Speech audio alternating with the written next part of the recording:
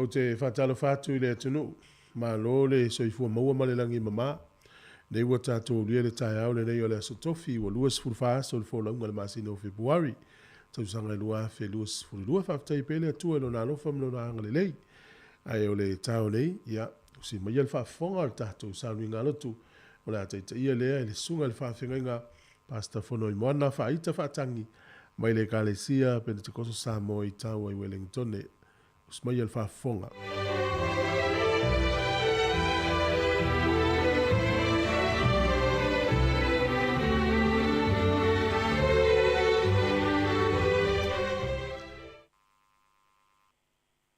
Lei fua mai ai whanunga leo nei poi tai a fau. Kai le lofa malo na anga le lei. O te whawheloa i atu malo wawa mai whaloalo. E suafa mamalo Yesu ke vista lo tātou wali i mai whaola. Le pa ia lo tātou watu nuu i so se vaenga. Ke lava e whafonga mai ai. Pa manui atu le atua mi whatalo pātu i le nei tai ao. Minato la tātou watu lumo le atua ia wala a matameaina o le nei iaso yonga tiute ma o le se au. I tātou tāpua iatu i le atua. Na o matua whaatalitari lava ia Iova. O na whaasanga mai lea o ia te au. Ua whaafonga mai fo'i o ia i lau alanga. Tātou te talo. A mātou whātalitari pēr mō oi lea taimi ma lea aso. Wa ioe matari tonu o mātou tangata. O e lava o lea tua e malie ai o mātou lota o wawa e whaia mea sirisiri. I tai au fau o mātou wala whai mai i whanunga le lei. Mātou wala au la ua fio wā whea mua lo mamalu ma lo sirisiri ese. A wafe au matiu te whenga iai e loa tunu le nei tai au. A mātou sauni fo i e, tala noa matufa i lo mamanu, nganga pa ia fio mai, to ia ai le tapua inga lau whanau, ina ia maua lunga sovi inga. Le mātou te talo e la atu i lo suafa Yesu ke viso. Amene, ma amene. E pese ua saunia mo i tātou le nei tai au.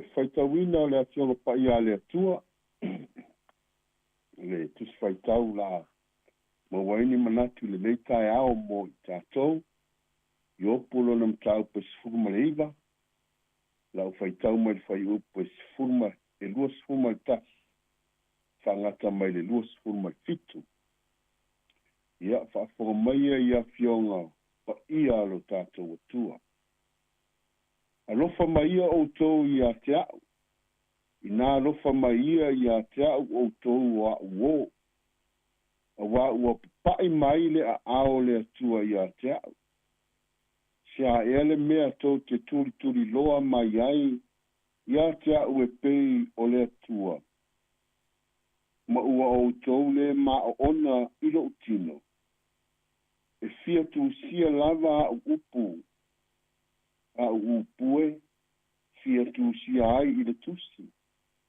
ia tongitongiina i le peni ua mea ma le pulu ua mea i le papa e fa'avavau auā ua ou iloa o lo'o soifua lē na te togi o laina a'u o aso amuli fo'i e tula'i mai ai o ia i luga o le ele'ele e ui lava fo'i ina fa'aumatia lenei tino pe a mavae atu lo'u pa'u ai ou te iloa atu le atua i lo'u tino le atua le matou tamā matou fa'afetaia lauafio o augaluega ua e fa'ailoa ia i matou o lou mamalu o lou silisili ese matou talatalanoa matufa i aua fioga fa'amolemole fio ifo fio mai e mamalu ma pa'ia le mea nei ina ua tatou faitaulaga fa'atasi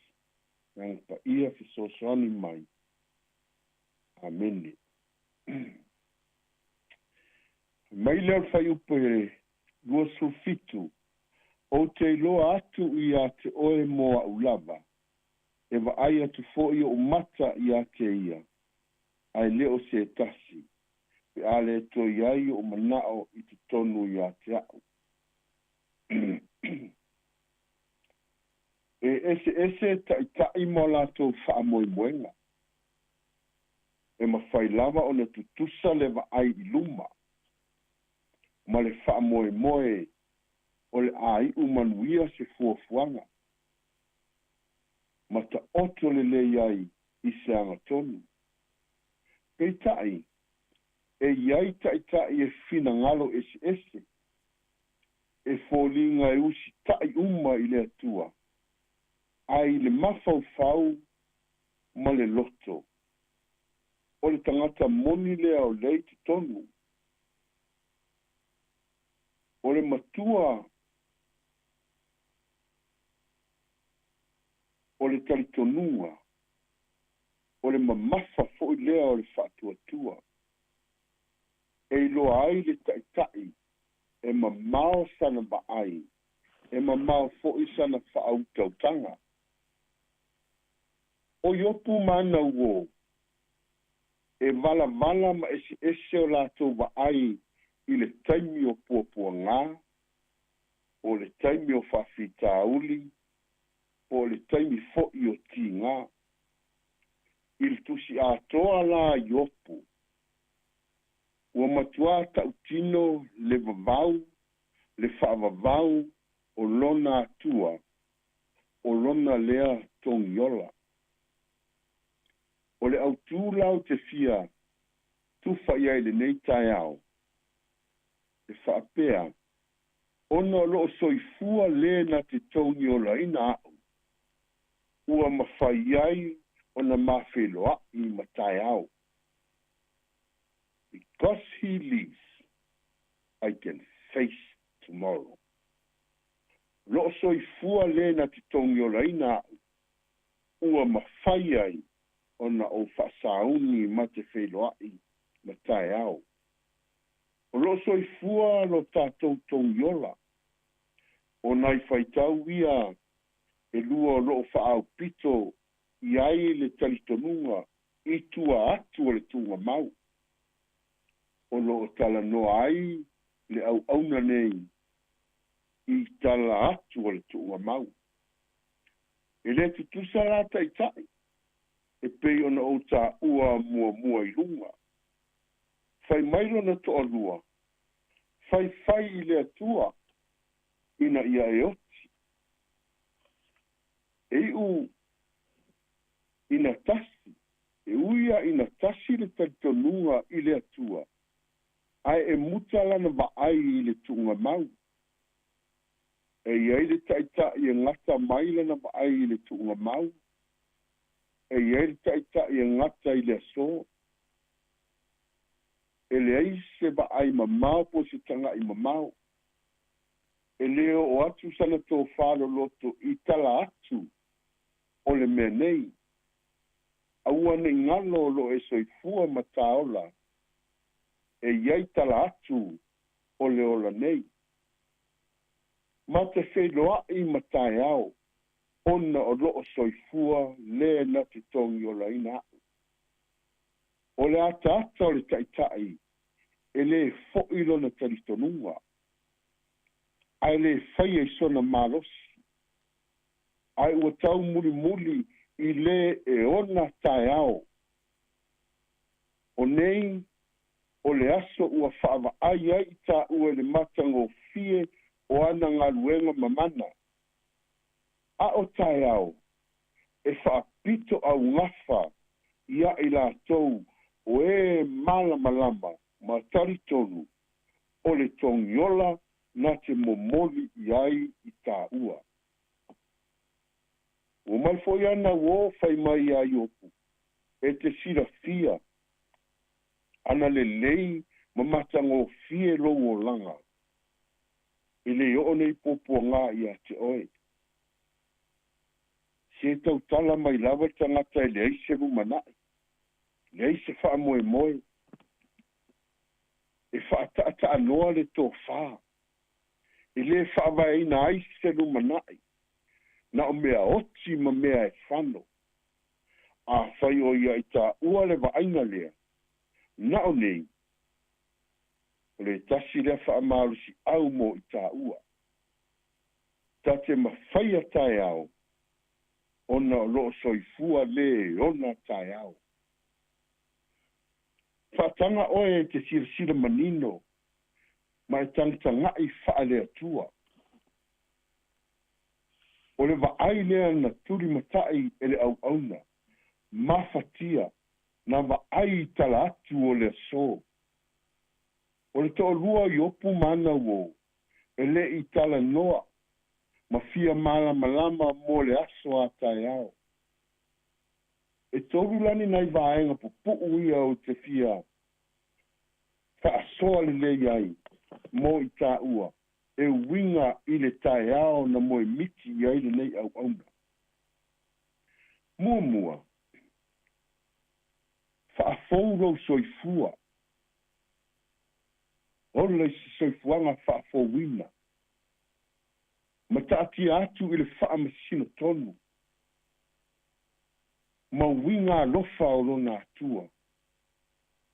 O lona tangata atoa. Tu atoa o tātou tangata. Whaafouro soifua, whaafouro uola.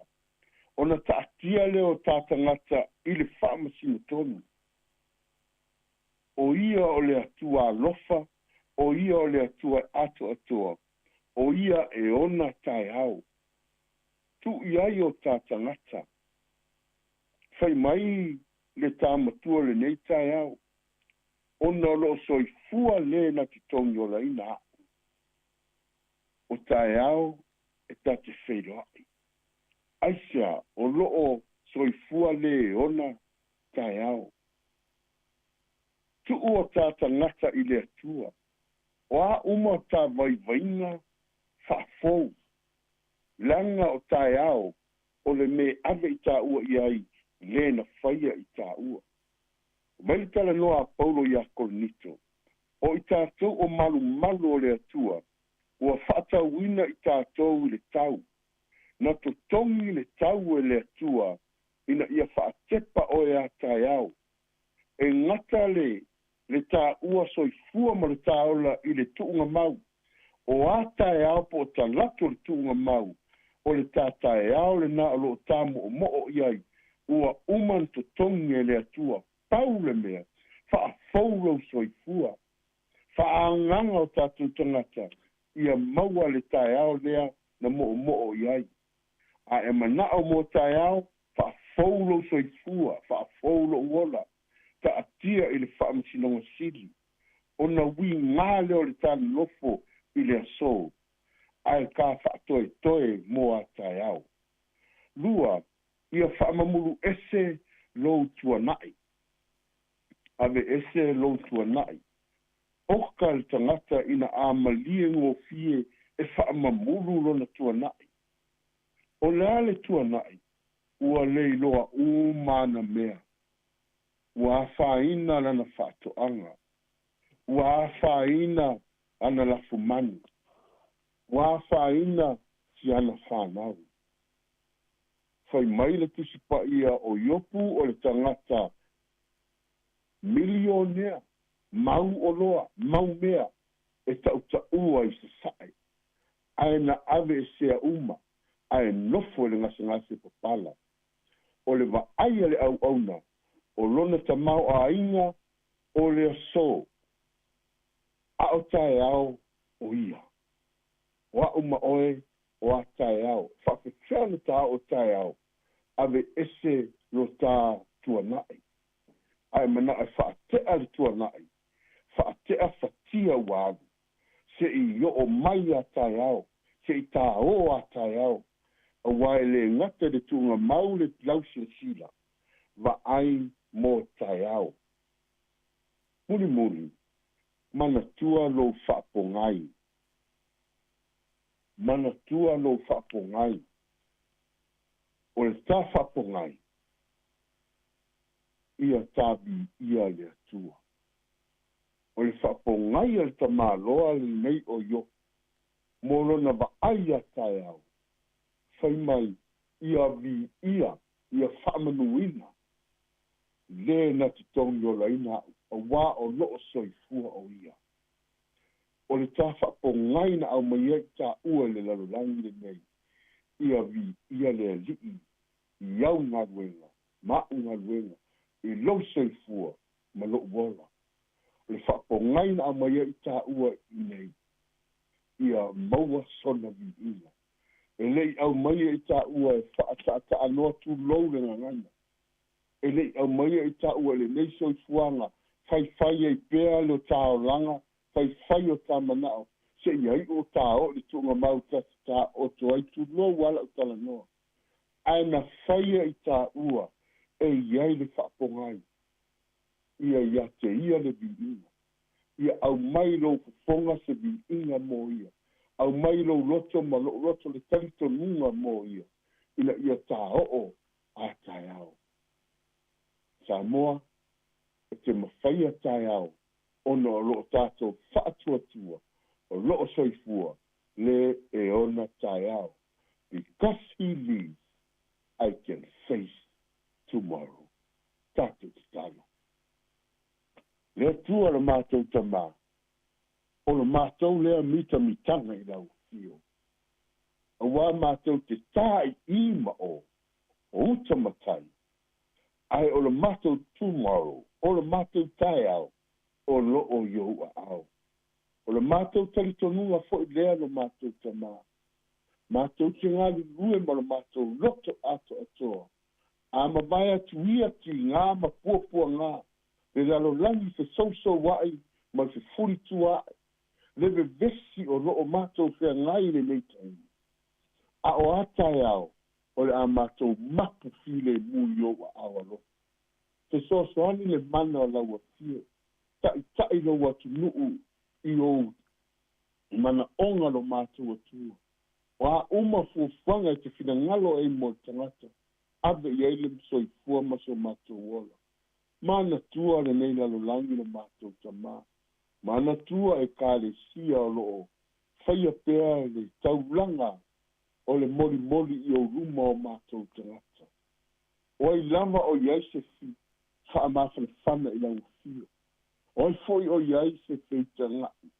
alofa moni o lau fio e fo ai fa fitau mato bala au le mau tonu o lo mato ia anga le leila o fio au mai tonu ia I mato e fa mai o lo mato fenga I pe le aso ma le aso le atua lo mato tamau te talo le suafa ma le toto pa io Yesu ke wiso tafi ese nei mai lo mato atua ai mato fato e toe mo tai ao lo mato tamau faafetai lau afioga tulu'i mo I matou mana tua nei matou tua matutua feagai mama'i lo matou tamā I tama'i iā maota I tama'i iā muli nu'u tinā iā le atinu'u fa'amolemole lo matou tamā faapea fo'i si o tinā iā fa'auma ae misi fo'i nai tinā matutua ua le mafai o le tā'ua o'o ati ai le fa'amalologa pa'i iā lou mana ia matou manatua o le aso o matou o tae au e te ta'i ai I matou lau fio I le matou tongi ola wa isangia. Le matou te talo tātou ma oi le mei aso. Whaamanuia le nei ala leo lo matou tala noa atu ai. Ia maua lunga lava souwi inga lo matou atua. Ia whaangalo lo matou tua nai. Whaafou o matou tangata. Whaatapena mwhaasaoni mo a tae au. Ona o lo suafa Yesu Keriso. Amen. Ma amen.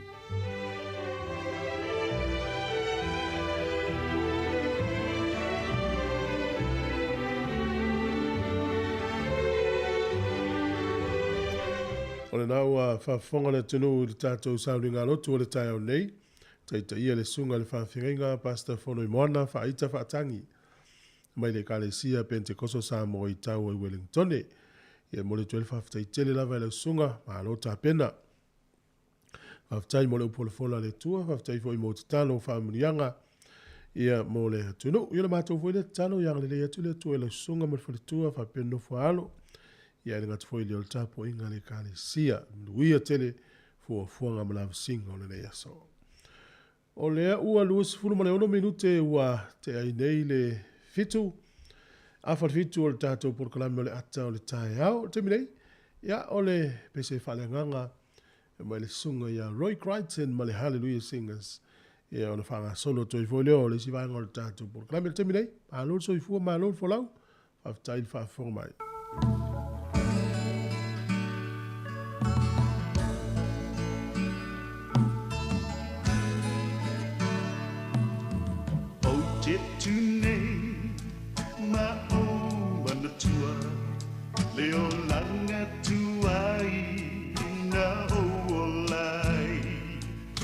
Polonga sayai talulu vai vai Yesu o tele toi pio fo I ai Pita ile tua na eva sinu mai Ole ala ile lei o te olai Ole alo fo Yesu nei ua o sawai Lea ua o pese ainei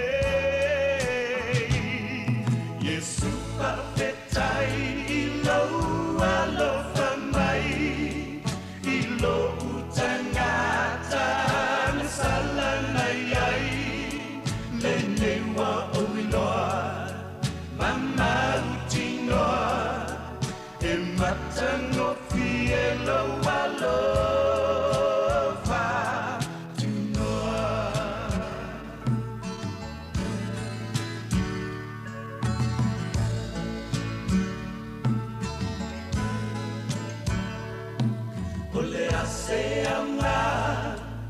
Te maua umai Le lalolangi umanei Ai tate whanoai Tūnei mawa ai I le unga e ai Be awhai tate tūmau I le o langa tuai Uso sauia Ma ia Italia O le alofo le tua le newa faalia Namaliu Yesu Bo oe mau Ia tamaua le manui whawhetai I lau alo whamai I lo utangata Ngasala nei ai Le newa o iloa Mama utinoa E matango fie lo alofa Yesu whawhetai I lo alofa mai I lo utangata Ngasala nei ai Le newa o iloa Mama utinoa E matango fie lo alofa Tinoa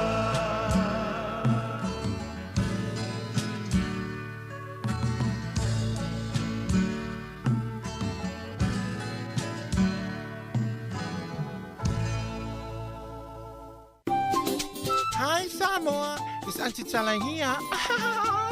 Instead of Fifi Falo, ile atau le tayao. Laugh of the morning. Amat semel apple feet to the bambao, su fongalo mua, atau le tayao.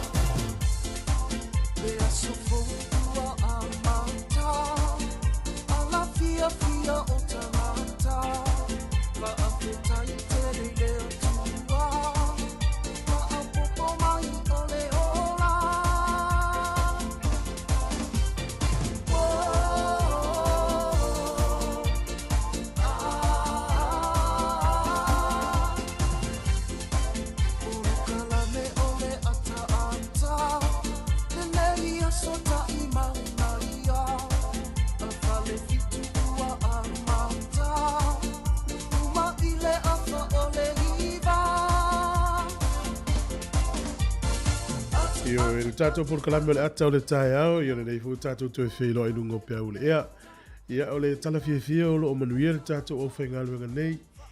O lo o malolosi uma e ui la waina pisi le wha mai nei vai tau. Ia whaftai le lofa maleanga le leo le tua. Ia o lo o maua pia le malosi. Whaftai fo i le atunu ule mai mo mai mo le whafonga mai. Mo le atunu whaftai le tali aina fo le nei tau tua i tono mauta malawa. Tono ta vale, whawhinga luenga. Ia o maota lo tau sia i tangata mātutua, whare mai, whare pui pui, whea lava o e mou mai whasala o whaftai. Whaftai tele a ia le mafuta mai. Whawhiloa i atu mwhata lo whātulu ni tai au mātango fie le lofa maranga le leo le tua. I le fu tātou toi whailoa. Tali tonu sa manuia malo longa o le pō na pō. Lisi sa whai ngā luenga. Ia mare toa telefoi. Ia meise ia utou lo mafuta mai Amerika. Ia o leua whaawa uni le taimi nei. Ia Australia pe o le vave mātou lua i tonu i tū lape a. Ia lo whātulu pōr kalame whamanui atu. Nei mātua foi o lo i ainga, tono New Zealand nei, so se vaenga foi o New Zealand ma Wellington. Oi o lo momel tautua lungo le tātou ala leo, le tasi ono tesi ma le tasi wha mo, ia mis foi le app, Samoa Capital Radio app o lo momel tātou whasela launga. Ia ataina ne foi le tātou Facebook ma le YouTube, ma lo le fo lau, ma lo le tau atai. Ia, o a mai le naitu pe no tau atu le manu ia le naitu, ia, ta tono o lo tau fai tusa tātou le alofa mareanga le leo le tua, tātou o mai le stofi, o le vave i o le alu o le taimi. Ia voi le voi la uman neva ia sa fai ngā luenga. Ia me le wha mālo rosi ngā luenga matiute. E fesuisu ia i tala o lo tātou maua i tono fo launga i le taimi, ia e whaftai ale roto i le tua o nona na taita inga malo na pui puinga o tātou oma. Ta tono fo ia onga le whanau le nei aso, ia manuia ali i tō wa onga tamaiti, ia o te iloa ia o le la whanga solo atu tātou porkalame. Na minuti o le whafonga le tātou talo le tau whamarionga wa soifua ia malua atu e lawa le tātou porkalame i talo fau le tātou no le valu. Tā lofa lava. Ia le ua toi luas furoro minuti o le tā leo le valu. Tama o pu e fua sale whaiwai tā bua ia. Awhai e alai le tae ao Mana tua sau tatalo Ele mai loa le aso Le tua i le masalo O launga e ta amilo Malafo e le masilo Le atua lava e manino Ta ibua e whaasino Sanga ia ne ai o le tai Alo yo whaiva Whai ia ma whai Sanga ia ne ai o le tai Manuna te whola uai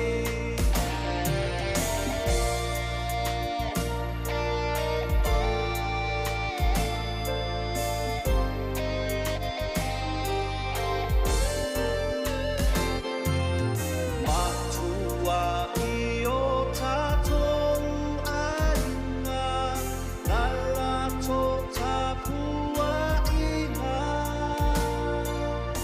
Ia manu ia o whaiva I whe au mga luenga O whanau le sa ilinga Se manu ia o ainga Ia e mai ma se ia Se ai mo le tali uta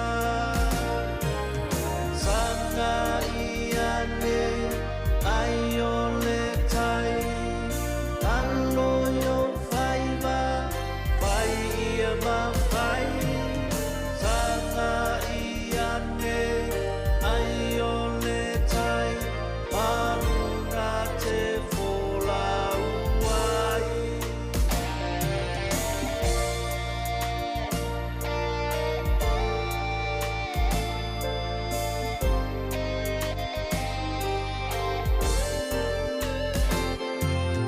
Ko e ua whaata o toria I tino ua mawhatia Mame mai ia se suinga Ko I ua maloloina Awhai ua awhe whaanoa noanga O whaamawhana whananga Anga le nao le olanga Lo tato le ai uma Sanga ia ne ai o le tai Alo yo whaiva Whaiva manaia Sanga ia ne ai o le tai Manuna te whola uai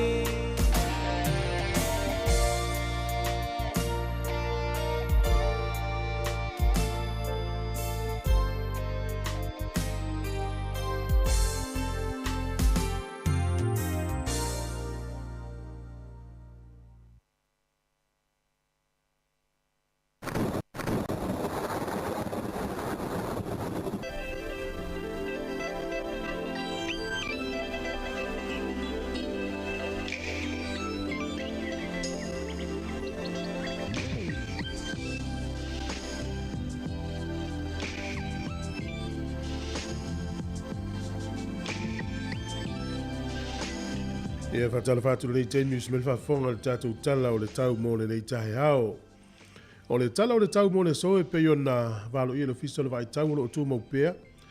Ia e langi le lei ia le tau le aso le nei o atu lava i le aso sāma le asong fua.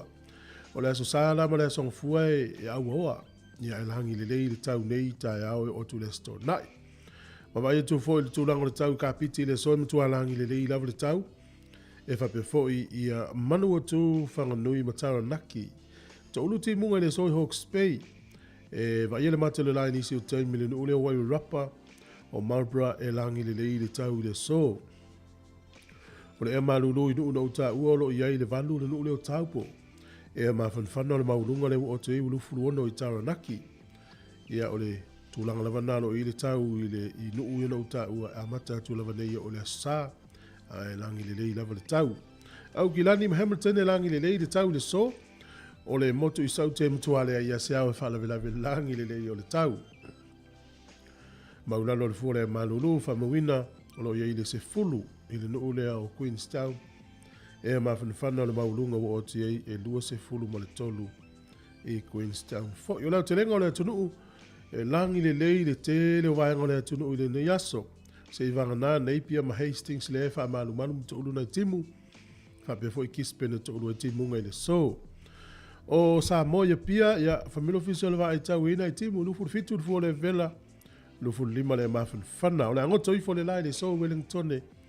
I le se furu 5 minute te ele valu le tai au nei. E oso a ele la tai au i le toi. Ono minute le fitu le tai au a tai au. O le fua o le ea malulu ma le ea mawhanwhana Wellington manu tua oi a mata mai le se fulu tasi va longo fa solo i lunga le se fulu mo le ono. O le ea mawhanwhana o lo iai le maulunga i mastone lufuru fitu. Ia o lo iai fo i Wellington a toa manu tua oi lufuru tasi fa solo atu i lunga lufuru tolu. O na winga o lo mawhanwhana lava le tau le nei vai tau. O na wawaile le tala o le tai mo le au whangota le nei aso ma le wie whainga whaiva. Wellington e sua le tai i le toe tasi le minute i le se furu ma le lua i le so, na wauli. Pe le tai i le te au leono i le fiafi, i au le toe sua leo le tai i le te au le se furu ma le lua i le vave au a tai au. O poli lua, whameno fisol va ai tau, o le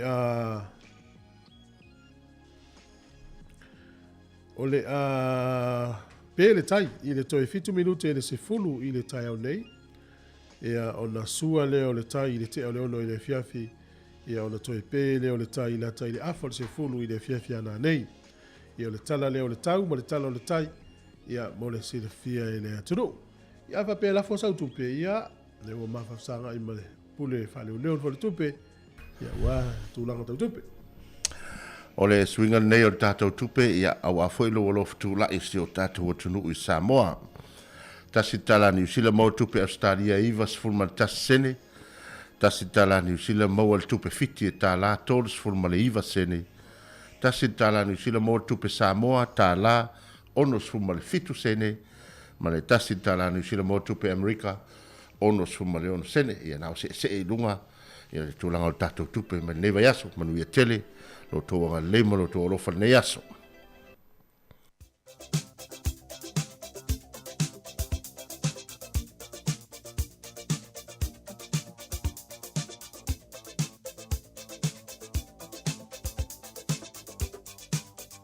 O le avanoa whamanuianga wa soifua mo oe nei soifua i le so. Ia ma le tuatu mo pere tato i meli le nā so whanau at samocapitalradio.co.nz manuialo wa soifua. O le tusi whaitau mo oe nei soifua le nei aso lo maua le tusia. Salamo i rima sfutasi whai upo se furutasi alo i upu nei.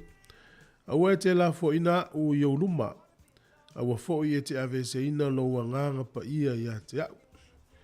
Ia o le wala au o le tangata o le isi whamoe moe. Toi paua leo non whamoe moe o le atua. Aua e te la fo ina u i auluma. Aua fo i e te ave se ina lo wanganga pa ia i a te au. Manu ia tele lo waso i fua ne nei aso. Ia le pese neu filifili al pokalame whamanu ia ilo waso whanau. Ia ilo waso i fua.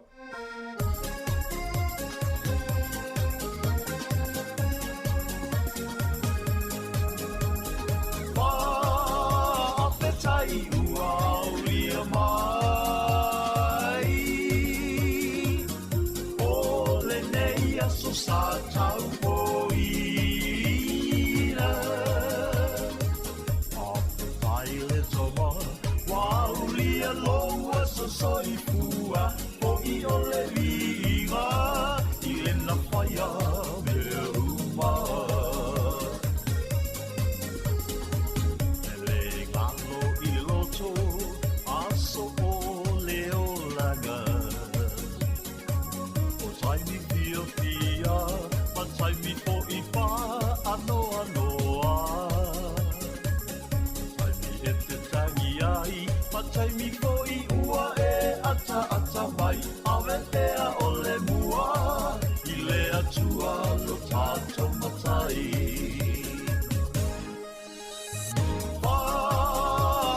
tai ua ulia mai o le nei aso sa tau poina a tai le toma ua ulia loa so soifua o I o le viga I le na whaia me uma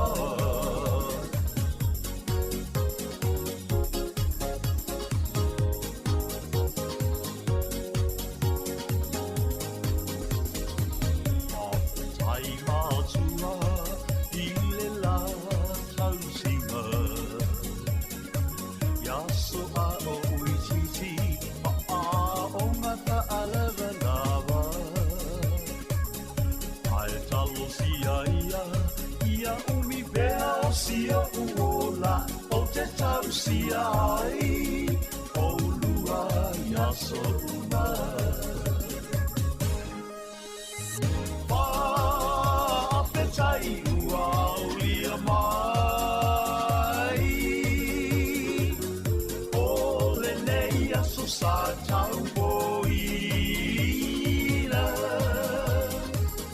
apetai le toma Waulia loa so soifua o I o le viva I le na whaia me uma o I o le viva I le na whaia me uma o I o le viva I le na whaia me uma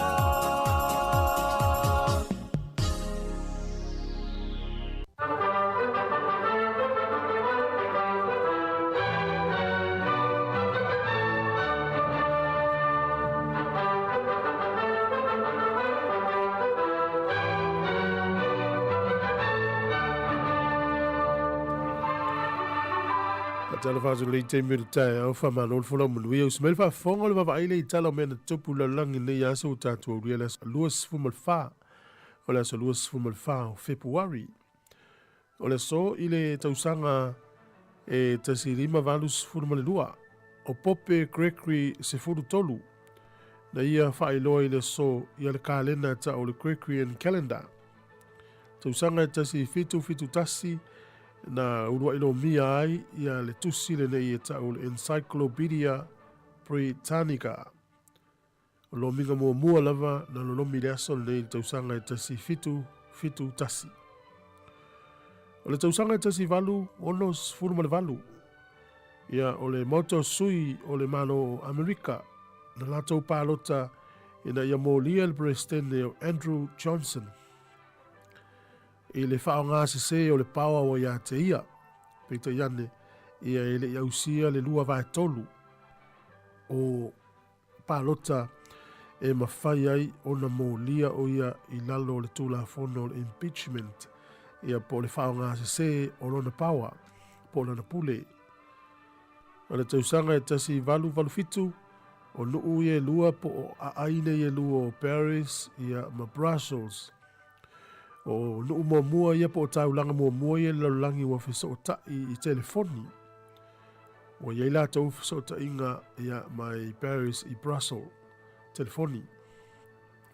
Tausanga te siva o lua na mai aile taua le ta o le poia ua I tutono Afrika I saute. Ia o lo whamawina le tala whasol pito e luas furu tolu fita ni usila na mali li wai. Le tausanga e tasi iwa luas fulu o le patia le nasi tonu o siamani na mata whaatu langa I le aso le nei ma wha mau popo ai tausanga na tasi iwa luas fulu. O le tausanga e tasi iwa fas fulu ono le tangata suafa ia Juan Perón na filifilia mo le taimi mo mua a vempelestende o le malo Argentina. Tausanga e tasi iwa valutasi ia na whaailoa ai e le malotele o Peritania po le Buckingham Palace ua iai ne le wha mau a Pelenise e Salesa ia maletaine o Diana Spencer e le utato I lo le tala anga o le nei urungali. Ana wha lau loa I le asone tausanga le tasiva valutasi la wha mau. O le tausanga tasiva valuiva o se malanga le compania le United Airlines o le va'alele na malanga mai i Los Angeles anga i mai sini Australia na le lea e se aile tāpuni o le vaenga le te waiuta le va'alele e iwa le pasese na maliliwa i le sol tausanga na te siwa valuiva e ima le tangata ni usila e suafa ia Lee Campbell na maliwa i foi. O le tausanga te siwa i vatasi le aso le nei ea e whaitau i tū la le talanoanga i le vā o malo o whaatasi a mese lava Amerika ma le nuu leo Iraki e tau mawhai ave ese ala tau fita mai tutono o Kuwait ia le mena tupo ele i manuia ia talanoanga ia o le na o so whai i loa Amerika ma na uo ia le nuu leo o Kuwait po ave ese leo fita Iraq na i tutono o Kuwait ia o so whai atua i ma Iraq leo wingo lea tala o fita Iraq sa i tutono o Kuwait ia na alu i leo sfai ngā Amerika e o ese e whapea fo i la ma le nuu o Iraq na alu fo i ai ma leo sfai ngā Amerika ma na uo o le lua afe malvalu ia o le tangata lea o le Palestine leo Cuba o Fidel Castro na retire pe malo lo i le aso le nei tausanga i lua afe malvalu o na ua le lava ia po wale ato o toa le malosi o le tino e ta ita ina i le malo Cuba limas furu tausanga o lana nofo inga. I le tausanga i lua afe furu maleono ia o se suenga tuto tasi sa whaia i le vaalele fo i le Malaysia o le MH tasi fitu ia na whailoa i lea suenga ia le tusi atu o le lima o le suenga le nei e whapea o le malo o Lucia na mafua ina pa u i lalo le vaalele lea lava i le i maua e o mai le taimi nei. Tatu tala na te maua le whapuponga le taimi masani i whaftai lava. Malo whaftai ia te mon whapuponga o tatu tala na tai au el te mine ia o le ua toi 20 minute o le tala o le 20 malo sa i fua pe o le di fu tai au ta whilo ai u fwesi le fo ta le vale Koe anua iau malanga e tūlanga tau tālonga. Neu whawhiwhianga leo, tātou whilo. Sei o tū pai me fo, wale o i tālonga tātou. Sa taunea nua stari e tūhatari mai e. Koe anu sa o tū pai. Ia, malo le, tau atai malo fo le whātotoa. E te lea fo i tūtuangia ia ona. Ia, sau fo wale lava le malo si o tūlanga fo na. No, ia lava le malo longa sai il malo si e pe tatou ia ngā lue. Sau sta malo le fale o la uma nava me o. Tu se furu tu la fa ngā longa sau tu e fel me ai. Ia o te le o le te mina to ia to la utanga me ave fa tau lava tu lo wa. To sau to e fa isi fo fuanga. Ia la va il utu lo tu fa na Facebook. E le o pale ni mel. Ne me spali. E pale. Na le alu ai o tara o foi le le. O nga o maior pro plana le a mama. Ai leo tau fa nga ina le te.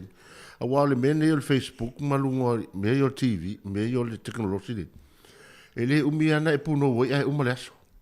O le matua va verte. Le fa pe o ia ai o le e on te ma fa le fa pe solo. O lo la ni o nga luenga sa tu e fai. O wale mfai na fai o no le o po o no fono foi. Ya. Ole si la vai nga fole le mana ye so sani mo le stanga tele alu mono le taimi. Tanga fa se nga lo taimi mo me fa alu. A u mane le so na tanga lo le fa person.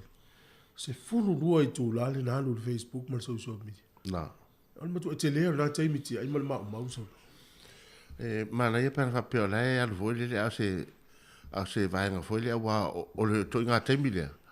Le no fono foi nei tanga fa nga lu foi le fa nga lu nga lu computer. E pisi whengo ngā ruenga me tau o whaile ngā ruenga le māloma. O toi ngā temila nai tau nā alu i tangata whenga. Ale alu i tangata inunga Facebook. O le matua. Le asau mai tau nei le tai au lau sahu fo i le. I whale i e whai i testings o le. Ia. O le tūlanga nā le usu mai tai au e se fo i le vave tele ia. O le aimoni mau le vaenga le na pasi mai i Kenneswick. Ia le wa amata so fua e tau mai le aso nei na stofi. O tūlanga le i nei verso ai se fo le verso teni. E ma eu le tūlanga fo le o le tali atu tangata i wha mai. Ina ia tau whai tau whi fit pisi. O mo le kiu le i nei le ua le te tala o te lo te atono le te tala nei fitu. po leiva. O le iwa tala. Ia, le tatala leiva ala al kiule ye o le to titi a tol 2 kilomita. Ia. Le alu al kiule ye.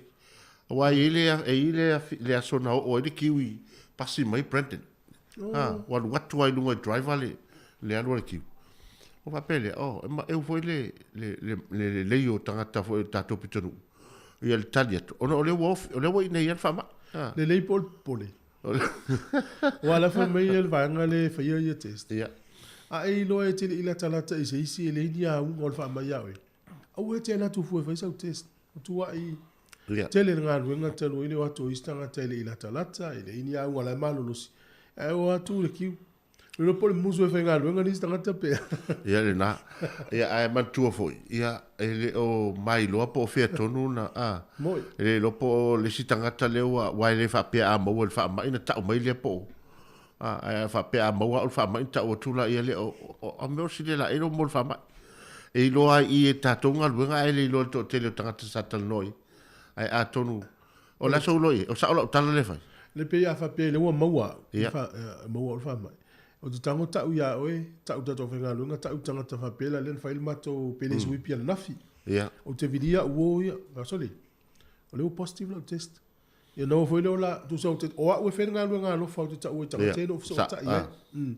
Ai o naina, ia, e mama ia is tangata ile uiloa, tu sa e positive tangata, tango le tau i tangata i sa nate iloa, sa lata lata, ia i taimi maso ia. Pio o sa onga na aile toi, ia toi fo mano lunga. Ma nei la na pawale va choli olena olila wolena na mo ai awole ta la inga tolo tai wo le alu le ya wa a mo volta ta va mal tai ile bi waso ye le a mo wa o le me pole fu so pe foringa mai o le tato pe al fulu foi le tato le voi ya awa o ne tata no ile va nga le awa tu nei taluana o le fa ma ile tato le fa ingo cases le ile iwa se lauren sa wai le wo malto ai va ai nei i tangata le ICU na to tas o fa pele le la wa nga tui la wa nga tui la wa ma tangata te ta ai lo tinga ai na pe wa fu ye te mi to sa wai le COVID-19 to tele o tangata e ko ji tangata o na mo COVID-19 le ICU ya ono terminal le sa le vai la ya ai pe ta ya ai e mana ia a fai o le fa longo mai tono ta vale ma le vai nga le ia a fa pe ona e tele la talata ia o nai te lo na fa ina oi ele o fa ina oi ai tu le no ia la to le sa mo so ta inga mana to le mo fa ma ia le la tala to pese ta pe ta mai ta tu telefon tala mai sa mo le 2 minuti o le tala le valu si fo le mo por kala mo atta le taya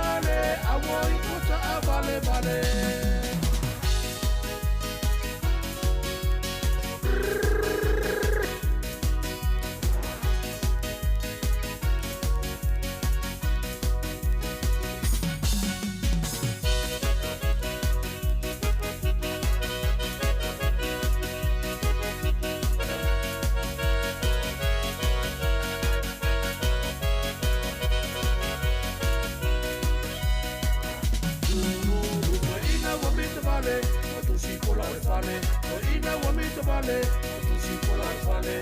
Ae, le pou peixe vale, ae, le pou peixe vale, a wai ua ta a vale vale.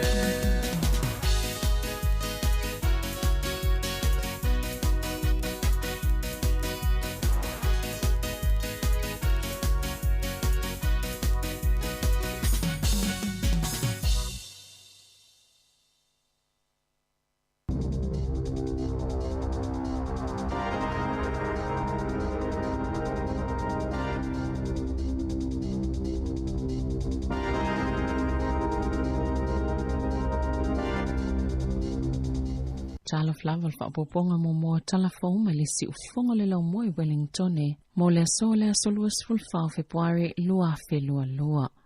O si itia i le tasi le pasene le tulu i o tupe New Zealand pia na fa silsila le fali tupe fa leo i le awa uliana nafi. O le asonga fuana si itia i le komiti mo polisi tau tupe le OCR po le pasene tulu i o tupe. Mai le tesi ma le fitu 5% sa iai il masino Novemba lua fe lua tasi wa telingi sele tuputupu a epo le ola le tamao a ingo le lalangi ono le tulanga le mautonu e mafua mai a fianga fai pea mai le COVID se fuluiva wata we nisi o faito fal tamao a inga o le siti o le pasene tulu i tupe o le a faina i pisi nisi o lo fianga i pea mafainga ta o tangata o fia fa atauni o lanto fale mua ma tangata ye le 11 fa aputu o lato ai ta lafo e atangia fo ile fayo suinga faltupe i pasene tului o mo kesi wa valo ile o atuli ono pasene si itia i tului o no nga tupe le si tolu tausanga ma o se tulanga fainga ta mo tangata lo tutongi mo kesi o fale e uye o atu sefulu pasene wa valo ia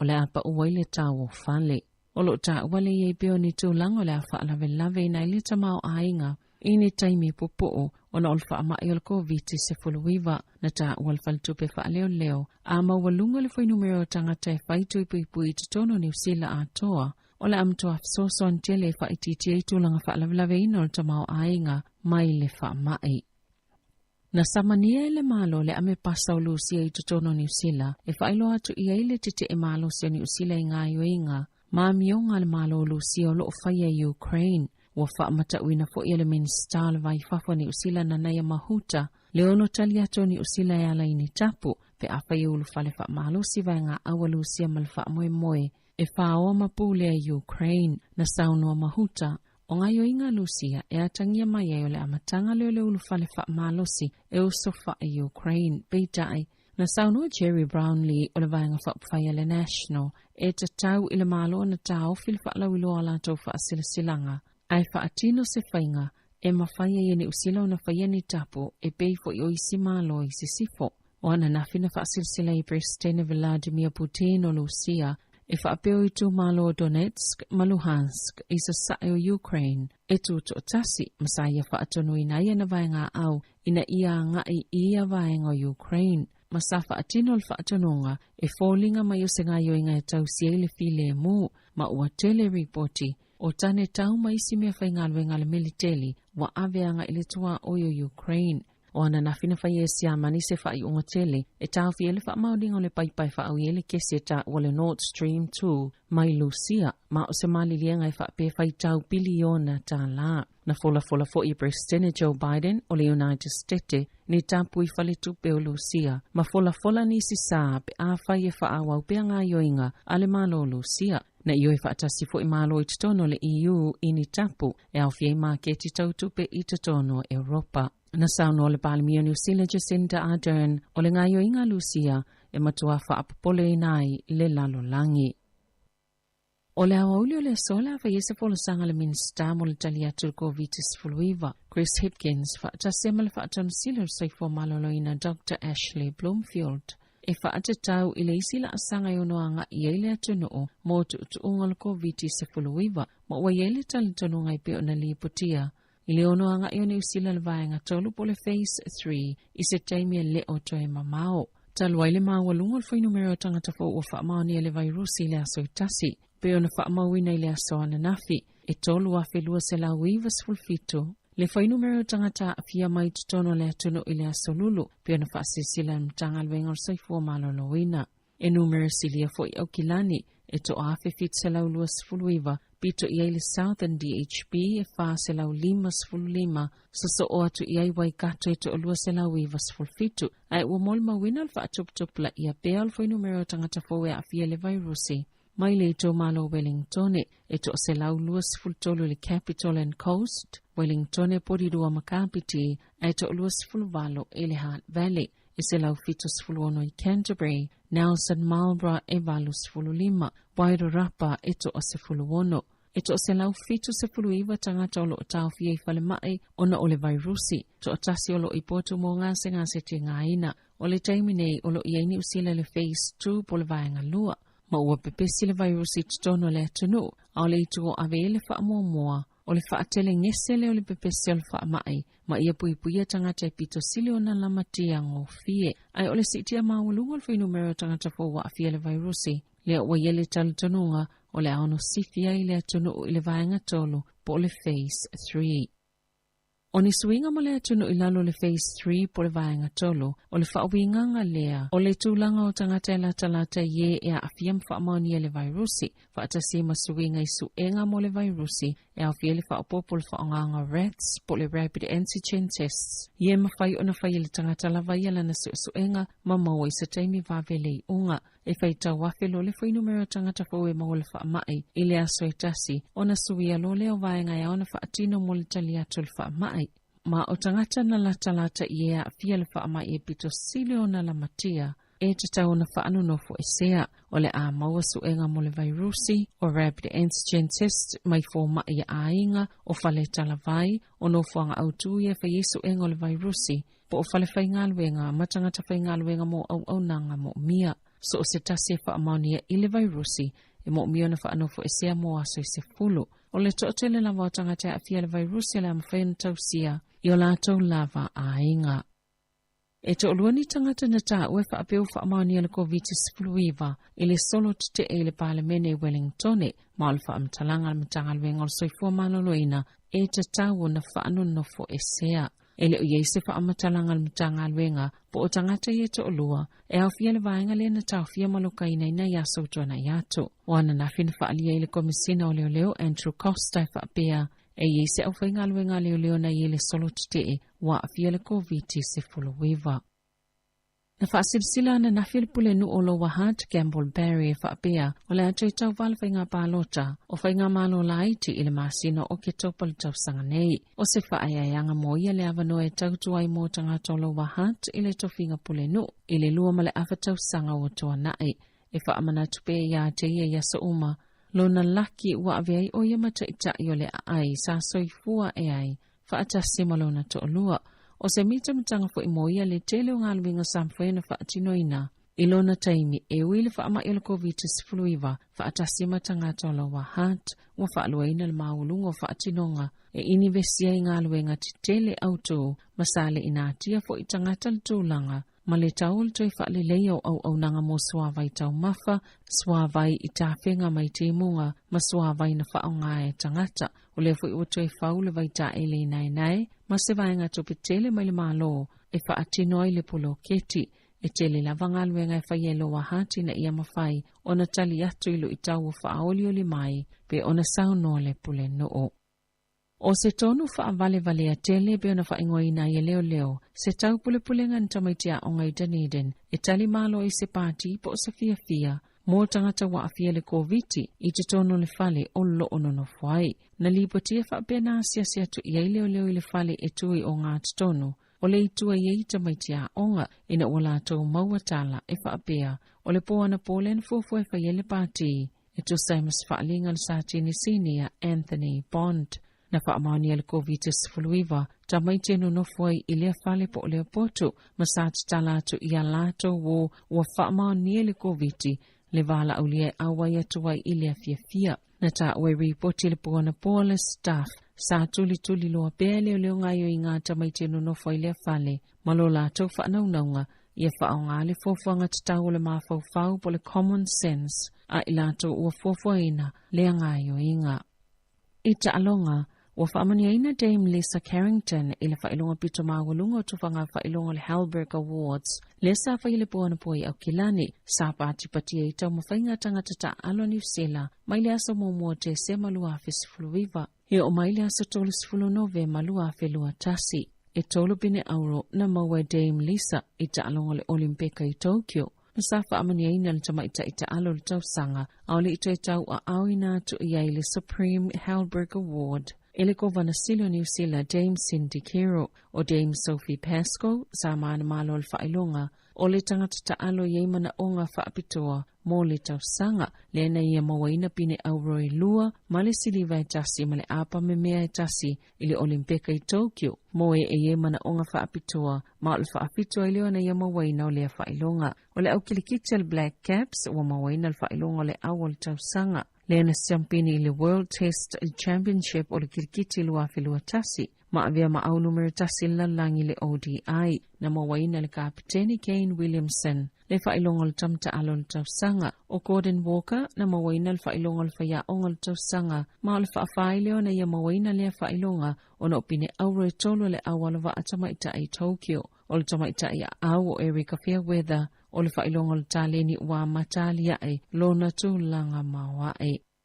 O se tūlanga i le mawhaiona alofia le ono a fioisi awa le lakapi sopa. I le COVID-19 fuluiva pēna whaalia le whaia onga o le awa le Crusaders, Scott Robertson, na tolo pōta alonga amata mō mwe lua le moana Pasifika, ono o le pēsi o le au le whaamai, au iai Queenstown, sa whaamaunia Robertson i le asoana nafi. O le atu ue le Crusaders le apitanga o lo o au mau umai au le lakapi sopa i Queenstown, ma toi fo i kalai stete pe amai al ta alonga le asfaraile ma le Highlanders i Dunedin. Ma le avano fo i lea e o ile au i se tūlanga la matia, mai le vairusi, e te lini vaenga o whaatinoina i pui pui aila lātou au, ma le tūlanga fo i lea le whaatinoina pe ataunu i kalai stete. O le tau sia leo ni tu unga mamafa, o le ale o ini fale ainga mani papia, poni supermarketi.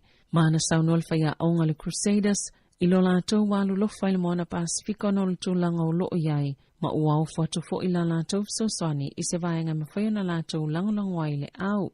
E au fiei leno no ato ni a lātou tamata alo i le moana Pasifika. E atangia mai fo i le ona tu ue le Blues ma le Hurricanes o la lātou puta i a bole papol o le lakapi supa i Queenstown pe a mai al talonga i le pō o le aso wharaile. Tala fo wia ma le si ufonga le lau mua mo le nei vaenga o le tae au.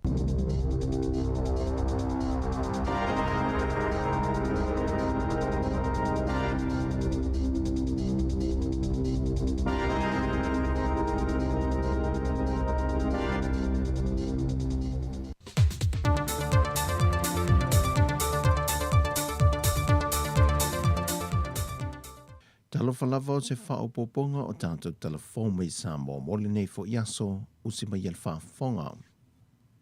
Wale a vea whawhitau le lotu lai mai le laka pi Samoa, ma a wala e tau fia e le fief soani mai o se tasi o whaalapa tonga o le Yasaki Kisona Foundation mai a pani e so tau au ma le laka pi Samoa e a wala e te pue ma whaafai lele le o langa laka pi le tūlanga le lei e te tau ona iai.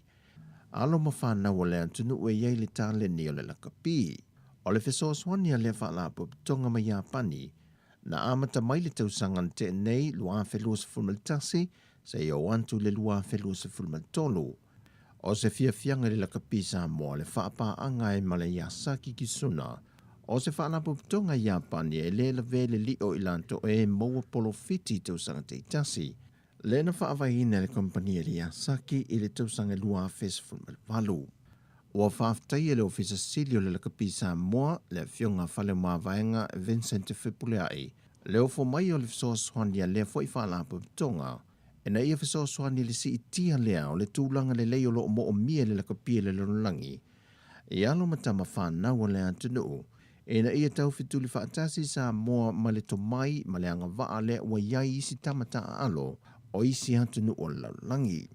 Sau nole President whalapa tonga le Yasaki Kisuna Foundation, Michiko Hamanda, o le whamoe moe o le Whesoswani, ina iuna ia le to mai maleanga wa o alo matama whanau sa moe le lakapi, ina ia mana ia mai e kalampu lakapi o atunu o laulangi, ma maua le lumana I manuia o tama whana wale atunu. E ni hawa noa e ngā lulua ia kalapula kapi, ma manuia ai o lātou a inga. E leo talia le fionga le Minister o Whamasinonga, le fionga matamua se o manu vāsati pulwhana, le toe ilo ina leo lana whaai unga utu ina atu le Whamasinonga whanua maswafa, e toe a matai a lātou ngā ruenga sa atu ua.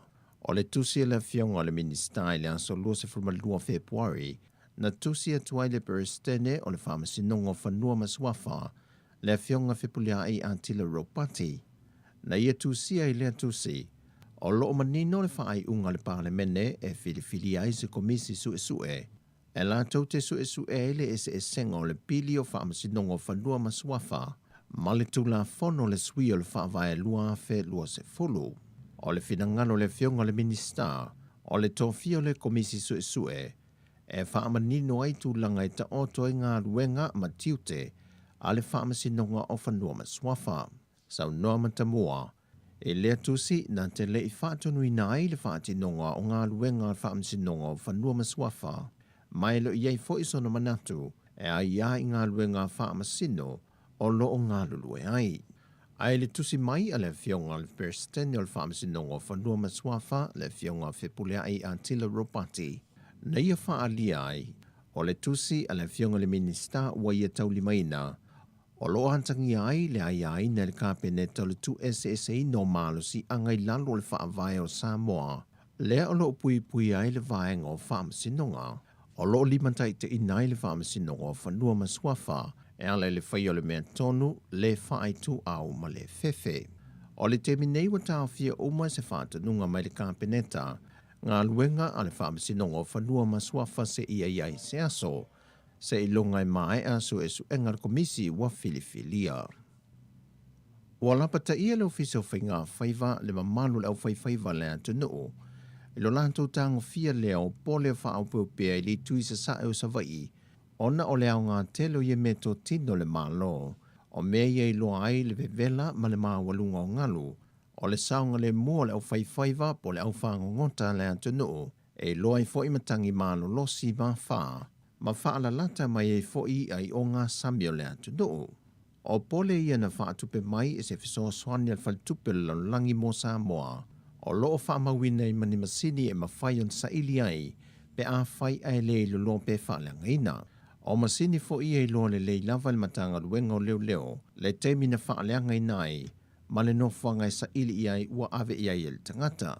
O le ala leo tue lampata iai le whaanapo pitonga le wa ai tawa Samoa le atunu ai maise le au whaiva, e na ia tautua na e tausia le ia me to tino le atunu ai awa le whaaleanga ina.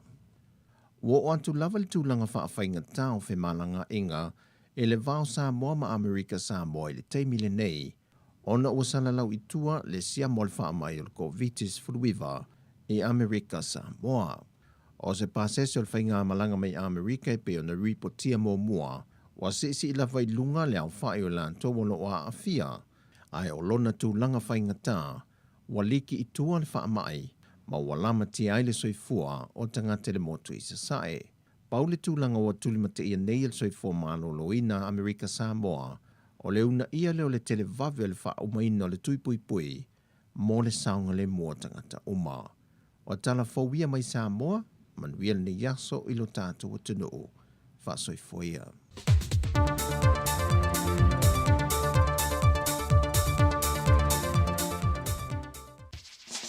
Malo whaftai ia mai a tātou talfou, te maula mnoi whafonga iai le tai ni lava le tāo le iwa. O le teimi le ua luas fura milu te ua te ai nei le valu, malo le malosi. Te lo whanonga tō pisa tele mai le wala, ai wale pisa tele nei tai au pea.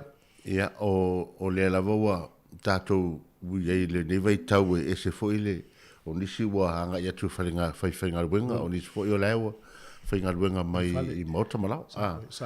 Ia, pe o I nā lewa a matayon whaititia le pisi o le au wala.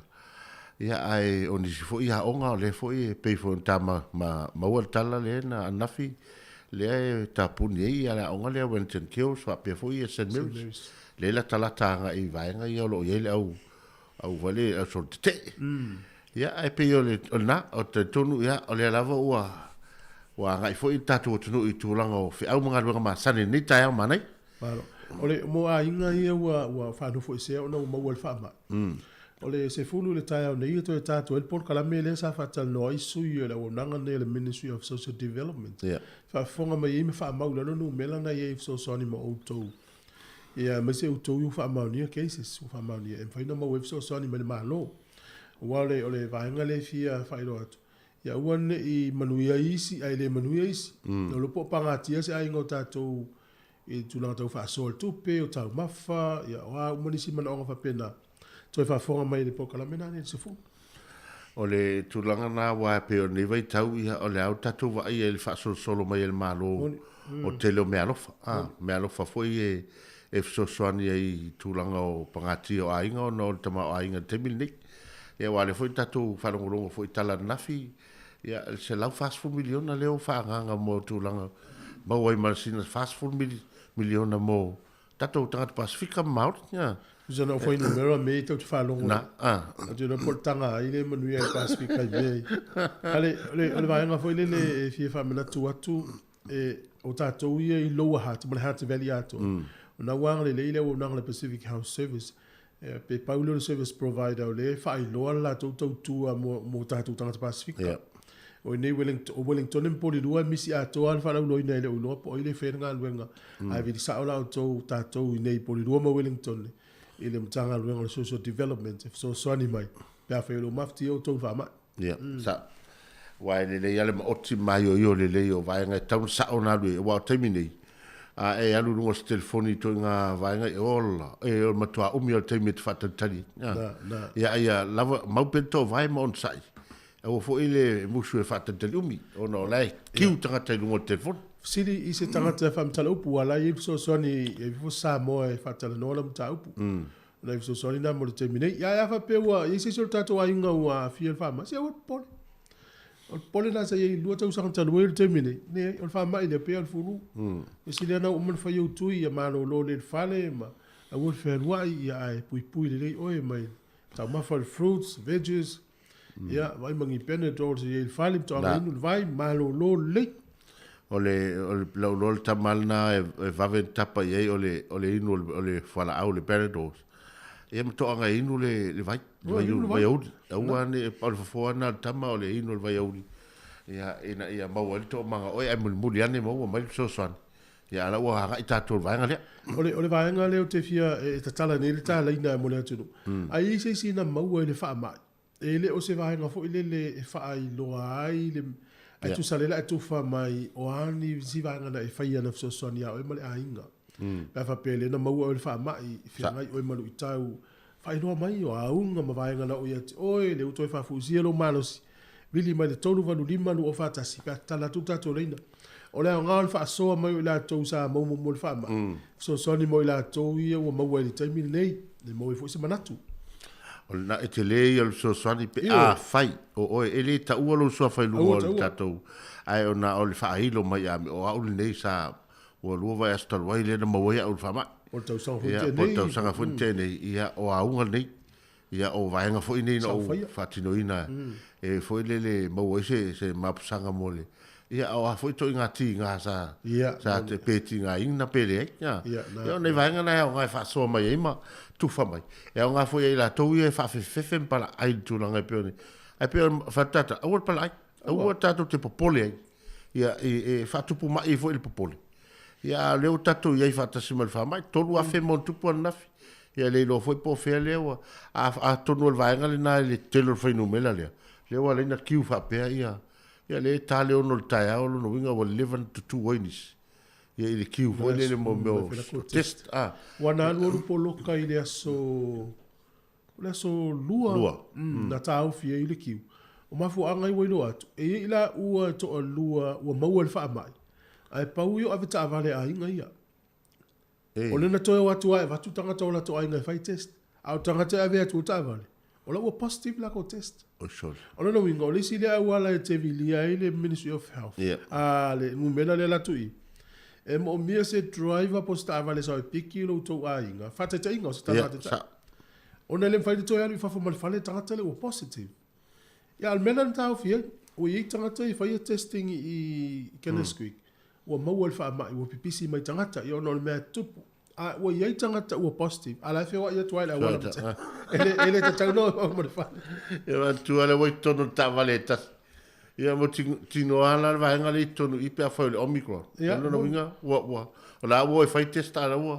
Wa fia siama ono tangata le. Ia na. Ia ai on manea e foi le fuafua e tangata ia le. Tūlanga tauna nanga ia a le ia le helpline e tau ana vala au i se fa mole o le fa le tonu le se ta vale e pe faina mai se ia a tonu mo mai se voucher fe ia na ainga i taxis mo me le upa io e tele io a wala fu so o no fo ta to le la tanga fa atu no mela 3000 nei e ma nei fa mau ne la peni ai e ta to a inga o mau fa ma i vai le no mela le la vatu ia tu sia ne ilalo ia ole o valu se lau lima iva o iva so se vai ngau usila so se vai ngau usila o valu se lau lima iva o iva se va fonga mai o valu se lau lima iva o iva ia foi na so soni la to so le ala se vai ngai te mana mi so soni tau mafa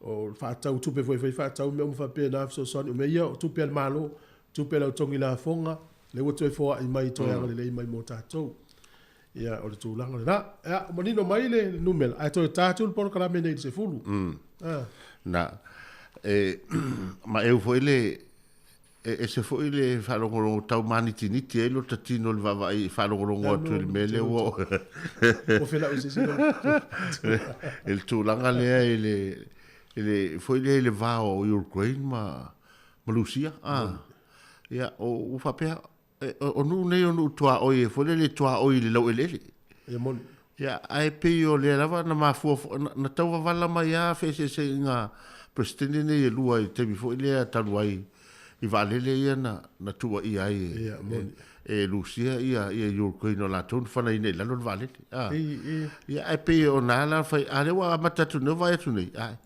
ele o tūlanga se tūlanga file mu o leo fo a matana na o maile na to lunga se ili ma tau se ili se formal file mu la wori e tolu pe la taia va ai pe e musu ia Lucia e ofia to Ukraine na lo le NATO ia le vaenga le ai la fo i fa i tua tu no tu va tu ila lo NATO e o Finland Georgia o Ireland o Kazakhstan o Malta o Moldova ia Armenia o le tele yo no ia i lalo i le NATO ai pe foringa mai ele o ia o le mai Ukraine ai e pe o le sina vai nga ele mana o i Lucia ele tau mai tau tu ia ma o le van fa pe le va to no le Almania le pe par tau ne me le pe par le tau ne asa mai mo mai le tu mai le pe pa Russia Ukraine and your Kiwi saver e vai da e fai tau ala ulila a fia tu mo Kiwi saver ta to i ne New Zealand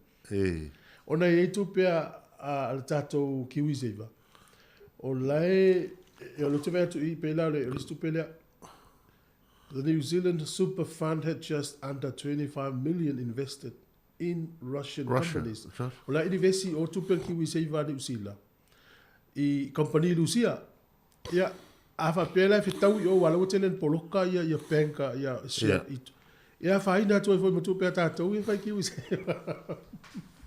awale le foi lana le wa maua tu sa li lo e manatu la investi fa fo tu ia tu pe o Kiwi se va ta la investi ia no fa pe le investi to no ta to bank e Kiwi bank ma ia ai talsia o company la ona investi la fai se ai ta to Kiwi se va no inga fa pe ta wala ka Kiwi se as company la fa ona il ta se yo ona ma fo meta Kiwi se va le foi le termine ta pisa il faut il avio ta to pe fai share i company la nga ofisia mo meu o lo ye me ta fa ni kili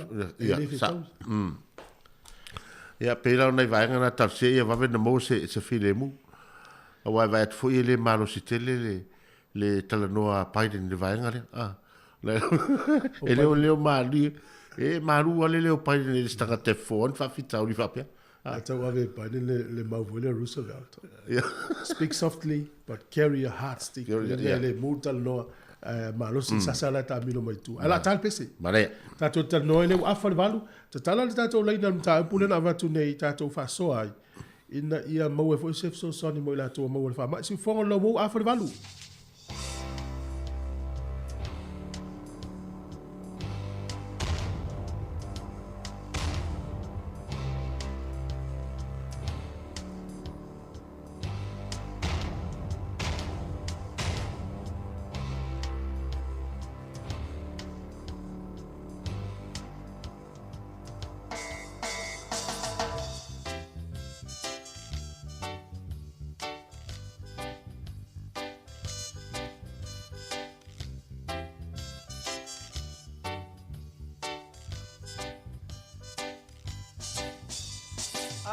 Amanatu ia so lava la te a ele mawhai na ngalo e ui ualeva sa tau mawhai e matua so ta lumanai Lenei Samoa uai una e tu to atasi So far, inai tua Salato wa samai e vao fita So far, inai tua Ile alo famoni ia Samoa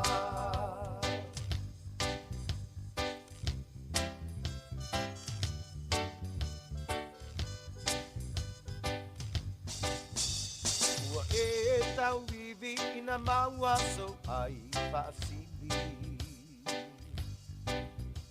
Ao aya le matangi you so e pailonga te saili Le ngalo le alofa ia sulu lo sulu na titi Na e maua la ia ole ala e anga I le tini So far, inai tua Salato wa samai le vao fita So far, inai tua Ile alo famoni ia Samoa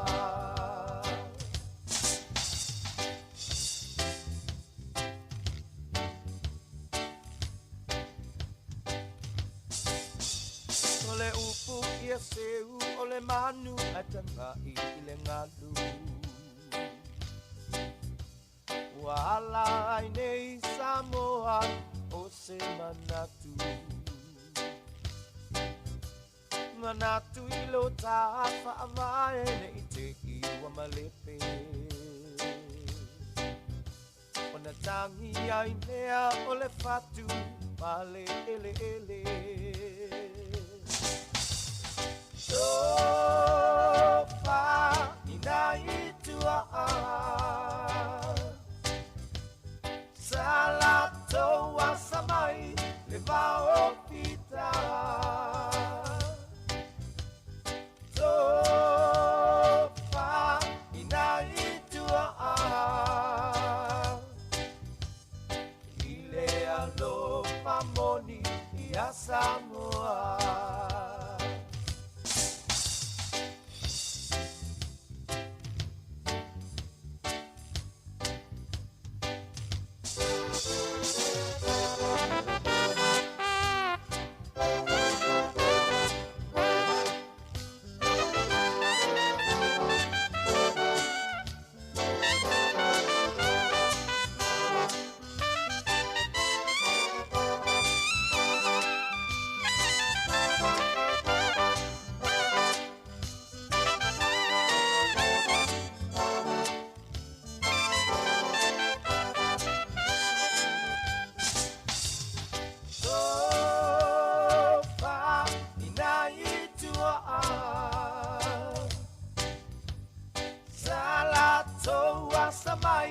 e vaofita sopa ina itua ile alofa moni ia Samoa ile alofa moni ia Samoa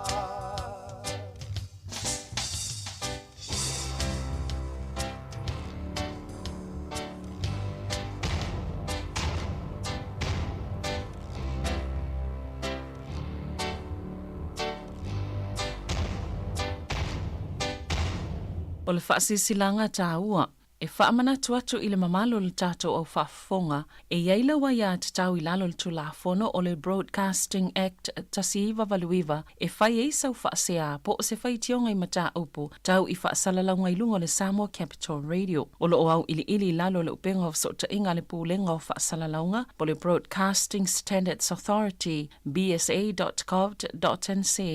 A inga mo le whai o sau whaasea i se polkala me whaamanu alia i lau whaafonga anga. O lo o au fia i vaenga nei, o le ale teime mawhaiona whai se whaasea, o ai tu ainga polkala me mawhaiona o whaasea ai, o ai e whao o iai la o whaasea mō le teime mua, whaftai. Nisi o tautua e whalau noa lawa le tau sil fia, o le tūlanga o lo iei whaasa launga stato fo i tautua nei. Ia e alua i le mataita ina i tūlafono le malo ni usila. O lo iei nisi o tua inga lau te e tai whapea iei le tangata peise leo lana whaatubu vesi i tai e ofu sa vili tangata e le tōnginga. Ia iei ana me whaalonga fo i e le tua e tala noa i tangata. E lua tu tangata whaave vesi i soro te. O la life sili atua ia le au whaasa lau mai la tau fo i tai leo fa mai lau tu mātou te le i whaalonga se me whapena. Ai sa oe, o le fo i watu le pepa ni tai au nei. E ile sto ina le mtu alinga linga le mata sta malo minga tuma ye leo. Ya, a lo te vai atu foi wa mata na umale ava noa e pakafu ai ta vale ile Westpac Stadium o le Sky Stadium. Sky Stadium. Ya, ole tele na o tua inga ma foi le ma me tupu mai tai le no fanga le o le lo pole ale to inga fa matala ile le no fanga le tato fafsanga ile i Wellington. Au fia vai tona na fi lo amatana e matua lo amatana tau o ese mainis ai o la u tangia foi le tau sanga le na ve ye la to fa na u tau na ve ese tamiti ia matua ile malupuipuia ia po fa longo tu foi ai si vai ngala na ye o la wala ver fa mai ele ese ai le finitui ia ele ese le ngol fa mai ele o so mai pa fa pe o la u la ua maua i la ua e al wha mai tai. Ia wha whea lea ua se furuono an nafi aso. Su fitu nei. Ia au ti munga ia nei ei. Ili tai la vatia e whali ia la nei ei. Ia toi ola ta mai tai milea. No ia ile aso ngafua. No. Le sa uto e loto te oso. Ia ai le ola talata ia ni. Ni tangata e mata ia ni vaenga lea. Nau ta milo wal te leo wala wa poloka tanua ia le. Le au faso e sale. O tai nei aso fo le fo. Ele o te yei ni winga whaalia fo ele le pe mena sali putia momoa.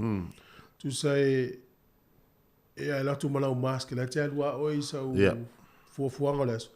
Ia e lui o e la uli o tele o tangata wano yei fo i tai ana. Tele o matou ia whiwa ia utawhai i whai matou mask i le asesi o toi wala mai. Ma wa tau, wai le tau na la toi a ina tangata fo i o lea e sabavati.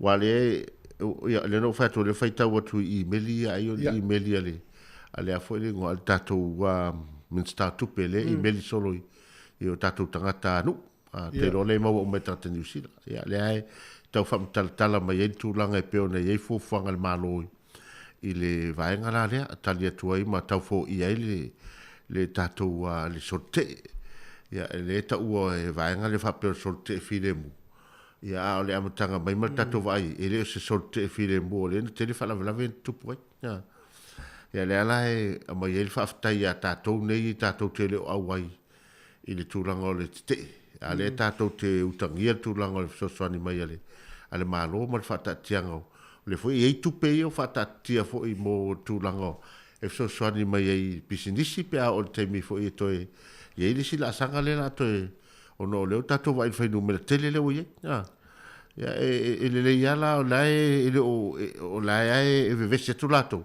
ala nga yo yale palmia mal fai nga malo fa nga ngoi no tu lango to ma ai nga mo tata uma tatou tupe uma ia lau tongi la fonga ia fai mi fuafuanga wa sili ya alu alu sia so rume umal fa ma ia tele ni tala fo ni silo silo tongi tongi tatou tongi uma ni sila ya tu langa na ia so ne mare tangate fai fa tau wala tongi lau la fonga te mi tu lau pensini ma fai lau fa tau le supermarket ia ma tangate fai nga luen o eta o pensini ya o mo toi tong tal pensini lau e termine ya me foi lá na Filifili ta vale tangata termine Filifili ta vale te lo ela titi la fi wa o peila ole ma dei foi vanga le tate fa so ai foi le tala te to leina tonu valu lima no o fatasi wala u mai pe na fi o fa mai ya am foi na soni o e fa tala sa tala ile tunu e Filifili tangata il to mai mene o ta vale Filifili le insinia ava pe o le insinia lo fi fa ta usa ta vale ia le ngata e whaila o research. Ia o siri fo iau e. Ia le whasoa mai le o to mai e fua i whainga o le whatau. Wa le whatau ta vale am tua te lea o le afi. E fiu a inga e utu penzini o.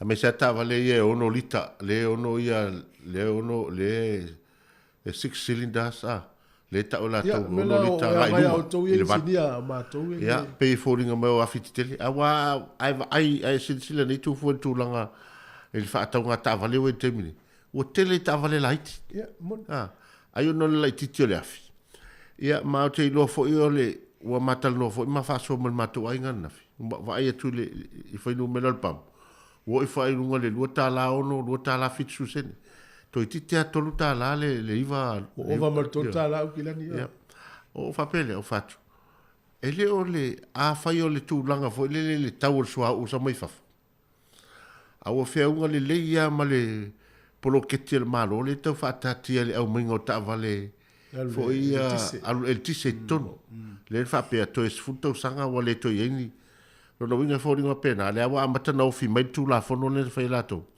e le to ia mai yeni petro ka vale ta vale pensini tono le tonu a le amai ta vale o le maa rono winga la e alu el tise rono winga la e fōringa mai ia o le lava amata lo o tu ngata vale na tau tatu fa tau ta vale le afale le tise afal pensin o esa isa lau ta vale fa pe e tau mo fil tau ma au ta vale ia o le temilen fa tau ela u ta vale il temil na ia o tau le ma au ta vale pe replace li mafe ala le umio le ngalma ia ai fu le umio le o le afolingo o le mai ia ono le lopole o le ono ai fitu tau sak e ngai ma te lo sa lo tau ma te lo sa u la o lo tele e wa termina tau le tele ta vale hepot casa ia termina nei le tele ia mo o ta vale fo ia no fa longo lo fo tuang awan i afa pepe sta vale da wala awan i fa fanga i le ma ta vale le pe le ngai ma ta vale sa ia wai o ve fo ile wa pe o temi fo ile na o tangata sai Toyota. Tangata tonu ana na watu whamamala le tu lango ta vale ia i temi company sai sau. Le lai mawai leo ta fia mai nei vanga tau. E le mawhaina e tango le tau whapalanga jumpstart. E le mawhaina e whaolaina i le sta vale pe ape. I ta vale le.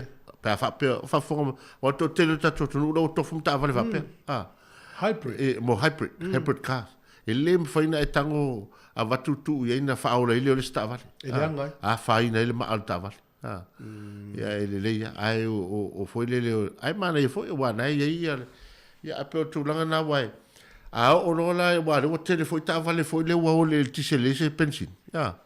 E la lau tatu vai wa le ini pam pensin. Ia la i pam pensin la wai palaka o mo meo ta vale o na leo to asulu wai. Ia o te tonu la o tele le tonu ula wai e tu inga ta vale whapea. Whenga tāla pa uki la ni ona o le tele o le pēlau tātou. Ia. E ia tax le lungo o pensin. Au ki la ni e dua. Regional tax o le tax nga pēs furu sene la whapopo la pensin. Ia toi whapopo tu ai male tax al malo. Tax al malo. Umale. Nā lau tangu tāi au ki la. Ana le ala fi nau le ta ele national. E mā nei le ave eso le regional tax. Tax ale au ki la ni ai. se te usau e lalo tau pensini ia o le tūlanga na le tau soifuanga le te minei e anga fo le tala no e mei e mamala mai nei tatu ainga lai Samoa le fa moe mai na yo la tu ainga i New Zealand ma Australia tau soifuanga tatu vai foi la tatu ile o le tau fale ia le pasene al malo le walu foi no o le valo ia e ono pa ui fo le tau fale le se furu pasene ia le fu tu fa longo tu fu tu fa le o ia mala tu fu fo ia le fu walu lu kale wa o le no tangata o fo le tau soifuanga i fa lo los market e no winga o le taimi o le fata tia le po kala mele ale ainga na fa pe le ainga lima ta vale to ti sila ye pe tolu pe lua to fa pa le ni le fa pa le ia wa e ta ua nei ia le tai le national maltulanga le i vaenga le mantua foi le tata mantua na ala na fai le regional tax le o le tau ninga le lato tano la le fai ia ele na al tano le tele o le motorway o ile fa mo tongi o e tau ono tongi e pitonu lai o wa le fa ngai lato ta vale tu langa ia ai pe o le tu langa wa ile fa pe o le fa ina va to ile tu pe tato nei e tongi e tatu vala ulo usau e mo mia la foi la so ni mai statu ta pura ya malo se fu talo fa malo se fu talo fa ye pe fo ringa mai no fita no la ya le to e te vala mai yo le o le tala tatu le na la tu o tatu fa so po se si na fiel fa mai foi na fa so le va na ta pe na foi ni statu ai fa mo mo malo le i e pea ma le lua hafe ono se lau tangata whenga alwenga le malo le wha malo lo talu ai le whai o lato utu le whai tu le malo la vaia ia le whoringa mai o le vai angal soifua malo lo ina e se lau e afe wha se lau ono tasi i lato na afia i lua se fulu pulenga whawhale mai New Zealand e afe wha se lau ono tasi i lato i whenga alwenga soifua malo lo ina na afia lato ngal alwenga tausanga lente ane e mo fo ma fo ma e fo ma o lo te vatu le pepa ile tai nei le ile fo ma i Wellington le na suspend fa malolo le tu maulo na to finga fo ma sa ona ua ia la fo le tele o fe auto to see ia na patients po tangata mai fa ia e le saunga le mul vai la au mo pepe fa ile manistangata ia mau le ia mo lia suspend pe fa malolo le tu ma ia le e lua so e fa wa we pelm ta pu nei mo fa msino ala fa to esele i se o lan men fa se lan men fa o fo mala fa auto to si tanga tai e ia ila lo la to pu fa fa ma ia wa la lo la e la fa ile mana mi fa msino nga me ni na mau po le a le tu langa le le a nga o le vai la au i pepe le tau fa ile malo ia sa ili mai se vai la au pui ai ia whanau light. Ia. Tato leina le talatu, tato tala no ai. Neu to sifuru 2 minuti na tale o le iwa. Si ufone o la mola tas tato pesi. E le ngalo le amatanga. Amatanga iti malisunga ya kini ai.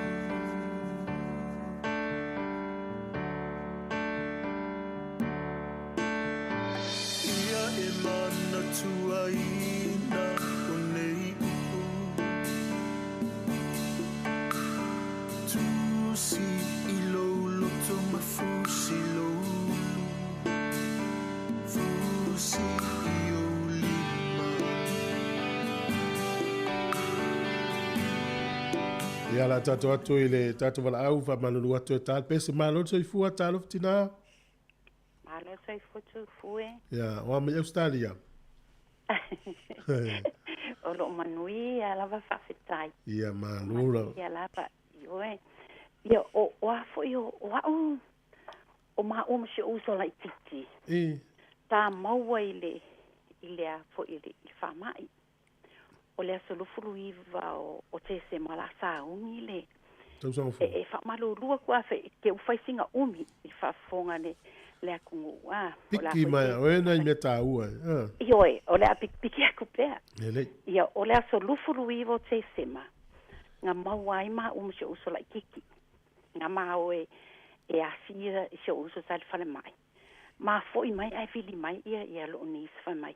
Ma ke ora e whaingi ma te so loa positive ia il desio la ko fali.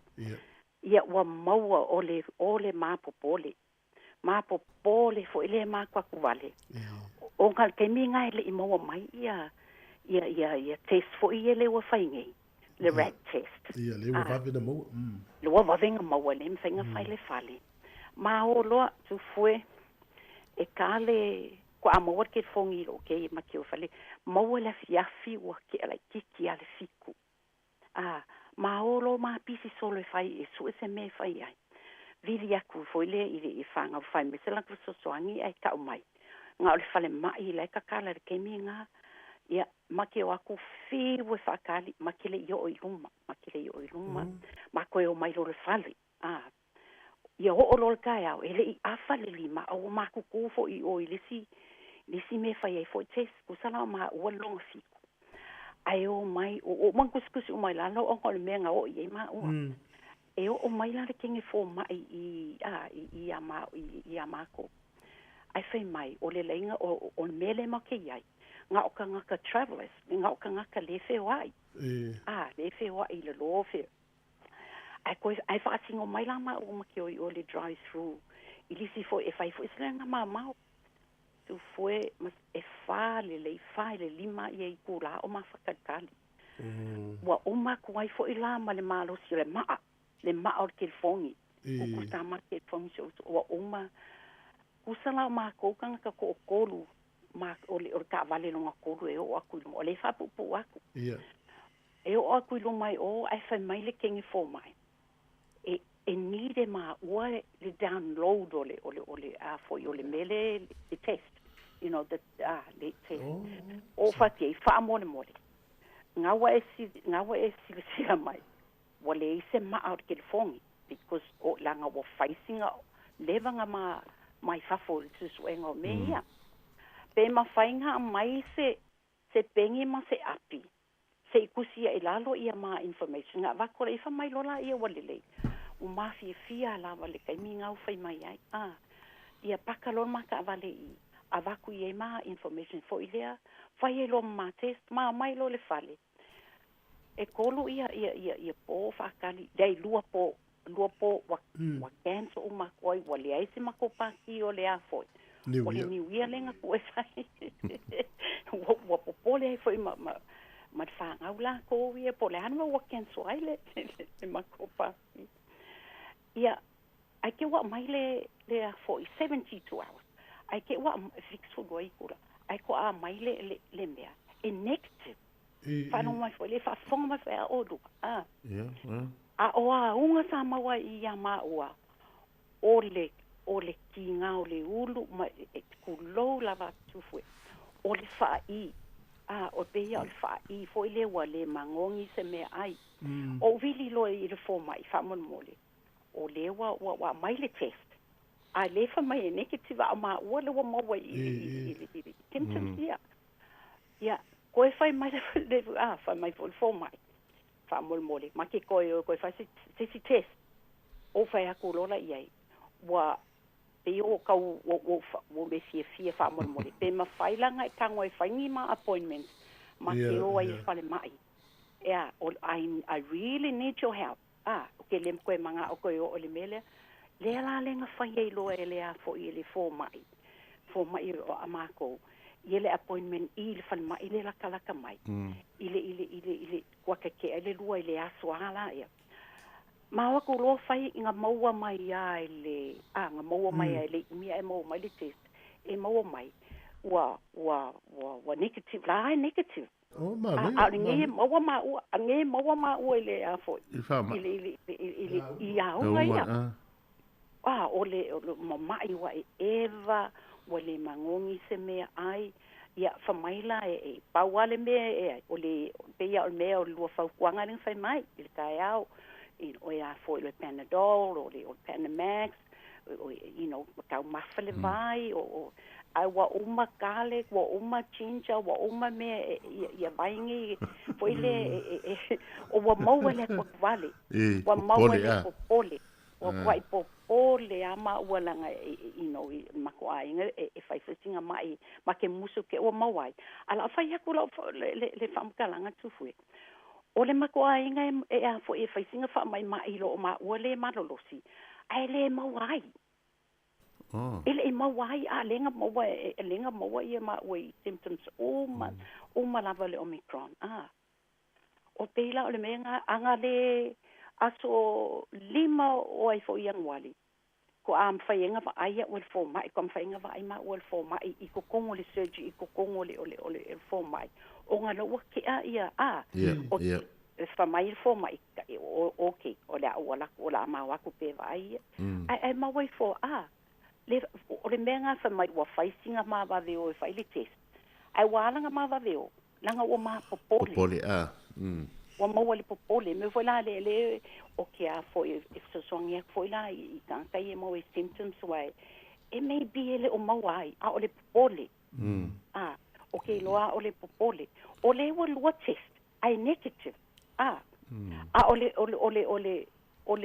le mele family for mai o ma uanga mawai o facing ma va veo e o mai ala le keminge e o foi lá I no I makoainga ele mana malama fo ila a wo uma fai mako wo uma fai uma kui uma fai mako kui ko ya o le pusta le yo ia mako yo e ko ya o le pusta a wo uma fai mako kui a o le melenga o ia uma kwa mama mai wo le la longa se me ai le mfenga luenga so le kiki le rango le mai o le mela le o mai le keminge o ke le loa po le mea po pe sa wai il fo mai o faisinga ma faisinga faisinga vave o faisinga ma popole o ke loanga wa kirenga ma ile pole ele no winga la ele fa mau ni ana mo o le mai a unga ina ya o lua o le mai a unga lenga mau yo a unga ye o unga o malava to us it was positive ya ma ua ya o ma wai ma ua ai wa fa alua vai wa fa alua le la wa mo fu mai ia le rat test le mele la wa ia le wa mo fu mai ia le se me fa ngai fu wa lo o pule lo fa le li wa ko e malo losi uma il ma ko fa il ma ua o le fangala na lua fa ia e so soni fo le tatu tu no fa fu mai le ngol malo lo wa fa le o mai si fa nga no fa ia o le malo lo va ai le Panadol Panadol ku sape ke le fa longa ko e foi le wa ka malo ti ai a ko le ya pe fa le ya so o ma fa pengi penga foi va ko foi pengi kan ka o nga foi le pengi yo ya ko o nga se yo nga ko la ya foi le wa o fe wa ai wa le fia ai wa le fi ka kala le file ala men fai na lua tau mo fai pe tau mafa ma la mse men fai mo fai mo me o a foi o fa kwanga o mai nga met ka ya mo fruits o kau mafa e me kau lo kingo mo apaia o tuna o elengi o me papea o mbeanga sa kau si ma o le mele o le o yama o yenga mawama o lenga positive ma o o kile lo po le ma popole o le makwa ia ko wale wa pa wale me wo o mai ama wa I ke wa o ma wo yo le ICU po se me pena ya le na malo sia yo ki nganga lu le loku ai popole yo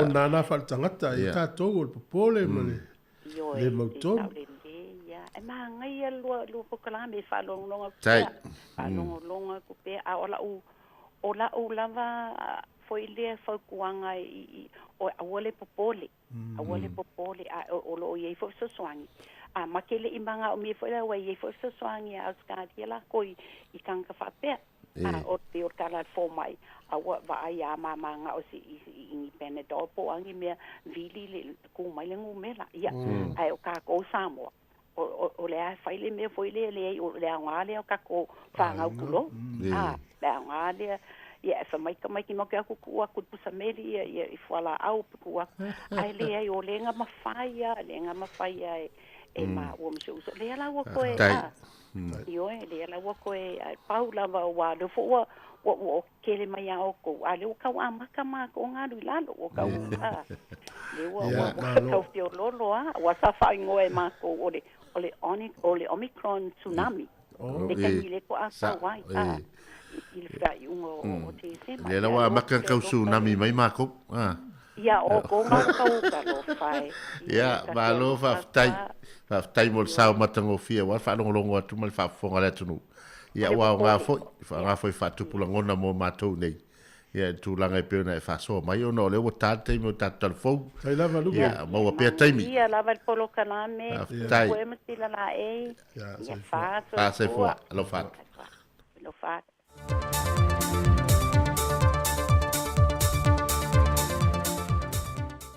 Talofa lava o se whaopoponga o tātou telefon mai Samoa mole nei fo iaso usi mai al whaafonga.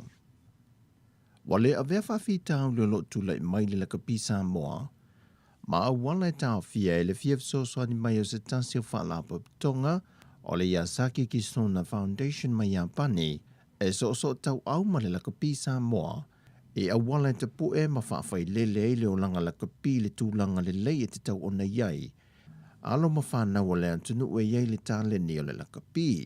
O le fesoswani a le whaalapa tonga mai Japani na amata mai le tausangan te nei lua whelua se fulmaltasi se i o antu le lua whelua se fulmaltolu. O se fianga le laka pi Samoa le whaapāanga e ma le Yasaki Kisuna. O se whaalapu tonga Japani e le vele li o ilanto e maua polo fiti tausanga te itasi. Le na whaavahina le kompania le Yasaki i le tausanga lua whes fulmalvalu.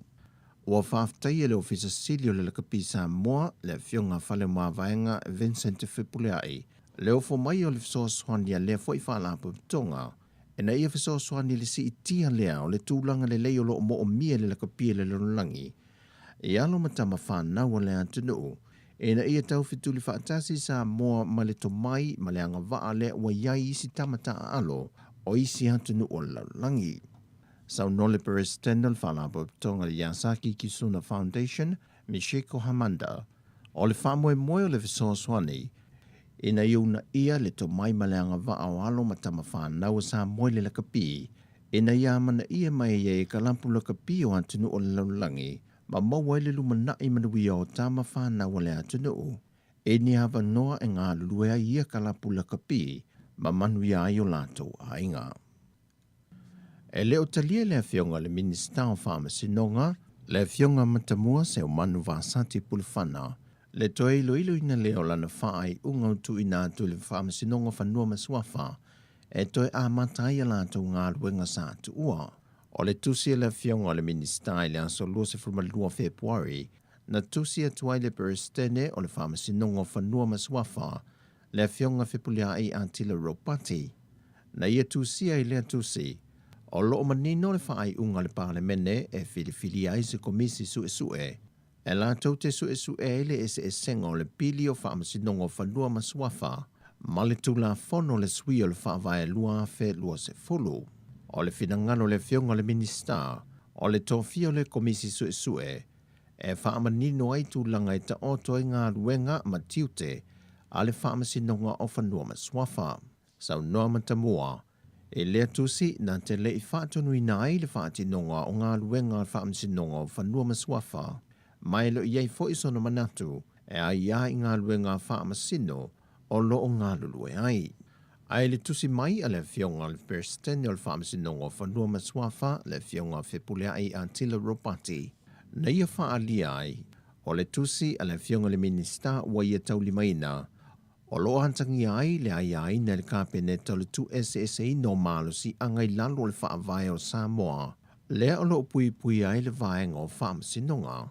O loo limantai te inai le whaamasino o whanua masuafa, e ala le whai o le mea tonu, le whaai tu au ma le whewhe. O le te minei wa tau fia uma se whātanunga mai le kāpeneta, ngā luenga a le whaamasino o whanua masuafa se iai se aso, se ilongai mai a su e su enga le komisi wa filifilia. Wa lapata ia le ofiso whainga whaiva le mamalu le au whaiva le atunu, ilo lantou tango fia leo po le whaapupea i li tui sa sa e usawai, ona o le au ngā telo ye me to tino le malo, o mea ye loa ai le vevela ma le maa walunga o ngalu, o le saunga le mua le au whaiva po le au whangongota le atunu, e loa i fo i matangi malo losi ma wha, ma whaala lata mai e fo i ai o ngā samio le atunu. O pole ia na whaatupe mai e se fiso swani al whaltupe langi mo Samoa, o loo whaamawina i mani masini e mawhai on sa ili ai, pe a whai ai le lo pe whaaleanga ina. O masini fo i e lo le lava le matanga luenga o leo, le teimi na whaaleanga inai, ma le no whangai sa ili i ai ua ave i ai el tangata. O le ala leo tue lampata i ai le whaanapo pitonga le wa ai tawa Samoa i le atunuu ai maise le au whaiva, e na ia tautua na e tausia le ia me to tino le atunuu, ai awa le whaaleanga ina. Wo o atu lava le tūlanga whaawhainga tau whe malanga inga, e le vau Samoa ma Amerika Samoa i le teimi le nei, ona ua salalau i tua le sia mo le whaamai o le COVID-19 furuiva i Amerika Samoa. O se pasese o le whainga malanga mai Amerika e pe o na ripotia mo mua, wa sisi i lava i lunga le au whae o lanto wano o a afia, ai o lona tūlanga whainga tā, wa liki i tua le whaamai, ma walama ti ai le soifua o tangata le motu i sasae. Pau le tūlanga o tulimate ia nei le soifua maloloina Amerika Samoa, o le una ia leo le tele vave le wha umaina le tuipuipui, mo le saunga le mua tangata uma. O tala fauia mai Samoa, manuia le yaso ilo tātou o tunuu, wha soifuia.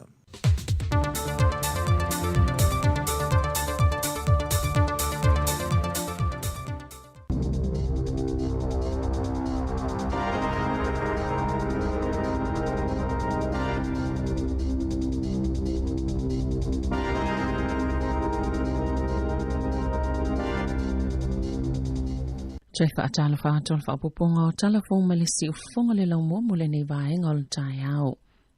O le tasi pasene o visa i etalia i nei lalo le polkala me whaanatinati le malo o mono whamau, sātu ina atu i tangata talo sanga mai saina peitai, ele o mawhaina whailo i nei le malo. Pe aise ai matua mawala loai whainu mera saina nai lo tangata o isi atu no, mai le asos fulmal wha Februari, na whaalaulo i nei le ofisa whemalanga inga ni usila, ni whaamaumaunga le staff. Lena ta ua yetu samalilima fifit se lau se fululima tangata sata lia ina lantou talo sanga i lalo polo kalame, mai lea o whainga etu samalifitus fultolu o saina na whaamania ina lantou talo sanga. Whaatus sai le tolu pito ilunga yei initia e to afe valu se lau ivas fultolu, Filipaina e valu se lau fas fulfa, malifit se lau limas fuluono, mai Afrika i saute, tolu paseno initias, fulfa paseno Filipinas, tolu paseno Afrika i saute, malevalu paseno Britania. Peita ai e tasi le pasene na taliaina mo saina, e wis tasi pasene le foi numero o talo sanga atangata saina na to inato. Ina ofisiling yelemin staff e malanga inga Chris Fa'afoi, sale i eise tali to usao e wingal fisili, pe aisa ua mawala lo le foi numero o tangata saina, ena i sao noa, e tutusa uma ia inga matula fono mo tangata talo sanga, tusa lava po ofele atunu o e sao wai. O fofua leo whaamau peo na whaamamafa lātou leo ngai luma le Parlemene i Wellington, ina ia whaititi ai pele whai numero tangata tite o lo apia i le taulanga o le asolo na sfulfitu le nei o le solo tite. O tangata i le Italia ina poloa inga mo le COVID se fuluiva, sali potia le whaafita au le na tula i mai le vāleo leo matangata tite i le poa na po i Hill Street i taftafa le Parlemene na tutua i leo ma lātou talita. I lunga o le ala tele pe amale luas fulumita le mamao mai matangata tite na lipotia na to ofile mula vapeitai e yesa tamaita ina savalia ne ma e leo ma nga i ato lava iai lipotia e to tase tangata na luka ina ono onia mionga le me ngao na to sofu i leo se ta avale na tau mawhai e ulu fale atu le vaenga po ole i tuolo iai le tite i le awala i Bowen i se pepo wha amatalanga le matanga le wenga o falpuipui sa wha aliai e to oluani tangata sa wha amaoni e soltu la fono leo isawanga matanga maulo utulini faasalanga na awai le solo te e Wellington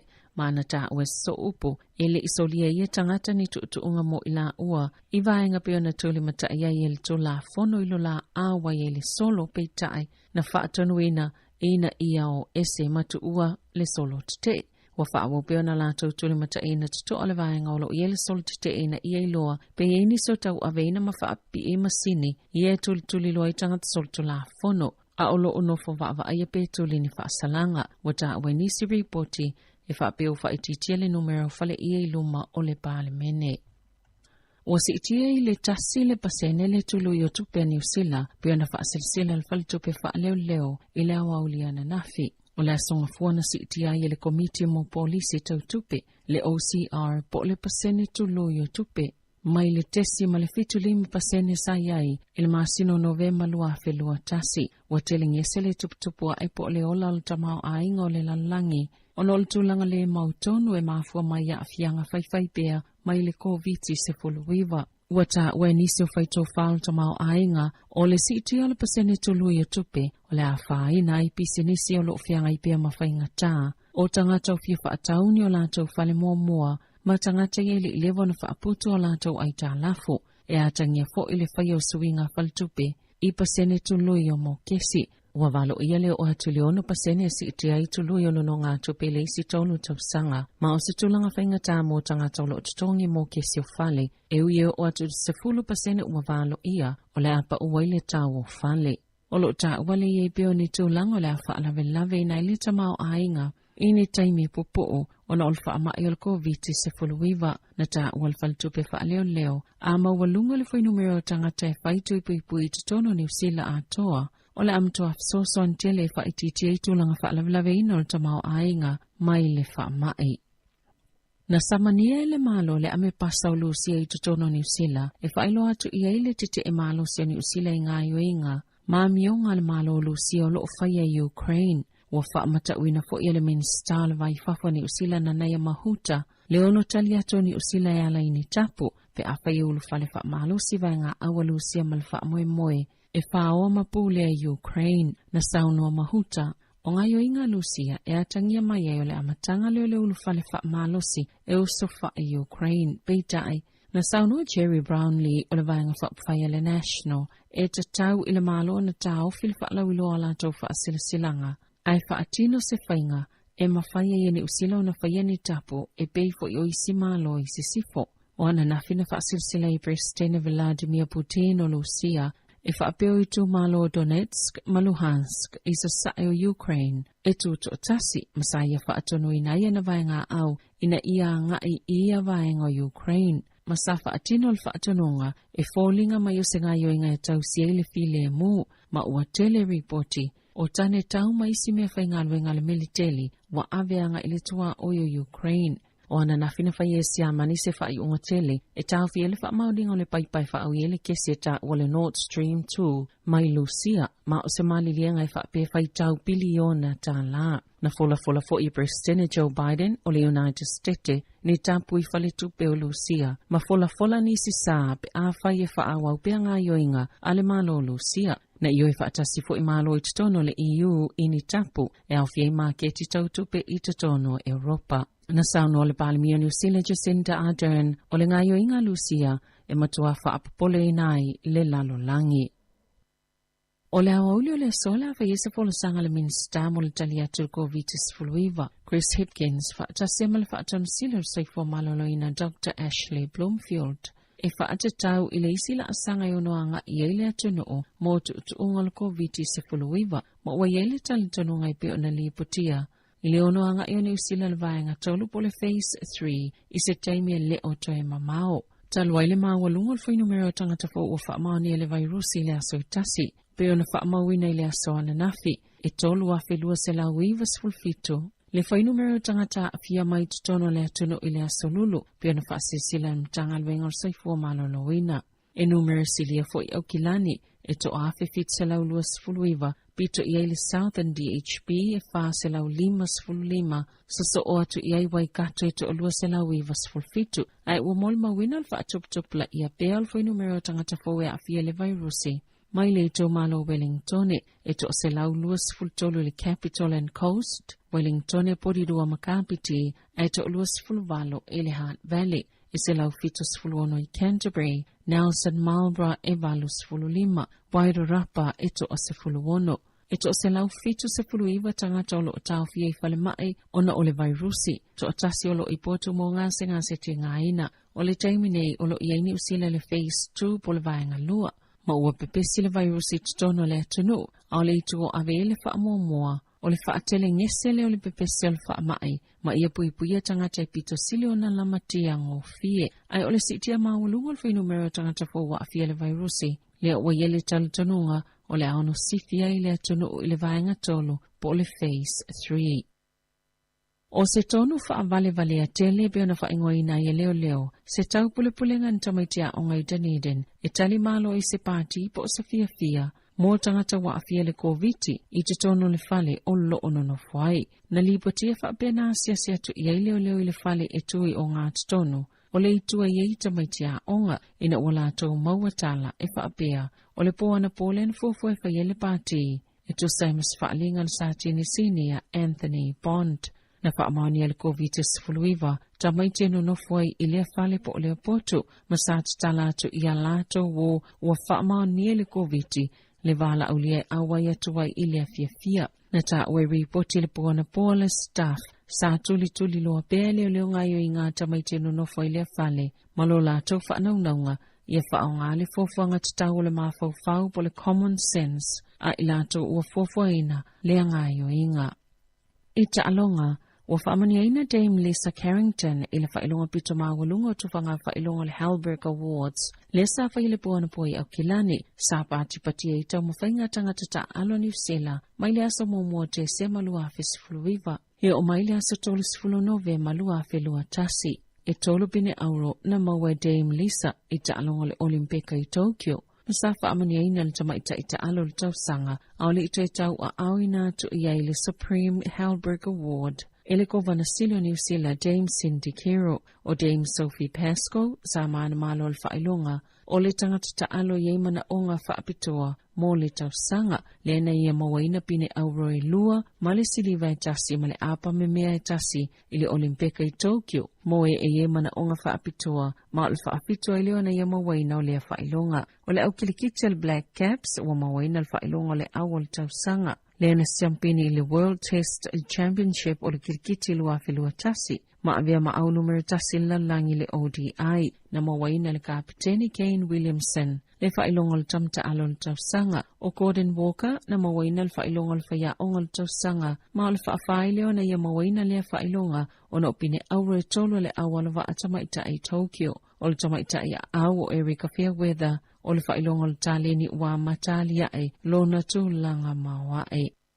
O se tūlanga I le mawhaiona alofia le ono a fioisi au le lakapi supa, I le COVID-19 fuluiva pena whaalia le whaia onga o le au le Crusaders, Scott Robertson, na tolo pōta alonga amata mō moe lua le moana Pasifika, ono o le pēsi o le au le whaamai, a o iai Queenstown, sa whaamaunia Robertson I le asoana nafi. O le atu ua le Crusaders le apitanga o lo o au mau umai au le lakapi supa I Queenstown, ma toi fo I kalai stete pe mai al ta'alonga le asfaraile ma le Highlanders I Dunedin. Ma le avano fo I lea o ile au I se tūlanga la matia, mai le vairusi, e te lini vaenga o whaatinoina I pui aila lātou au, ma o le tūlanga fo I lea la whaatinoina pe atau no I kalai stete. O le tau sialo ni tu unga mamafa, o le ale o ini fale enga mani pāpia po ni supermarketi.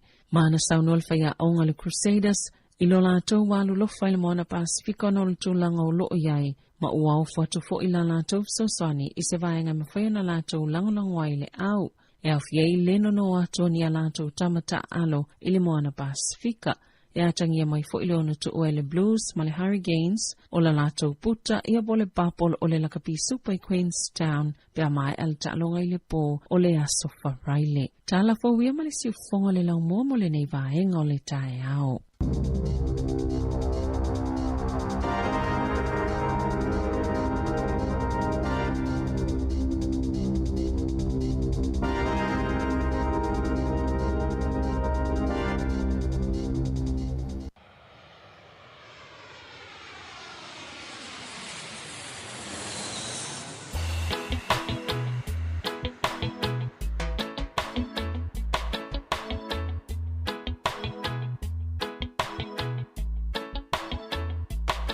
Na malanga mile toya ina saina ini usila.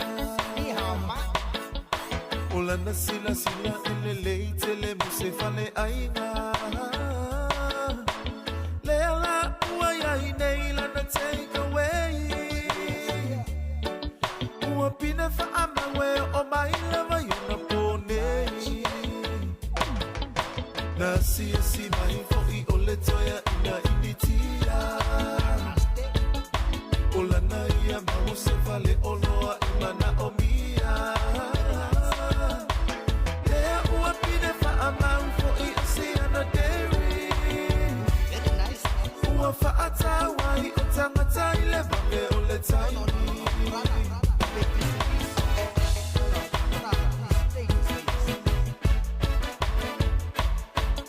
Ai tau nuku mai loa male toya ina Samoa.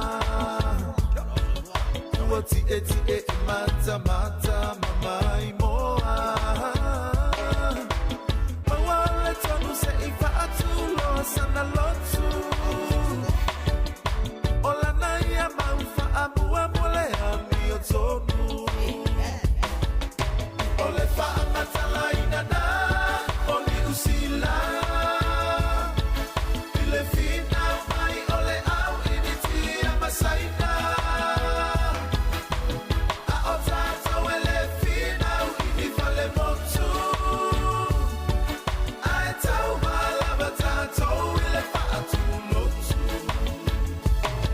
Se I faila utala malie ilele paleni. Tato o Samoa toa anga fa atau ile deri. E o fo ila ile saina malana fale aina. Ele misita toa fa atau ai so malanga. Ai lipi o lala mo se saina ma se imitira. Se ia lua lua fe mai I tatou e kalesia. Uma ole lotu ai fasiloa ele tupulanga. Nai inetia ile fia ulama le fia inu ava. Ole fa amatala inana oni usila. Ile fina mai ole au inetia masaina.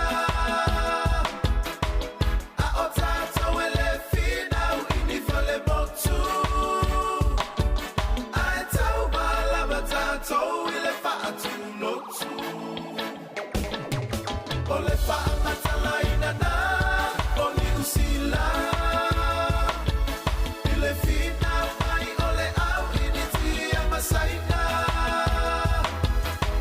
A otato ele fina ini fale motu. Ai tau malaba tato ile fa atu lotu. Ole fa amatala inana oni usila.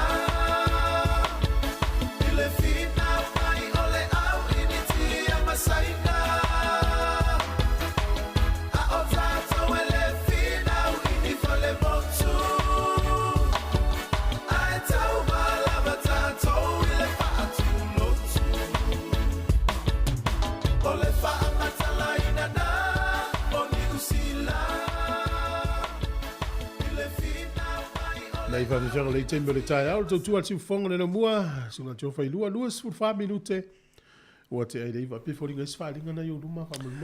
Ya ole tatu fa linga ta ole nei. E fa tulo watu sa mo e lo fa fonga anga o pa ia mama malu fa le tunu o pa ia fa le tua o pa ia mama malu fa le malo i tiu te manga ruenga tulo na lava. I le ava male fa alo e fa sila toi le pa ia male mamalu o le maftanga le ekalesia katoliko le vi sale i moa o lo alala ma papa au Wellington e nei mona nutua o i fa pea o le nei o tau nu mai le tusi mai Samoa il tato ekalesia e tarsanga toi il tato maftanga fa mole lo tupa ia mo lo tu mamalu o le a faya il tato feilo inga i le aso ono mati lua fe lua sfumale lua ile ato New Hall is formale lua Calliope Street Cannons Creek ile tu lai lua ile afiafi alo fangia le atua tai atu lo to soifua le aso tatou feiloa ia I whaaftai o le tai fono ma le laulau a fono o le tatou mafutanga mo nisi whamtalanga mo le nei whamoemoe ia whafsotai mai ia futialo lo keni o le o lua tasi o lua valu lua o tasi valu whaaftai. Malo. Ya to tala tu tatou leina. Fa so me foi ma le fa go tatou fa so ta pena ina yo tatou ainga. Ia o PCL fa mai nei taimi. Ia e ma e sa o le ia le sa no ngastinale vi me Australia. Pole. Ole. O te le ale le fa so al tinai le tūlanga foi le o tatou le vainga le awa le tatala noi. A tono le melna le leina tumutumu ia kiwi e fai nei ona o le popole o tatou ina ua tau mai lau. Ia e pe fōringa mai lai maari e foi ia anga ale e pe fōringa foi le ai ua vave na opo le vaenga pe te afso tai nei ia lo pe te tasi lua tolu e taulon fatoa e fai ia test. Ole taimi nei il polo inga tatou le face 2 le iai. Ia. New Zealand va ia. Ava pe o speaker le mo le fa ma ia ole na la talata ia. O te fa tali se a tol limaso. Limaso ta fai test. test. Fitu aso e fa no fo se ia. Fai taule o aso e lima. Fa to a ole fai lo test. A fa pe e mo speaker ne ia walua nei fai lo test ele mo e fa tate le ma le fa tali limaso. Tau fai o no le mai tau wina lava le wa whainga tāla vai lau whainga aluenga le whaia test ma la tau whainga aluenga le lep whale sui sui. O le tau whaanga solonga aluenga o na o le tele na wow test. Mena lea whaalonga tua e tele ifso o tai lista ngata ua te alu whaisau test. A le lima aso, talu na ifso tai. Mana I tele... Papeo nei le wa ma wet speaker mo le test whakata inga. Whaanga speaker o whangata ua tangata tele mana. Mo speaker le wha mai nei mo langa test positive. Ale no so tai ia fa pela le wolongo mai ia o so le positive la test ia no follow le fale isolate mo le fitu aso to tonu le fitu aso le a tolo le limas ma fa no wale fa no test one one nei le tu leva no se ia to limas o to one e tupu la le alu nei pe al tulanga le pole ia nala alu nei to e alu no vata to e alu lisiaso ale la vai le I all time e ali mai ia un ol fa o popole la leo ia ma fatia ile ufinga duenga so ifo mala ro sa o le la fia fe tanga te fight test ai uti le ufinga duenga ta uar mala I foi le fa monga ta ua tele mala I fa monga I pe ne ele ne vai tau male tato ye fa mai ia le tala tu tato lina ia o le tala leo te vavai tu ye le ana o talfia. Ia, si sa usta talfia mo la tou ia e tongi mo lalo. Ia, leva ia to le o le aso mo mua mati. O yo apelila, aso mo mua apelila ele o mati. Aso mo mua apelila. Ia, le la si ia tato si tanga fou le minimum wages le ia I le lusu tastala. I le tula. Lusu tastala ma sene. Ia, lona winga. O le fa pe mai le famtalanga ale min startup mai le fitus full 1% le sa ia tongi ia mawala le la si tia tu lunga lusu tastala ia ua foi le o fa manu ia nei le fa inga iva su 2% si ia ila to tongi mawala lo le nei e tala fea unga le ma le tau so fanga le ia o le fa amali ia na ma fa foi le mfa fie tu langa le si tanga temini no winga ya e foi ni si tanga I luma tu fa se la percent ya lo ia tu langa ya wa fu ye le tatal no tau pensini le walu la to ya le la si ya tu le lota sta la le ya on of sitting ye le tu la po fia to le ta to ele tau so fuanga male ya ai ia e mo la to le la foi le la famiglia del vangale ia tato fie faftai le tua nei famiglia o matua I a venga ma fa me le company business o a fa peo e fa fonga me o lo tongi le la lo lusu tastala o le tongi a matale le I le minimum wage e lu full tasi lu su sene I le so mo mo bibila lo ninga fa peo il pule o le aso le a tali lo fa tu ya pos o e fa tau le si il tong mo ia fatula ia e fa pe la fa fa so fa pe mai ia le se o pe ile la watu ile rates fo ai u ta no tia o ia le la fa so ta tonga lu io la me la ma fai wai o lo no ingai o mane fo ta fa so el vanga le ina ne i me ane fa pe o lo con karate le na sai ni fast food tu lai le vai aso o mai lo e te o na company o le to inga metotia te vai o lo no fo lo fa inga luenga o le tos fu lima tu lai le vai aso ave se le si lima tu ave se le si lima tu la ai si no ngala rate le rate mal ai si no ngala rate le o no fa ko le o le ya la mas tu so vole se pa le ni o mele wo ye ni ai man le ya la ya ya la titi o tu na fa inga luenga ale mo wala tongi sa ye mo mo fast food tu la so le wo malo lo i si lima tu la ma na ya ta leo le winga la tala ole uno foloa tom fai suir con karate e wole fast food tu la autoro lima tu la ala si in ngone rate ya si le rate le ya va tu la ya pe wa tong fenga no to ma na ya ya tu sa le la se fe lo ma lo si lima tu la ale la mai lo tongi tai tu sa ma tongi le na ya fast food tu la ya ya wala ma sa ni lo fion le pile e so so ni tu tu fa so so what profit der company ale la ya ai le o manai tele o te tau wa fo ye le al pensini le wo ye o pe o pensini le na te to so i lunga le tau e ta to lo le falolo ye o tu lunga le masu senele tau falao tato le no le we fai mai ta o le pensin o le wa e vai tu fa mo nga lucia e fo dingo la to e mai se furu pasendo il pensin il lo sol no winga la o le sta ma vole fai news al tv 1 nei peltania fai tau la la ta o mai a tupu a mai e va ai to no Ukraine mo lucia o le ai foi la fianga al pensin mo ta to de lucia la winga la ya a tupu lo ya sa ni vole la no vo no ta o pensin sa o sol ia wai le se to ya lu la no wa no fo ofisi telena wa fe la te pa uane i la lo se si lus ful sen a pa une i la lo pa upe na se lua sen lima sen ai asi lunga si ta lus ful son le mai ma le el fa ngar sa fa lo al talata lo fa le sa va o le te va to le spark le company spark mai le fa un te se mal tau sang te ne ya lo na ya le no masina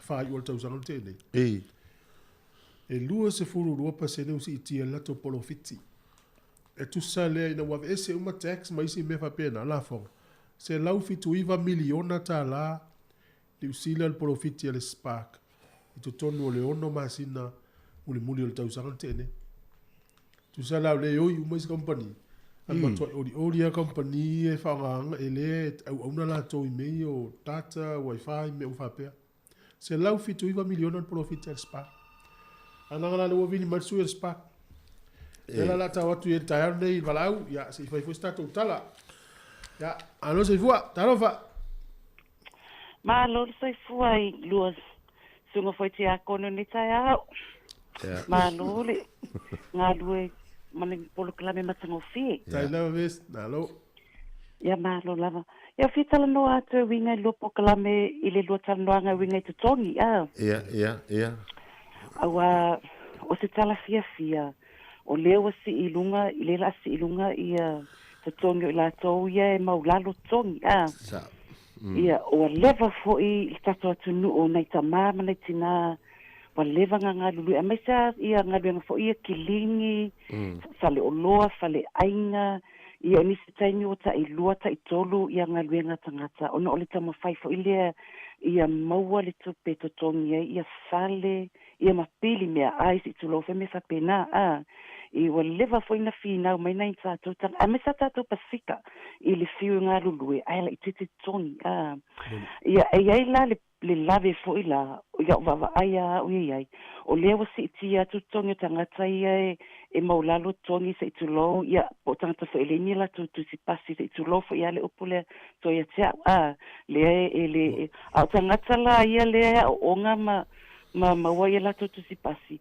ia o le se asi ia tu tongi se tu lo le tala to ia ngele te lo pe na uma mai la o nga la tu lo fuli mata la a matai la e tu maua po isi la e se fulu tau sanga o la e lu fulu tolu pe lu fulu fata la pe lu fulu lima le la la o tangata ye lalu le wala tu ale ko kikia pe tu ta la fata la le vai le wala tu ale le i umana na onga le otele tu tongi o tangata le wai mai university ma onga mo lunga ya la e maua ya le mena tasia to solis mi nga tanga vai ai pe ia si ia tu lalo ia tau funi si tanga te lunga awa ole tulanga nga lea pe e man ia pokala men malo alfa velave pe o company private ma lea mpenga luenga ile telo tanga tale wa qualify lea yo ya onga ia ale ma ia e maua se fodu tau sanga lo fodu sanga ele si ia ko ole atonga nga makate si foi pe se longa finga o tu ile uni pe fa ya onga se longa finga o kuile yungi puto asila ia pe le winga nga le winga ma nga ia tia o le si to tongi e fa ma oni e tanga te la tonga winga pole ali ko nga winga pe ke kilingi fale ainga pole McDonald's por Kentucky pole ala we ye so loto fia te uso te fainga winga malo ke le ko si foi la to tonga tanga tama fa ma homi kanga e mo ifa mai la ke le ko pe alu ala o tsanunga ole a ke le benefiki e maua a wa fo le wa fa ma oni tanga tanga lului wa le wa lo to ke le ko kongi o so esa ele a cosas fukala le o ko kongi a maka a le si ya la luz futa stala yo la le tanga lung a wa ko kongi le a maka ke lo ka kai qualify meling miske luz fukala lu futa skala a le o il tanga tale umela o ngala tsa mata ya fa ma oni la tanga ta ila tunga luinga o ke le fenga le kupel fenga luinga wa le wa ya ku ke le ko kon ya lo ya nga kala fia o le vesi pe o le no vesi ne le solo te volia na itene ya nurses le na umar ia na le fia musu ai sai ni le fia ringa o tupe na mel malo o le mafuanga na mana o va nga le lunga si foi la tu e pe mana o malo avi fa mo mo ne tanga tai la lo tau si mai lunga la tu tongi ya mo ni yo e tele terminalu ya o nga ma o nga mai umin tau fil pe ya le tas ya ia e mo i wa lu fo il kenga ai tu so e foi o mi nga fai le compagnie ma fa ko nga le nga a fa te mana o e ele quality o le service por tautua ma ai te tonga tata senga renga ia si ko i wa le la si ek tonga vanga le lalu ia a tanga te longa ko kongu e ka taunga si ia nga ilunga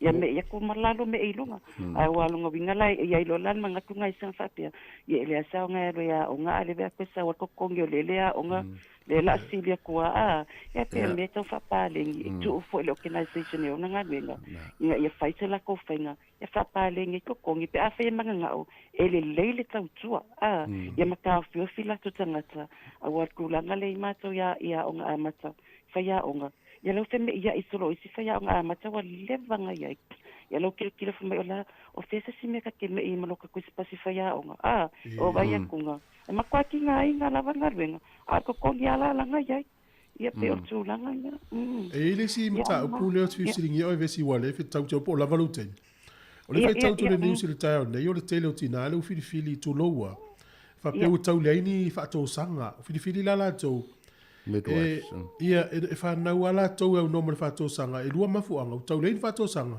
lua e musu ia tina e anti-vax o atu ia fa to sanga i o fai la to vaccine fa na o pepe e se fa mo fa pe o mo ia e tele o pe o le wa o nga fa to sanga ile tulanga ia fatu sanga makwasi yoki lava ia tina ia fo mai fatu sanga nge New Zealand to inge ia Wellington e penga le ko avalu ele ape a to tele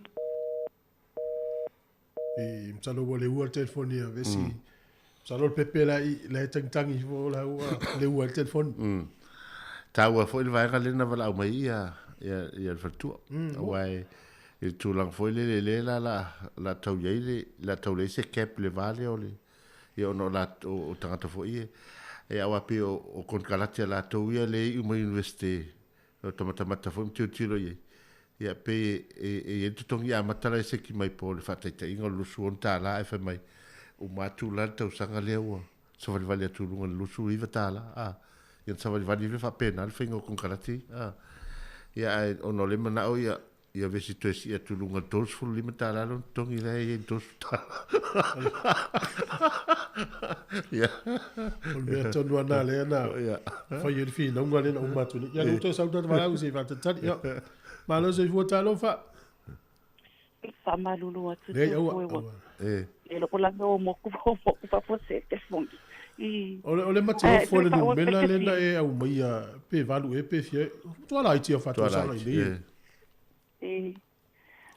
ai o fesili le na sili mai winge fa to sanga ia tu sai le a to se ai to telling fa to sanga Pasifika sa mo i to tonu i Wellington ia pe que se furu pe la lo se furu eta si el fatos eta si fatos sana sa mo nei i le Hutt Valley ia pe to lua ngai Wellington ko lima in pe ko fa pe to lima ngai le porua ia eta si o si tene lenga lue o i wanganui fanganui ia pe to lua ma wale ia onga e fu ele fengo fie fo ile onga e avea mafato sanga e se o se a onga e fengata ia ai ole nga luenga o va ai e fengata nga luenga wa fa pe se tulolo a fa pe leke o fato sanga a leke fenga luenga fa mai ma lu pe sfulu tu lai le sifia ia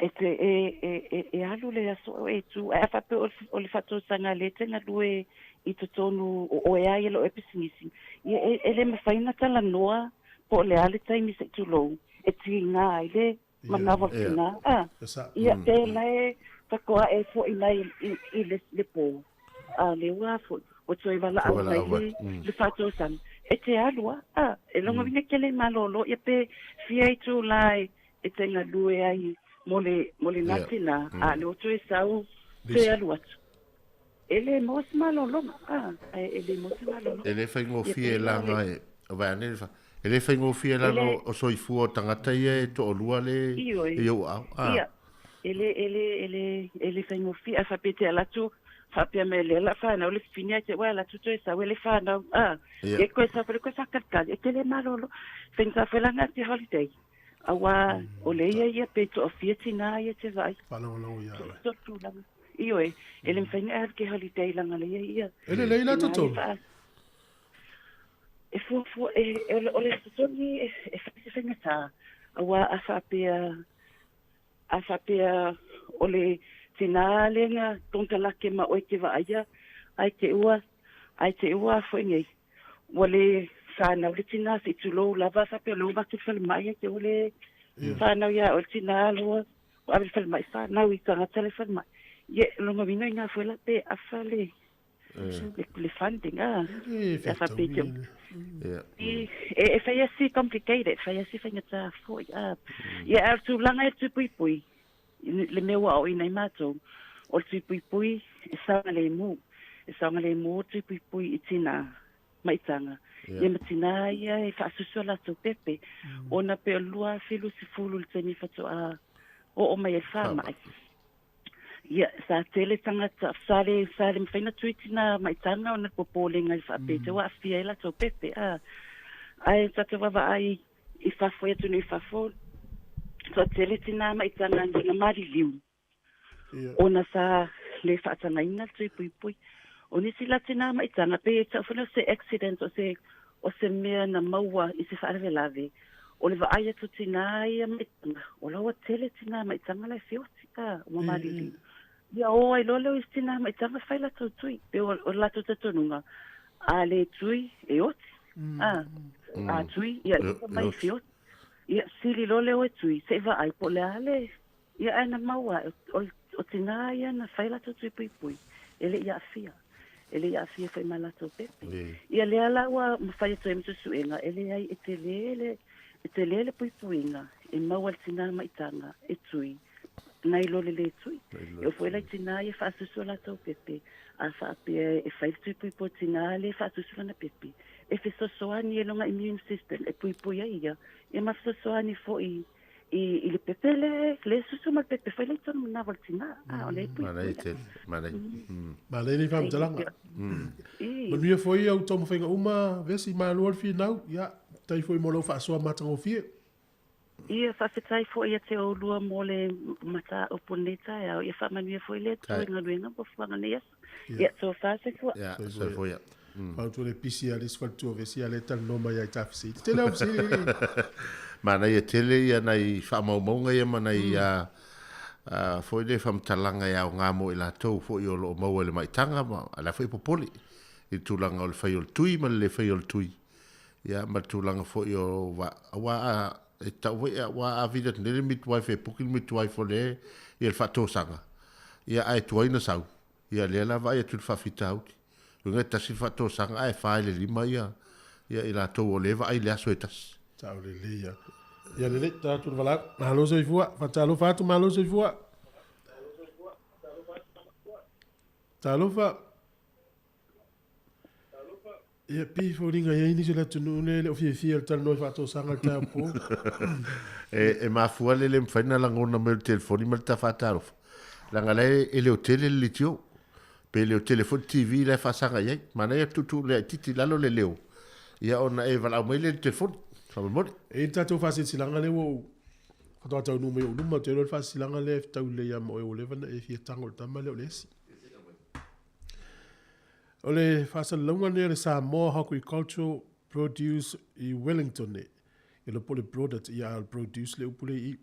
O le tuatusi leu whaatau e nei i a esi maulu ne o le sifunu valu Glenbrook Grove nai lo hat. Ia mo nisi o whafsili wala au telefoni nei. O lua fitu, lua wha lua, o noiva fitu tasi.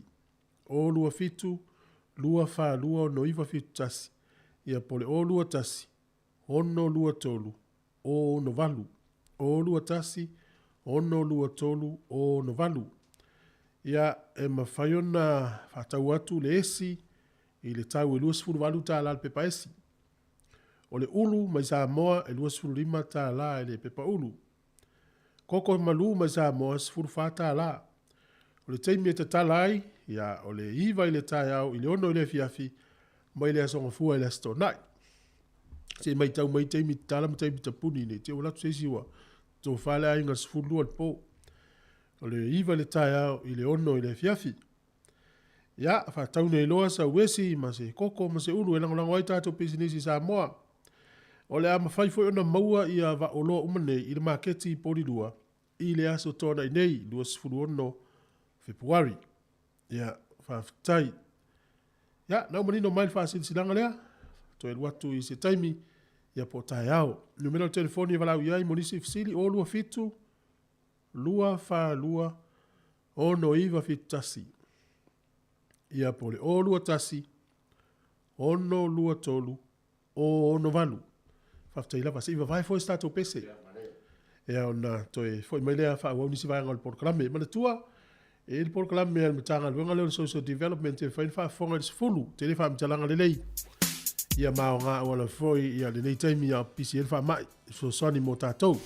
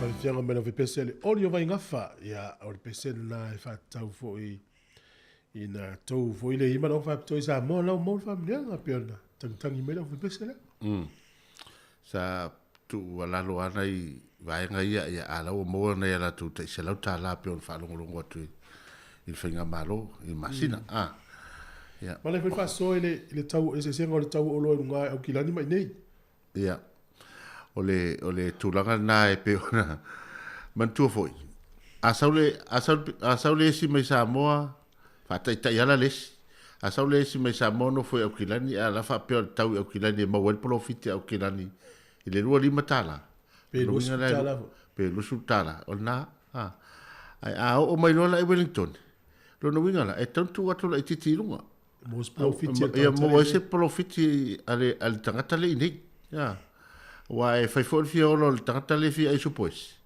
al fiolo fo I o le o tau au ina mai ya ma mai le si nei e wa le tite I o no o mai e le fa pela e a fai o le mai ta vale e va va o kilani ma e mai lungo le freight e tangata e le tango fi tangata e fa malu lu tu ya la to o le tau le fa lo to lu ful vanta la le pepa ya ai lusu lima talal pe pau ya ole tulanga na le te mai tau atu lusu lima tala le pe paulu ya ai lusu fulu valu tala ya tulanga pe pais ya wa nga fo tata no ta pune ole tele o nanga ese ai tono ni sila me tau business ya tela to se I lungo tau fa ta ingo fale o tiulu fale o tiulu tau sanga I o te atu lusu tala ya to le ulo le ato la tu temini o tele al tolu sfuru tolu lima e al FC li lole e al mafuanga o tele na mo tau so vo o no fata ingala wa ule sa o tia ulu tau sangal tene le sa lu lo sutala ali weto la tu tolu sfuru no le walu no tau lima ale so le maya na o tia ulu ma vai ai na tu ma pe au tile il verso e le se swinga ale walu no tau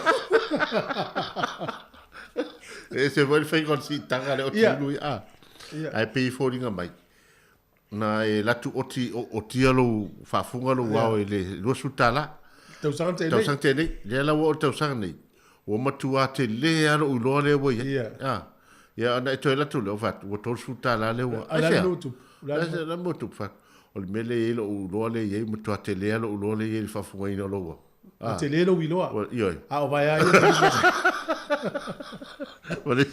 o se lo guaya o kiripa ya sa ya le hace su nga pa no o te le no te si bia o le fua le tau tanga tele o mo are ulu a gata si le ulu ya e tau fi ya te le maila ya o tala te le maila lo ulu ya o le tatou ya o sai o tatou ya o le vai tau le nei ya o le tatou vai tau o le sa ili lava le ya la manuia o le matua mana ya le wo o mai le o loa le ya tatou le wa mata mai fa pea o le esi o le ulu o le stemi salufi ya malo ha ya vai tu foi tatou 3 minutos 3 minutos on talo sfulu ya mo le tua talo sfulu lua ya uma telefone kolosi lo foi sa amor su ata sesa nale tau tua mai ia wa fol tau ino le tunu ia fa maloa ia o tala tau tali ia mo wal fia ia vai ia sa appointment ne ia sol fol ma ia ile alu ia na vili le ia i fa i tele ava no atu la no le stangata awal pole tatou tunu fa tai fo il tapo inga mau na ita mama tina matua ro ma tapo mai moto malawa lungo tatou tasi ono tasi man tasi famo e la ule tio fa longo ma lo talo ma lo fo tapo mai ma lo sia au fa ngal talo tatou tunu e ya tasi e pi fiti e fama oi tama ya tatou sole ti ngana alu tu tai solte ya le sa wa le ma ai va tai fa malo le tulu manuia la singa mo fo fuanga o fingai le yaso ya le la vai foi stato fa vifianga ya ona va fa fong mai lo le por kala mele no fa ya tuai ya ai fa mau le la lo nei va enga na ta u al por kala mele ina vili ele no mela to tele nei tato ai sa mo pacifica le wa mo tino mo fa ma le la fa no fo sia Ia pe ona fai atu po kala me te nua sona, fai se plan fu fuanga lo ai. Ia tasi le so soni wa mel malo, fai na fai la tau. Ia usi mel fa fuanga tato pese. Ia ona fa fuanga ile di se tato por kala me na. Aftai. Tai.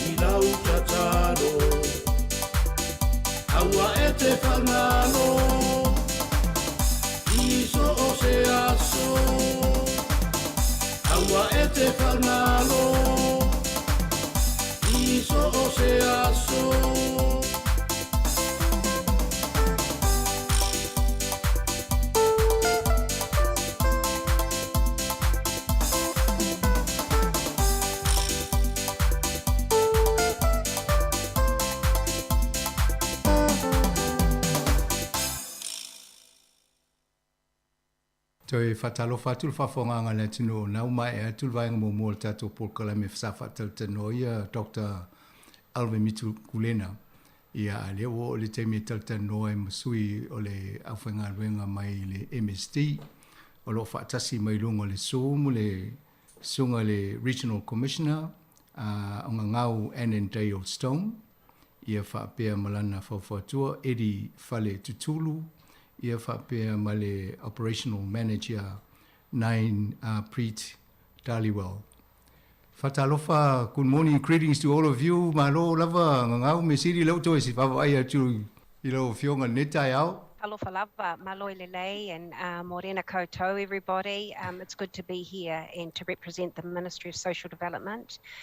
Yes, I've got a couple of my team members here who will be able to respond to some of your listeners' questions, and there may well be some other questions that people want to ask in the moment as they hear us talk. So, whawhatai, te le lava. Malo lava. How's work at MSD and since COVID came to this country in 2020? Yeah, 2020, like when it first hit, it's been huge for us as a ministry because, as you will know, and many of your listeners will know, is that we touch all New Zealanders. Correct. As you know, from as soon as someone is age 18, they present into our services for lots of different reasons, and then of course if they are retired and they're in their later years, they are our client, and so we are serving, and then of course we're working in the community, and we're working with many community groups to help us because it is best served within the community, and our role is to support, resource, and make sure that people have access to what it is that we have on offer. Yes. It's been full on, it's been very busy, and it's been tough. And it's been tough for many of our people. So whether it is that they're losing their job, looking for work, or their salaries have been reduced, that's where we step in. What can we do to help top up? What do they need in their homes to actually keep them safe? Right. Thank you. We'll go through some of the questions here. I'm mindful of our time. I was hoping to break and then translate some of these our discussion. But I think we'll probably just try and run through in the English language, and then we'll try and come back and translate it for our listeners so that we can get through all the questions. We've got a few for our information dissemination this morning. We have New Zealand has one of the lowest death rates from COVID in the world. However, despite all our efforts, the COVID variant, Omicron, is here now and spreading through the community. There will be people maybe using MSD, your services, for the first time. Can you please give a brief explanation of what you do, the service that you provide for people who come to you because of impact of COVID? Yeah, well, look, unlike our doctor that was on before, fluent in Samoan, I'm not. So I'm going to hand to Eddie, because Yes. Eddie will be able to articulate that. He is superb in language, so I'll give it to Eddie. Thanks, Thank you. Eddie. Yeah. Good on you, Eddie. Yeah, pass the ball. Pass that ball. Ta alofa eti ma le ma sa ta no ni ta au ma o le no ta te felo ia ma ne fo il fa lo mai lo tanga ta wa le wo mona fa ta no ia nga mo mo ta to le ti o ta sa mo vai ia te mo le lo sunga edi ia fa lo mai lo tanga ta ia na yo to apo fe fo ia lo fanga sa mo ia mo na ro fatalo fatu pe maru sa mo ni tula le aso e fa talo fo i lo sunga fa masanga e fa talo fatu fo i tatu listeners sa mo capo radio fa tala lo ngo edi fa tsulu lo tina sa mai nu Lalo Manu Alipata, LA, as everyone calls it, the LA of Samoa. And my father, Tolona Patustulu, people, he comes from the Nu'u of Fastolta. So I'm New Zealand-born, Australian-raised Samoan, and grateful to be here representing the Ministry of Social Development. So yeah, mahalo sorry for Moa, Maling Ma.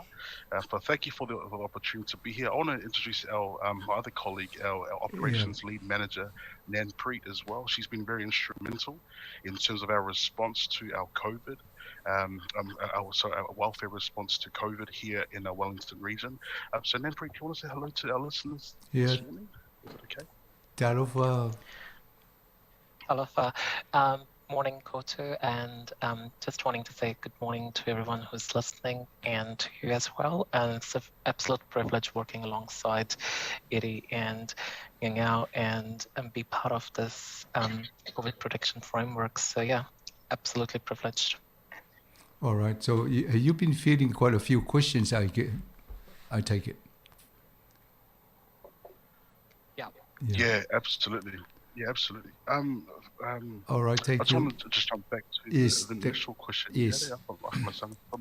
Yeah. So the question. Yeah. Can you please give a brief explanation of what you do, and the services provided by MSD to support Pacific people, families in response to COVID-19? Yeah, absolutely. So we have a wide range of services and products that that's it with our usual business as usual, our usual BAU.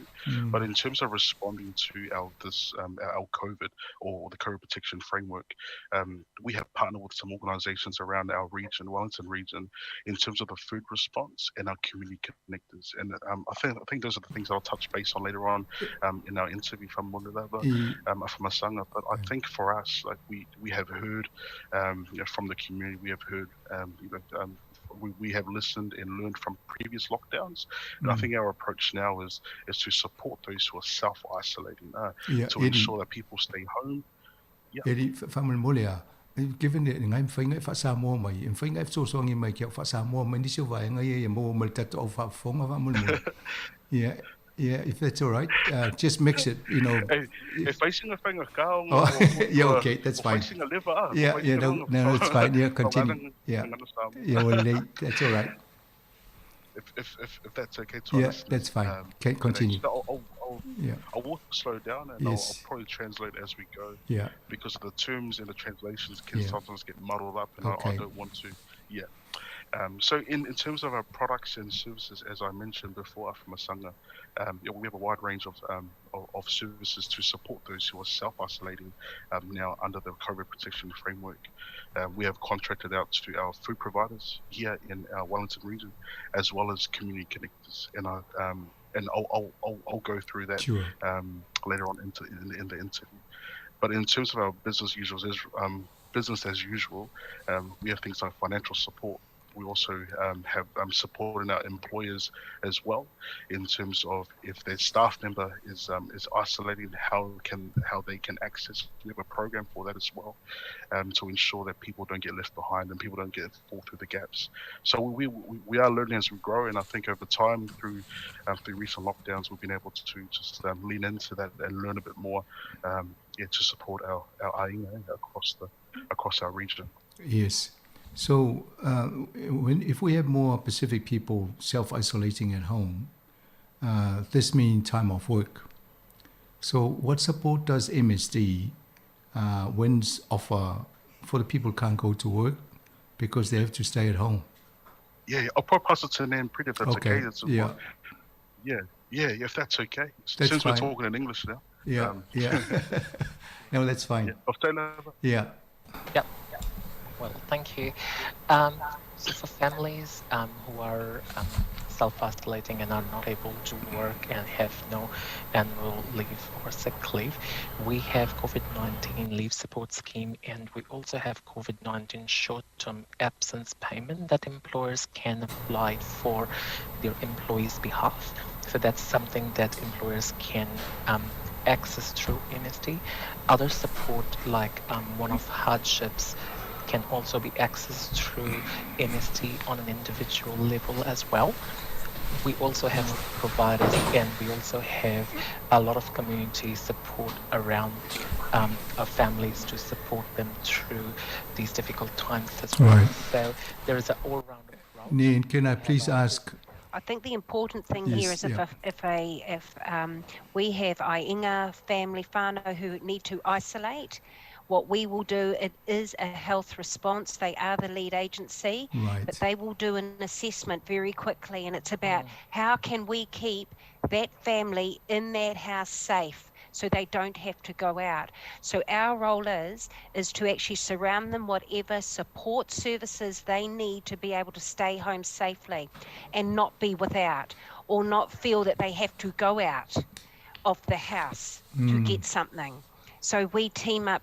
There's a big system that has been set up to make sure that happens. You know, it was a question that we were asked yesterday. What if they have washing and the washing machine isn't working? So the first thing is, how do we get them a new washing machine? Yes. Second is, no room for the new washing machine. Then how do we pick up that laundry? How do we get that done for them? How do we get food to them so they don't? How do we get medical supplies to them so they don't have to leave? That is the role of us, is to between health and us and our community connectors. How do we keep that family in their home and safe? If they have children, how do we get their children with education? How do we get the children the devices and the things they need to keep learning. Right. Following what you just said about all these other things that they need, one of the questions that came up this morning is a portable loo toilet. Is that something that somebody posed that question? Someone posed that question. Actually, I haven't had that one before. The discussion this morning, because you've got a household and you only got one, and can they have a portable toilet outside? Wow, I'm sure. Eddie, have you Eddie or Nanpreet, have you come up with that one before? Gee, it's a good question. It is a good question. You know what I wanted to? It's a good one. It's an important one, and I need to get off this call and go find out, and I'll come back into you so you can tell your listeners, because thank you. Yeah, that's not even detail. That's important. So let me get on to that one for us. Okay, thank you. Nan, let's come back to you about the services. But I was going to follow up with the service that you provide. Do you have a list of those practices or services who you contract to help our community with COVID response? Yes, no, absolutely. Can you hear me all right now? Is my volume better? Yes, thank you. That's it. Oh, well done. Thank you. So what I'm going to do is I'm going to pass it to Eddie, because Eddie has been working with our community and our community connectors and job providers quite heavily. So he would articulate it for us. Thanks, Eddie. Talofa, Eddie. Yeah, so we are. Yeah, so within our region, we have contracted people like our food providers to respond to self-isolating, and we have 10 across the region. And I'm happy to share that with you, Afamasanga, and then maybe you, if you want to share on here, I'm more than happy to. So that people listen, because we got the key areas will be Pororoa, where we're located, and then Wellington and Hutt Valley. Yep. So if you just give us those practices. Yeah, absolutely. So our community connectors around the region, we have 14 of those. So in our Wellington region, we have partnered with organisations, Change Makers, Downtown Community Ministries, Kahununu Whānau Services, Wellington City Council, and Link People. In the Porirua area, we've teamed up with He Whānau Manaki, Pacific Health Plus, and Ngāti Toa as the local iwi. In the Hutt Valley area, we have Te Atiawa, the local iwi, Oroa Mai, Marae, Upper Hutt City Council, Lower Hutt DHB, and Nuku NA Tamariki. So we have partnered with these organisations because they're strong. We rely on them. They do some great stuff in the community respectfully, and they're great to respond. At the present time, in terms of responding to the need of the client, they have been very instrumental again. They're responding in time to ensure that a community, again, what Ngau had said, we're responding so they're receiving the need they need at that time, immediate need. Thank you. The region that you cover starts from, is it Hastings down to here? Or what's the boundary? Because our radio station covers the whole country. I'm just thinking, I mentioned just Wellington, Hutt Valley, and Porirua. But the region covered by you is from which area? Yeah, absolutely. So our region goes from Wellington Central all the way to Porirua and all the way to Upper Hutt, just before the Wairarapa. Okay, thank you. So the Wairarapa and Kapiti are covered by our central region. Yes. And we're great partners there with our central partners. One of the things that came up of the discussion, given that they tend to use the technology quite a bit in tracking and monitoring, and some of our people don't have smartphones. So how will these people be contacted or responding to some of these communication tools? Absolutely. So, in terms of the mobile device and things like that, so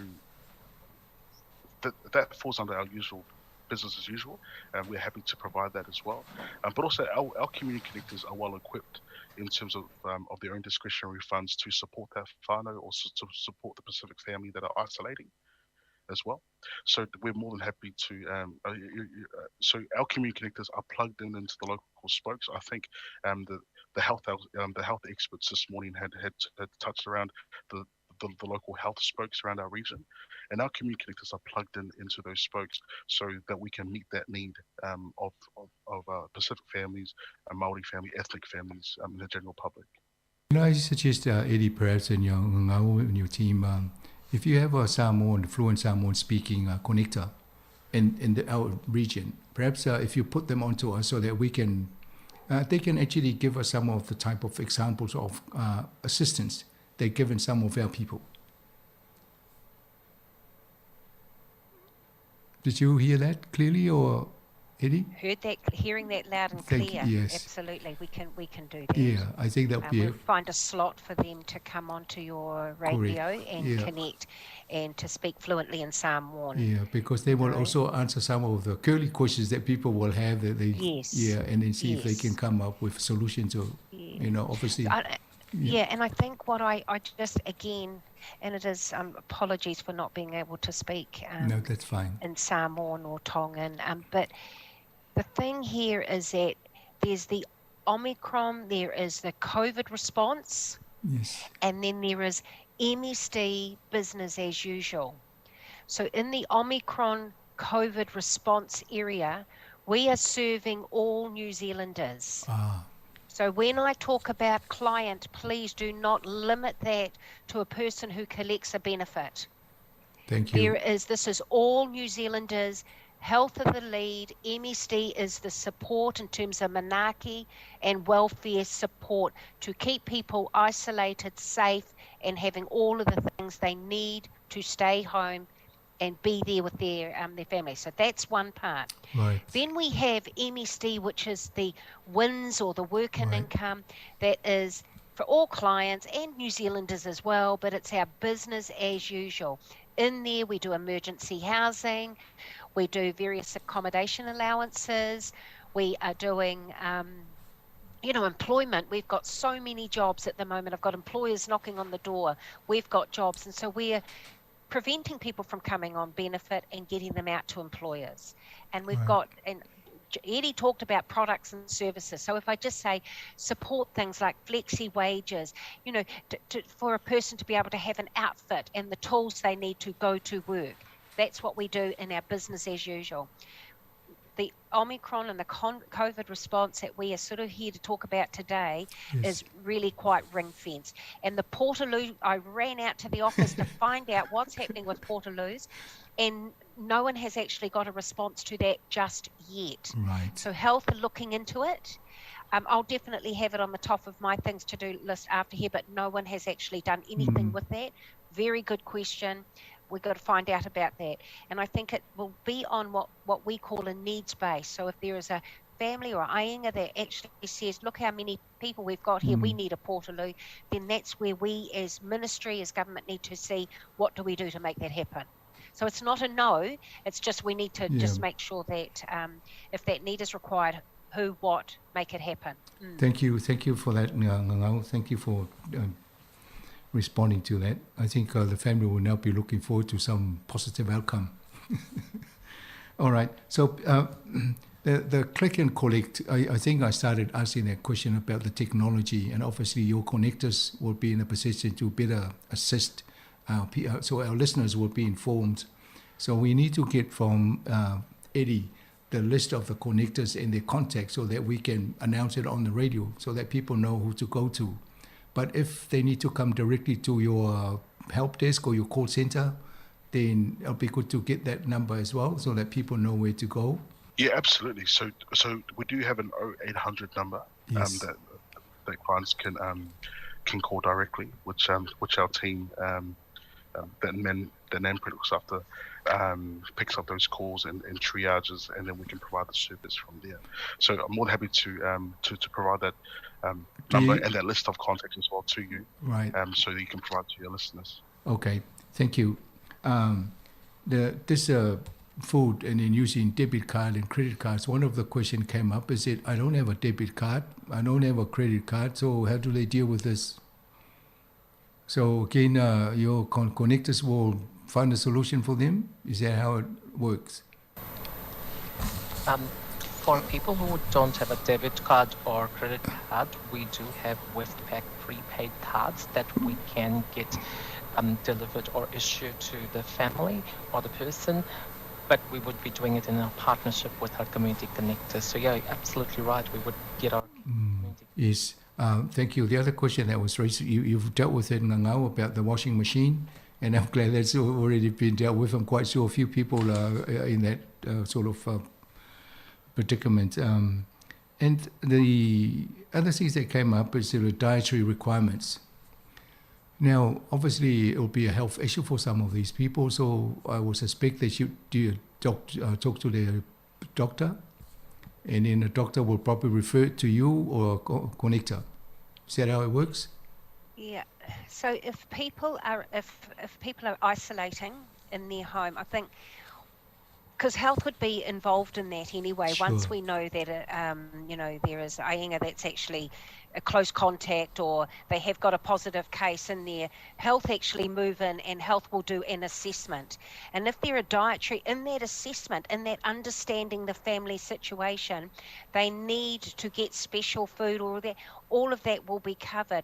So the idea of going to a connector relationship where the community is helping community is so that they can actually identify whether that particular family needs a certain type of food. For example, we have food banks all over Wellington. We have got food providers all over Wellington, but they may not have the food that our people, that I like to eat. So therefore, the connector can actually customize what's in that food box. Bit of taro, pisopo, whatever, No pisopo. We've discouraged pisopo on Samoa Capital Radio. I beg your pardon. Okay, the low-fat, reduced-fat one. Hello.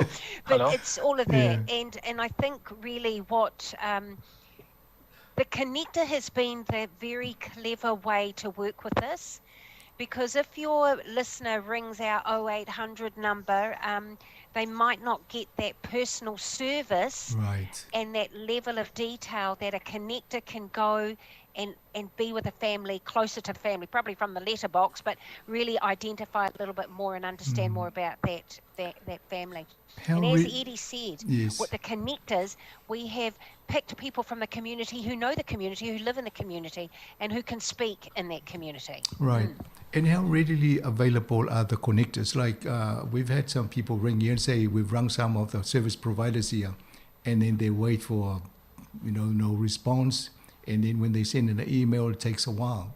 So if you have a connector, how readily available is connector when people ring?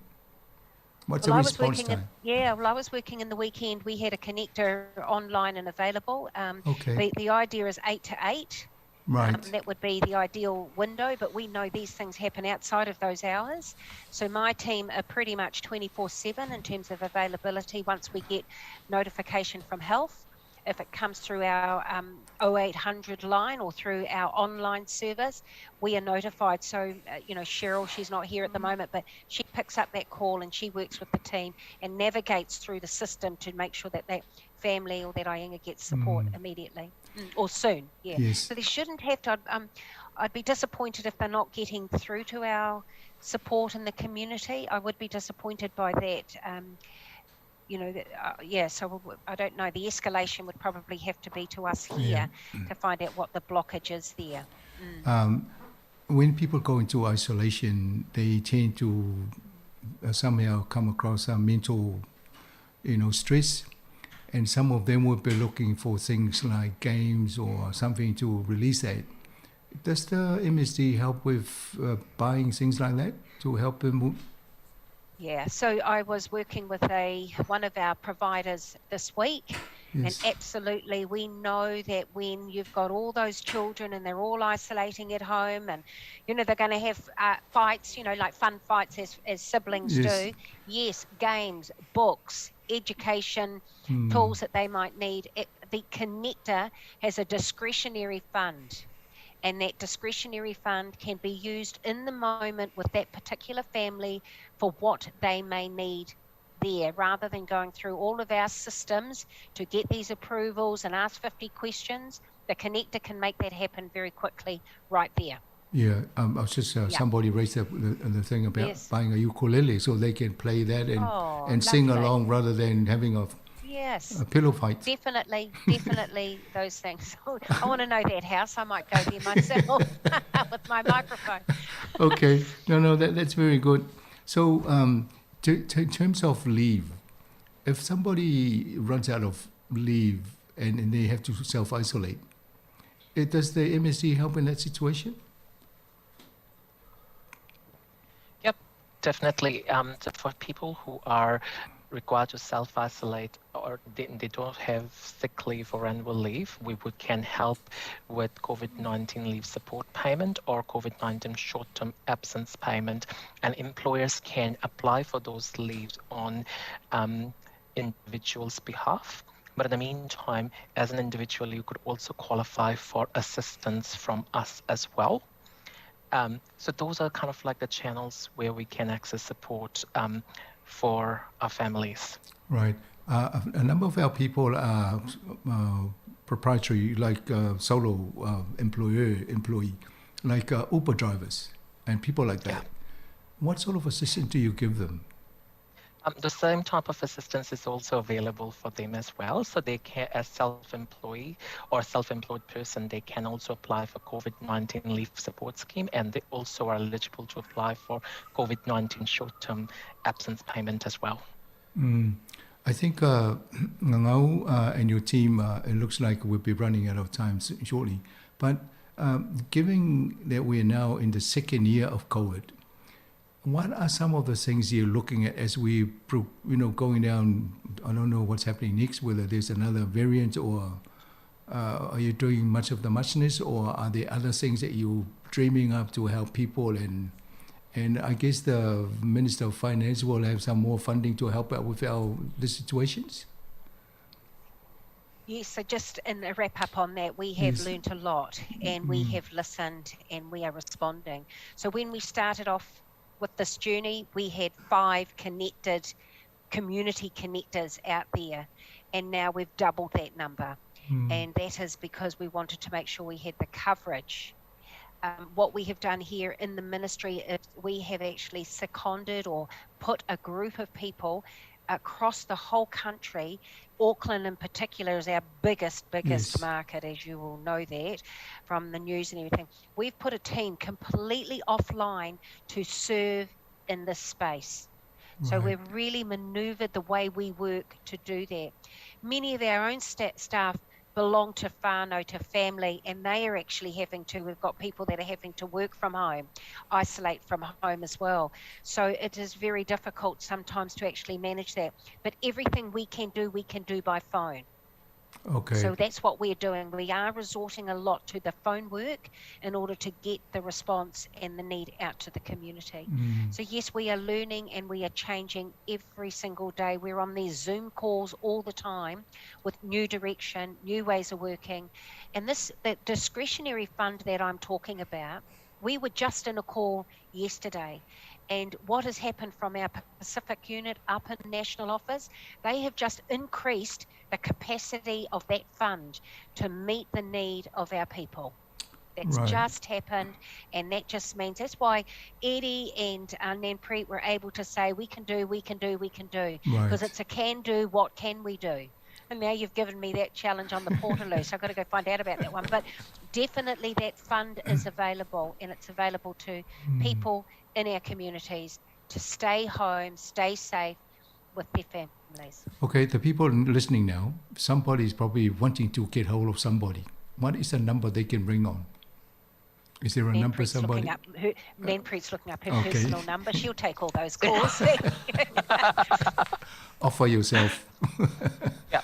So we do have a 0800 welfare line that is established for the CPF or the COVID Prediction Framework response. We also have our 0800 559-009 number available as well. And Ministry of Health has their own numbers as well, and our spokes have their own numbers that are available for communities as well. So there are lots of channels that people can contact us. So what's your number again, name? So 0800 0800 559-009. 009. Yeah. And do you have Pacific language speakers? Yep, we do have a wide range of speakers, including Pacific languages, yes. All right. Thank you very much for your time, Nen. Eddie and Ngangau, especially Ngangau, thank you for coming on this morning and sharing this. One thing I've learned this morning is that you have these connectors, which I didn't know that you had. And I think that seems to be the right people for us, the community, to go and talk to and discuss their particular needs. And now it's good to hear you've got discretionary fund that can actually help them satisfy the needs of people. We'll just have to try and manage the expectation of our listeners. Don't go with a wish list. It's what's important to keep you comfortable and happy under the current circumstances. Give you the opportunity for final comments before we wrap up. Yeah, look, Fatai for giving me this opportunity to bring my team and to share a bit about what we are doing. Everything that is really important to me is about our people. And I know that many of them are struggling just in life in general before this even hit us. But I know for some of them, they may be carrying underlying issues around health and that. So health and MSD need to join up together to make sure we make it the best possible for all of our peoples out there. So whaawitai, and I will just keep doing my service to keep an eye on all of our people out there. So thank you. We'll come to you. We'll probably do this more often from now on. Okay, yeah, whaawitai Manuel Aso. Yeah. Whaasifua. Yeah, whaasifua eri whapena fwoi nen, toi whero sis taimi, ai Manuel amunga luenga nei aso. Yeah, whaasifua. Brilliant. Thank you. E o tatou polkalame nā mo whawhonganga le tunu na u whato whātu tatou maru tai au nei. Pe o nā taumwhai atu mua ia o le tile a i ofisili ma vaenga i tā pena e le na o tatou ofisa nei ai la vea i fo i ma Catalyst Pacific le wa lua ma tatou whatulanganga polkalame sui fo maloloina. I le sunga i alona lui e whatulanga i ofisili ma so tai tatou malo nei. I on whatatano atu leo i natou. Ia le pena maua mai e le lava le taimi e whai e mwhasa mo atu le tele. Ia le la tau whaise ngā ruenga o ne ele o si taimi e toi avatu ele pol kalame. Ai o meta ua i le afo il tato tanoanga nei. I le MSD lava la tau pe lena mau tsangoanga le angangai o ia o le Regional Commissioner a tato i nei le vaenga nei. Tele o vaenga i e so ni le malo e le na o i nei vaenga nei e kawa o mai New Zealand ato le lato ofisa.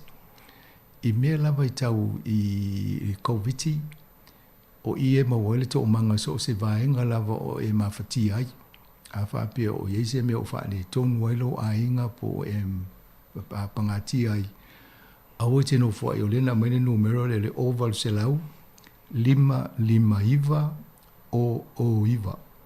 O Valselau 555 o iwa.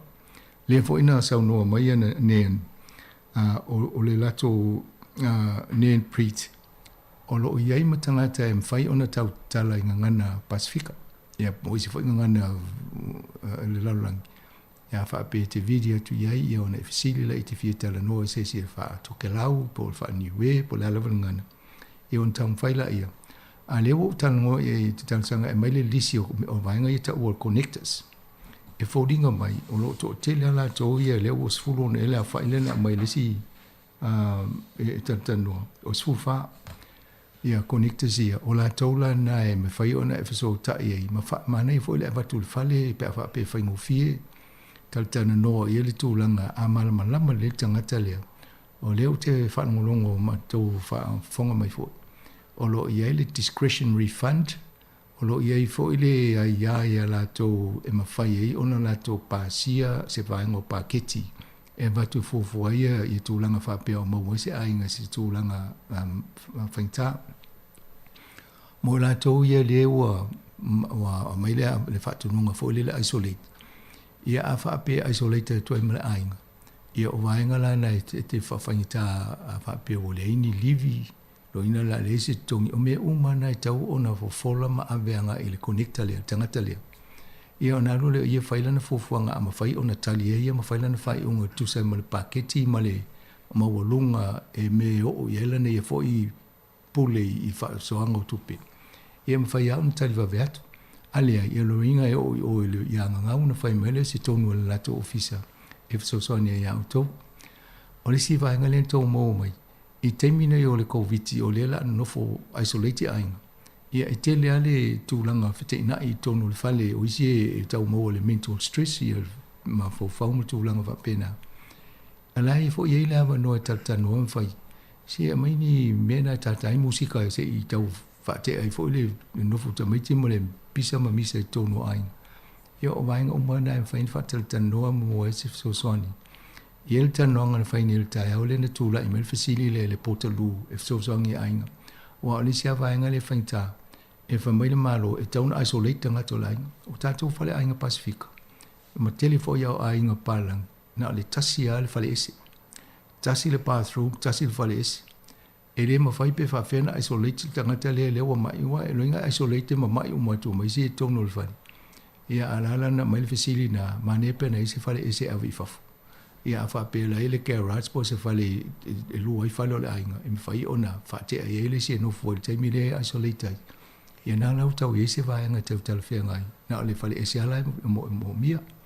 E ala na tali mainga ngau peo tau sisira mai. Ia na toa i tu wale interview ai alu se fisiri po e se fisiri wha peo tula i atu. Ia ma le ala whailan ngā luenga o lana ia talanoa mai, saunoa mai.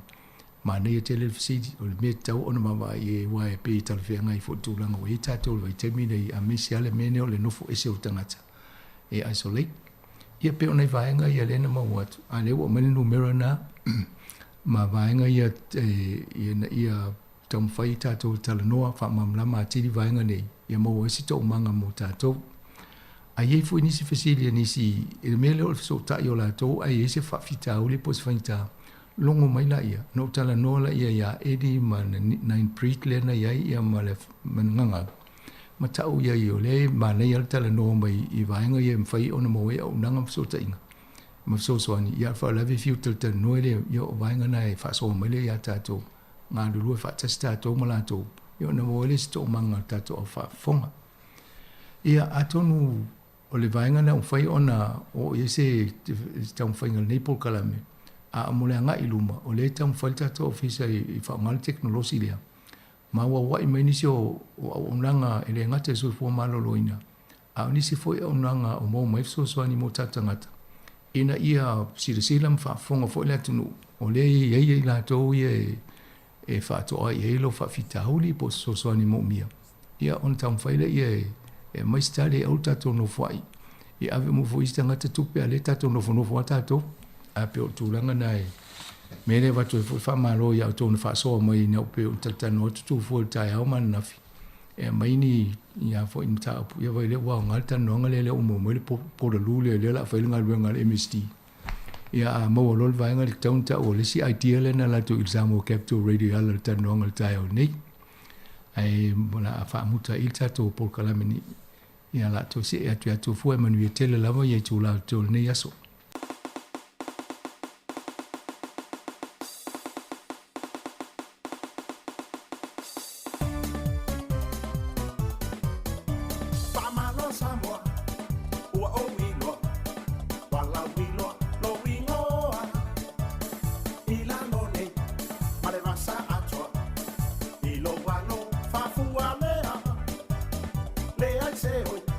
Le ai se popo le, le a umai fai mu fie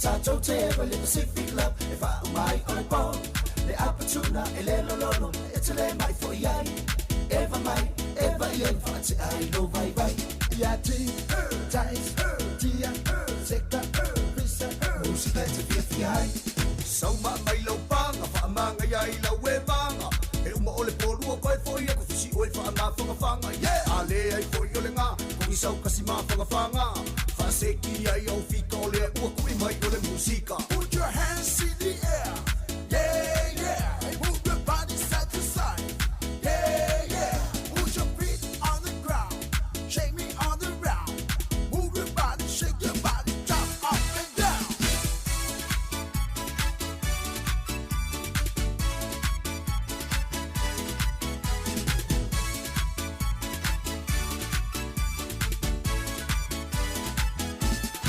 say my sing fun say pa ma sino vai make it kasi make it was so let's say fight for fai yo lima fai yo vai bea e fina malo vai essa malo musica e te vai pa mai ya ti ties tia seka pisa musica te fiai so ma mai lo panga fa manga yai la we manga e uma ole polu ko foi e ko fisi o fa ma fanga yeah ale ai foi yo lenga ko isau kasi ma fanga fa seki ai o fico le o ko mai ole musica put your hands in the air yeah yeah move your body side to side yeah yeah put your feet on the ground shake me on the ground move your body shake your body jump up and down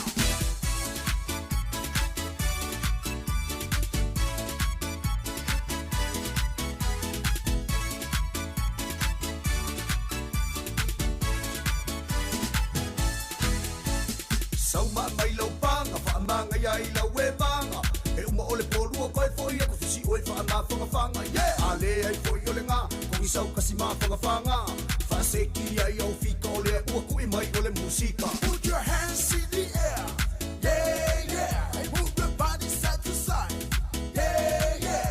Put your feet on the ground, shake me on the ground. Move your body, shake your body, jump up and down.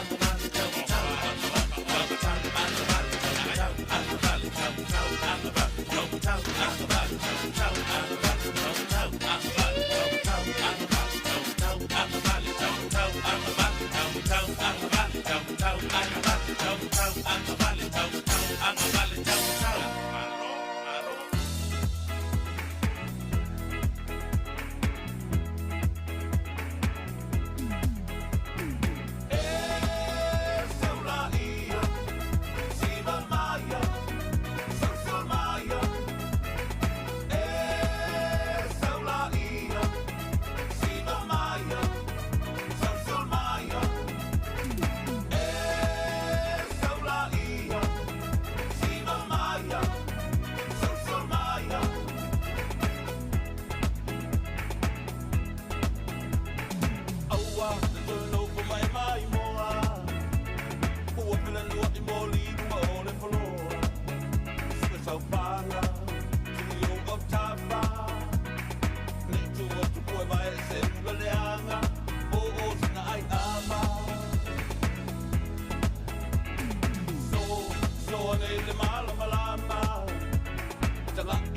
alelei na vai fi au fanga o le pogisa ele a mi tonu malama le tai au a e va ai atu e pe ale tonu e saula ia si va maya sancio maya e saula ia si va maya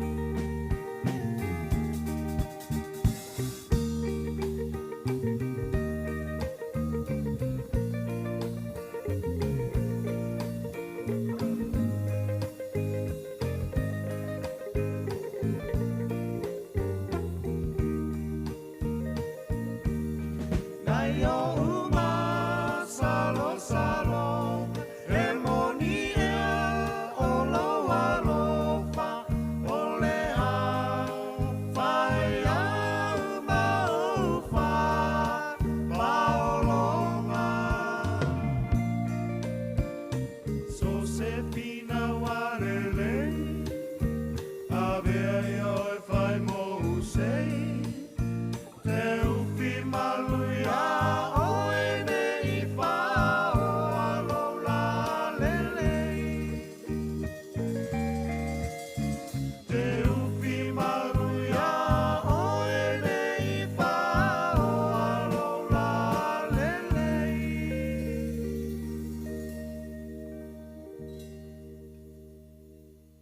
Malo whaftai o le fia whaelo atu o le wei tato malo o tato porkalame. Ia o le wha malo mo whatunga, o le wharetua le ia pou whavi tale nonga. O le ae tala noa mai o ia Amerika i le taimi nei. A talo whatu le ngang whiwhi tele malo so i fua te o le wharetua pou wha? Ia malo lava te fue, whaftai lava mo le avanoa. Ia o a mai o na wheo Amerika le te i le taimi nei. Leite i Seattle, i Washington. Ia, malo. O a mai te tau ia auto. Yo lolo lava malulu. O na malulu a auto, Ia malulu, e fetu ia ia tau. Ia, po whawa tu ila vano e te whatalo whatu tato au whafonga i o na ta whanga solo to ile o ta whatalo nonga le nefia fi mal whaloan. Ia, e momo lava o mole aku kai kumalangi o mea wango ka komo au a ngo mai ia. E boa ni mafukanga. Ia, mole aku kai ele mole whakalo whafoi. Au ango pa ia le akua, o whakapai kaulanga. E meke kakua kumu. Malo, ia, malo, lava so i fua whaftai fo i pou whamoro wa vanoa.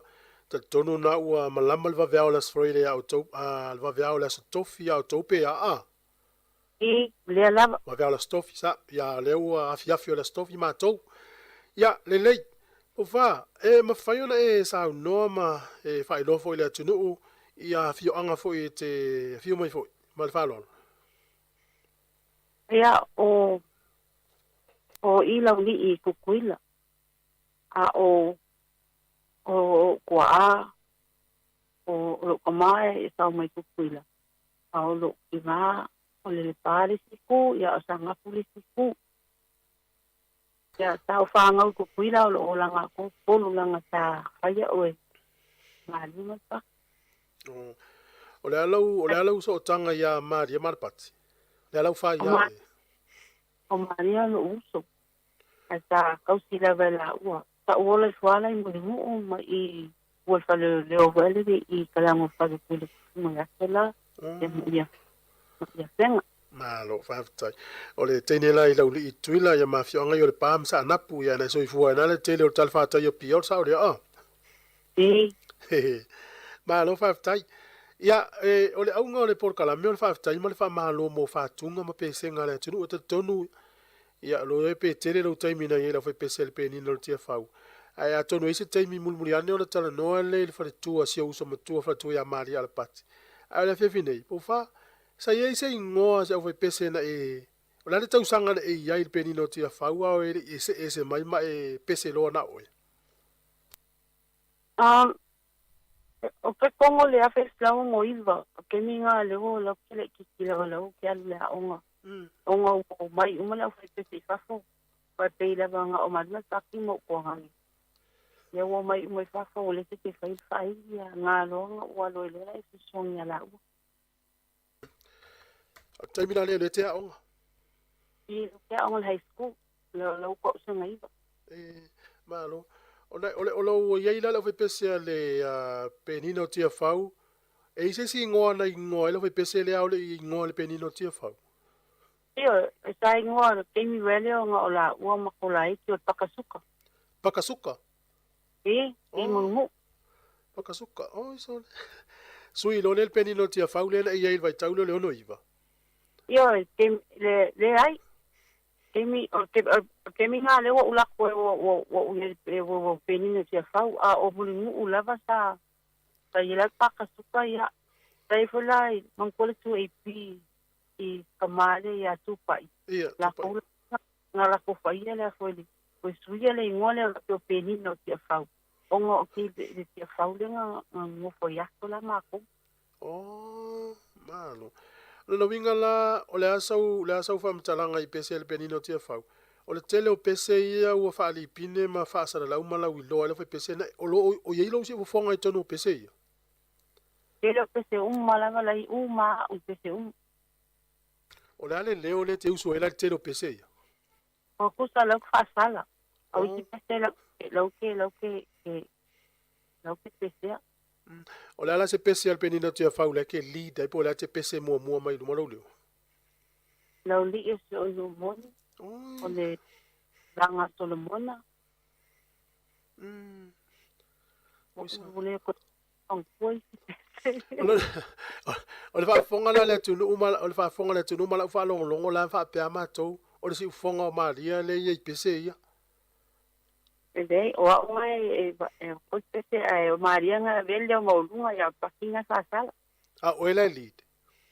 Ia la lida. Pese la ye lua le uma o tio ta wala nga Solomona male lauli io si onu moni Ia ma sapasui. Tu so le uto e vili le mepu ata I tua ele isi tolus fulu ele fast food tau sanga o tua na five tailo na te mana tua ina ua o le ala le taimina se lo oe mai pese to atasi ole okay they say okay ya lava con el penino tia fau ai alo o falla recording banga o makang ya o mai lava ko inga tusingo pese no porque lo falla o fa kunga ma kango ai o mai o tusingo pese ya nga o ele ala o sidile o que le o pese a fo pese ya fa lava isi nga pese sa o la o e tau mantua la vai tau sanga na amata e lona fai lau por kalame mua. O le ya fai slow van mongo. O ani pese o ye lau por kalame mua na. Pese kong ale ye el pese le mai sa mo le sina ia. Mai sa mo le sina ia.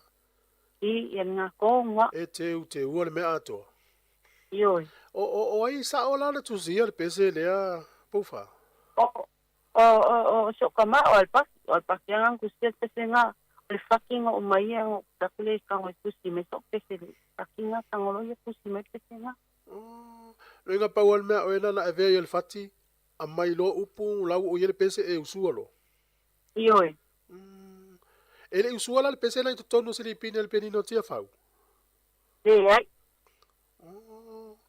Man, ia le te ngalo ya ta na pese aso tola titil tu ipi ta tu hore tu ipi le la uta ta no lo si fonga le temina o tala vo wa lo si fonga le tala vo temina ya pe temina o tala vo wa ma tua tala vo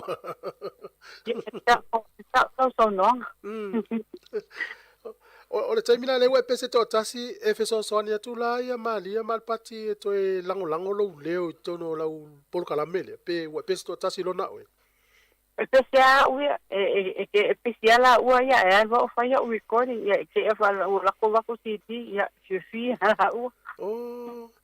o fela na e nga ipu e pese ile tai ya o pele ma o ko lo so no fato o pese la ya wa alwa o ye la tele lo la pisi la ua ya alwa o ipu e city o fe fa le pese na e o I Hawaii o ina le Hawaii pu e Ye u masanga mame paki wa e kaka uma kama ia mo ko ngange kaka mo ia la ko nga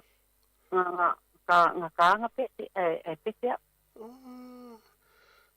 na ia tele lale o ama ni si fa tunga na I tono la ulipine mo le na il pese le o sina ia ai ele pese le nga usu el pese vole ia vi lo suafa ia sulo papa se pese que se mas el pese na pele ai wa unga usu pese nga le pese que se mas pele ai ye foi pese Christmas singo foi al pese la nga foi paki o alwa avel faki o pako faki kilo lele tem el Oak Ridge Boys the gospel singers Olo fie le foi le faki nga o pako ko ina e a coses full mi un peko mi me u fa ko se mai foi de dia a que mi I telefoni sa ola o ila a papela o pese na le wetono la ulipine mo le valu ono le ua ta ua na fatu to ina e la ni pese na fatua lava o e sa ye tonu na le mau te ilo am se fie le tunu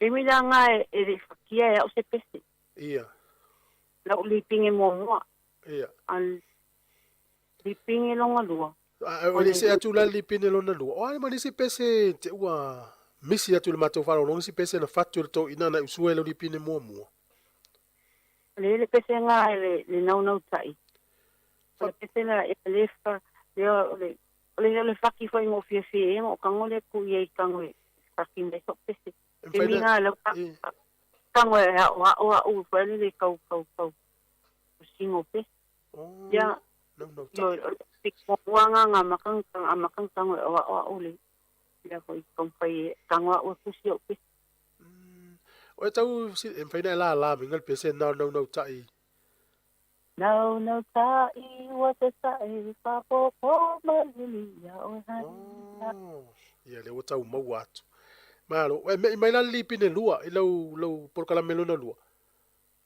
la tau sanga fa ye ma le wa ini pese na fatua i na lo si fie le tu mo wilo ole i fa e o anai pese o i tutun o le pese la nga o mixing la ye la le pese mo a sa mo lo watu pele le pese la nga le o faku nga lo ya uya o la fatu le pese na sa mo ai lo watu pele o te langi le la pese o nga lo upu al fakila e la o le ye li si pese le il penino tia fa sa mo ai le tunu pele ya tonu se umata tu pe o nga pe ya nga konga pese mo muala ya o pese nga le fa ngole o ela fatu al pese le io a ulang fa ku konga pese nga o sol wo fi a to volume mo e wa fatu pese ya usi ti o mo fa usa lima o ala ni si pese to tono isi volume mo lo fa fonga mausu le tunu wa e le pelo fa i lo mai po fa ole long kolu o pese loku malava kele uma pese loku kusi malava ya mai ma u pe na maua ia na pese na fa nga e tata sa ulo le lo na fa ole long fa no da ole pese lo la e foi e mixing e la que nga te spalang e kele te stamo e pesamo yo kele foi o pese o lipingo ki la vea lima sa ulo le lima la tau sanga na fa ele lipine lima le ole lima ole lua fe maleiba ke mi kwale nga ke mi kongwa le nga ola kulo sa mo so lua aso kofio ko ngwa aso lua ang tsunami sa mo oi so na fatu ala sa mo pese na lipine lima ma fakwa ila sa mo ma fa yale vi yo so ka tinga ngo le nga mai fa ka tinga tiang kama tsunami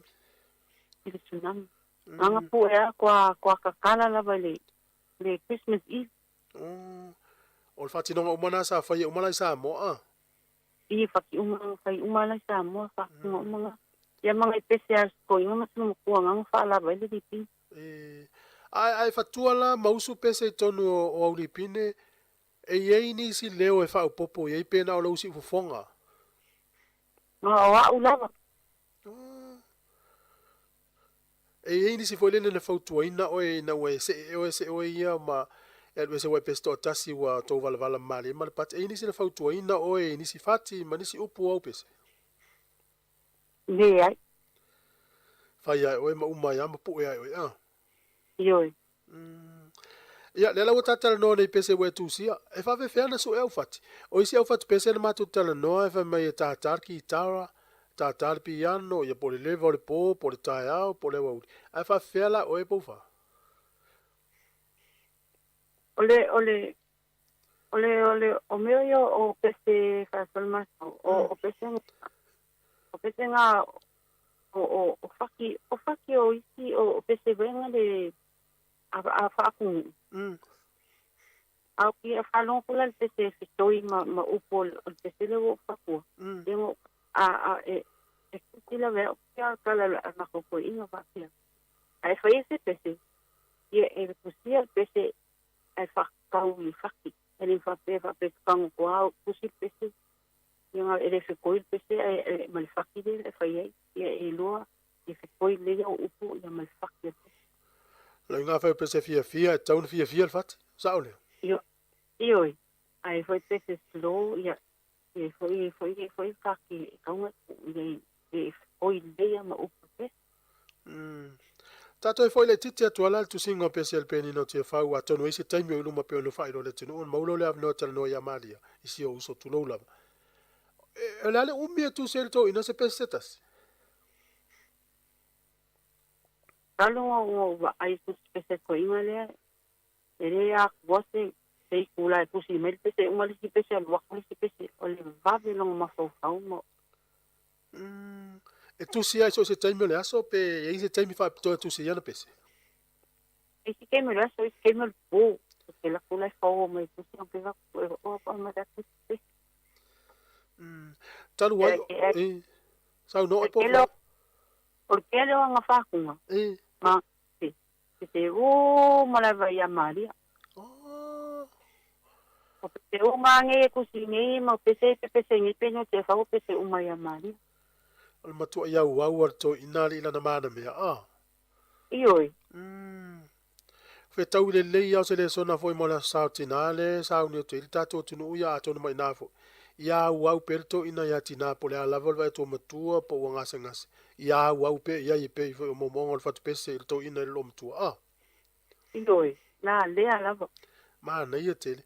Tatala nola le pese le mo ile o ena fatua alanga o lo si fonga le e mau le ia tono le pese le tatala no le pese le o le tau alanga so le mona fe le vam tale no le alma fu anga tu si le pese le pe afai ma fai po fa Io e per fam kana non sa o ia ia mana ia o le ave fluffy kol sa fai ia wa ia makongo foi Hawaii kirikiti io e sa fai la likiti vai Sai la le ko inga sai mo o se tulele a le aua a mo estifo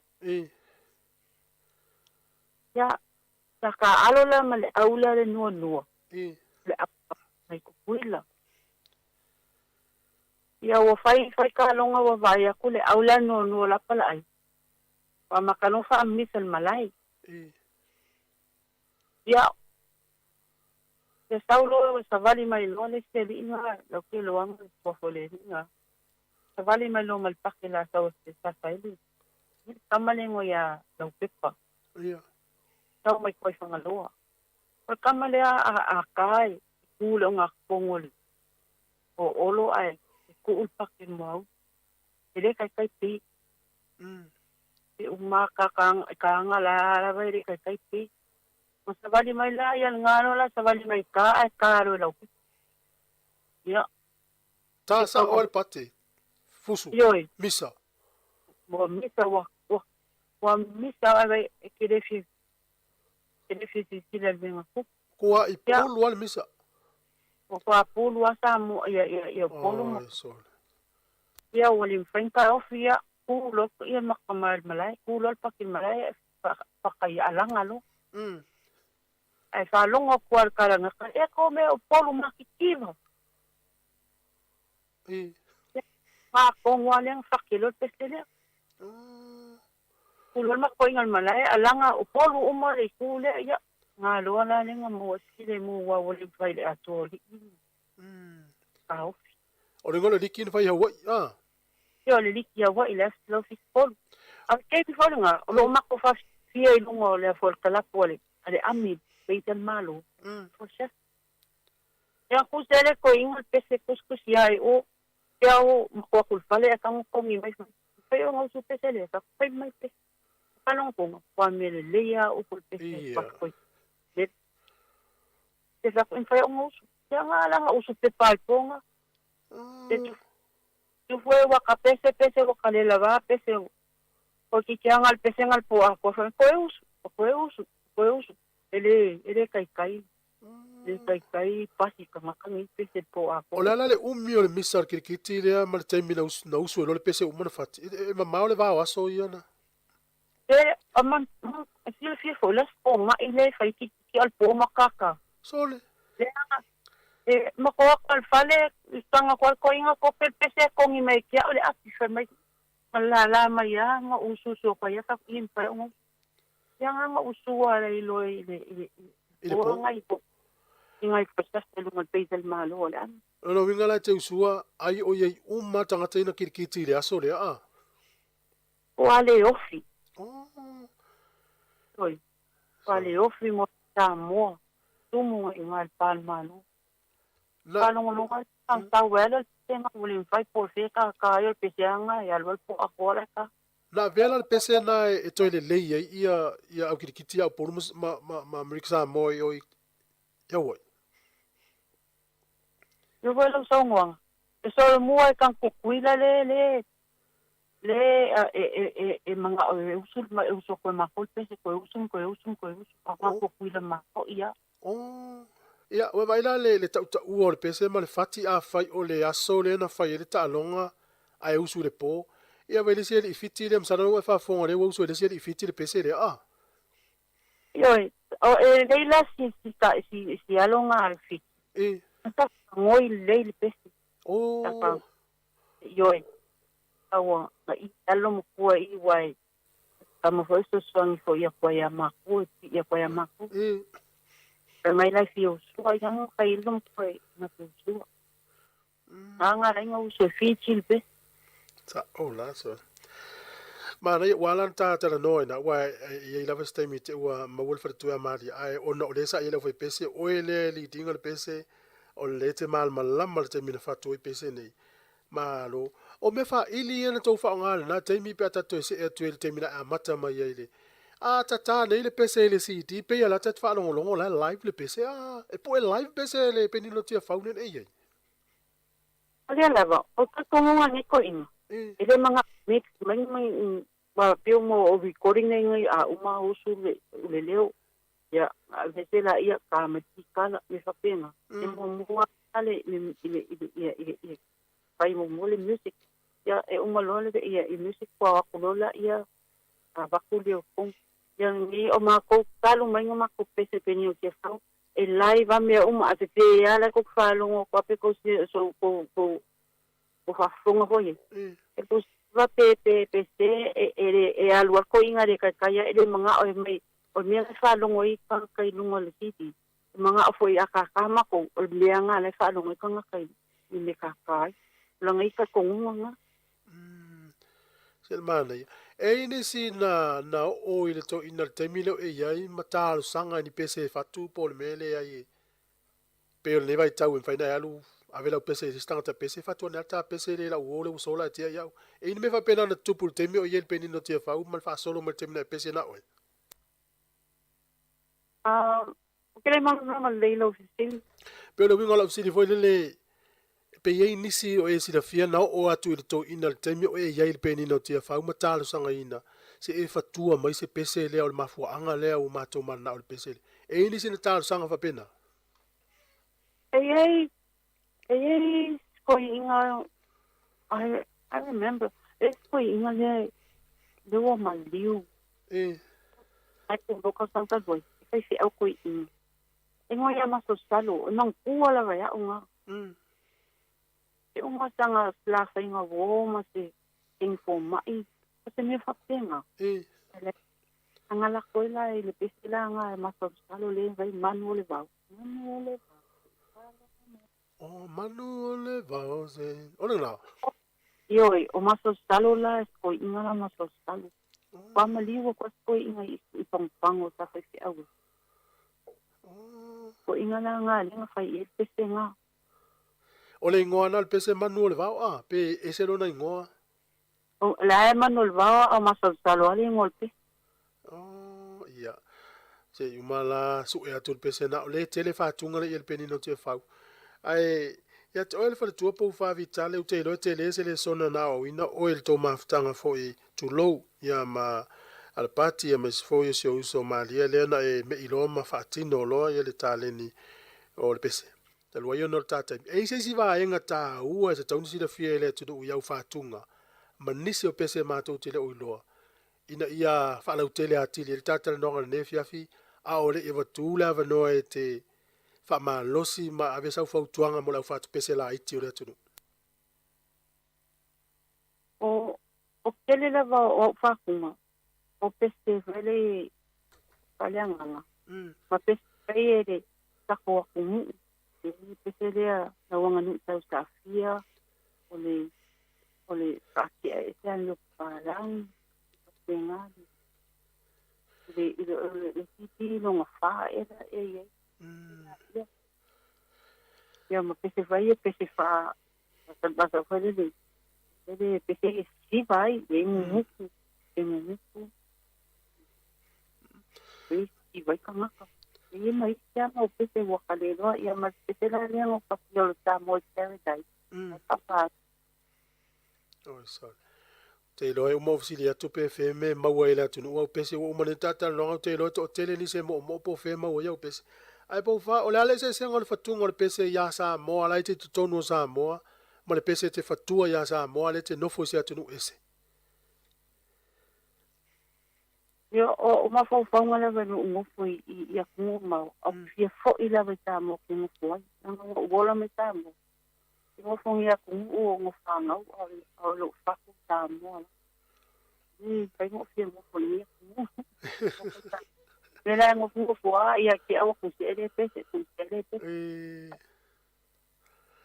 au pese lo ku la e fa mai ia au fia mo nga o ni pese ia o lo su ku spa ia pai causa la mo nga va ile le nga uma o poku o fa tuanga na atoin o fa lang fa kuanga na ia wala su e mo mai a ke lo mai ma ngo lu de su in fa ki e fa de nga e fa lu no mai tau atu pese leo tau alanga Solomona. O lewa maua le mafuang. O oe o leisi o itu o le uporu o leisi o itu o le Amerika Samoa. O feo itu ye lua na mamafa ya o le teimina tupu o le mele ma le pese le teimina usu. O itu e lua na e mafa ufau tele ye. E koro ki ngā, lango mā koua e ole polo ke lo kua ngangi sa ngau ma use sa ngau. O mā ua maria maisi o kua ngangi kou ma sa ngau kukuila, ngā mau kukuila ala the rest o mā kusu kasi mā koua. Ka ngau uma polo na ngau mā kou mā kua sa sasong. Iro kua ngu. Mano, o le asa ufau tuanga mo alo pepese o le atunu.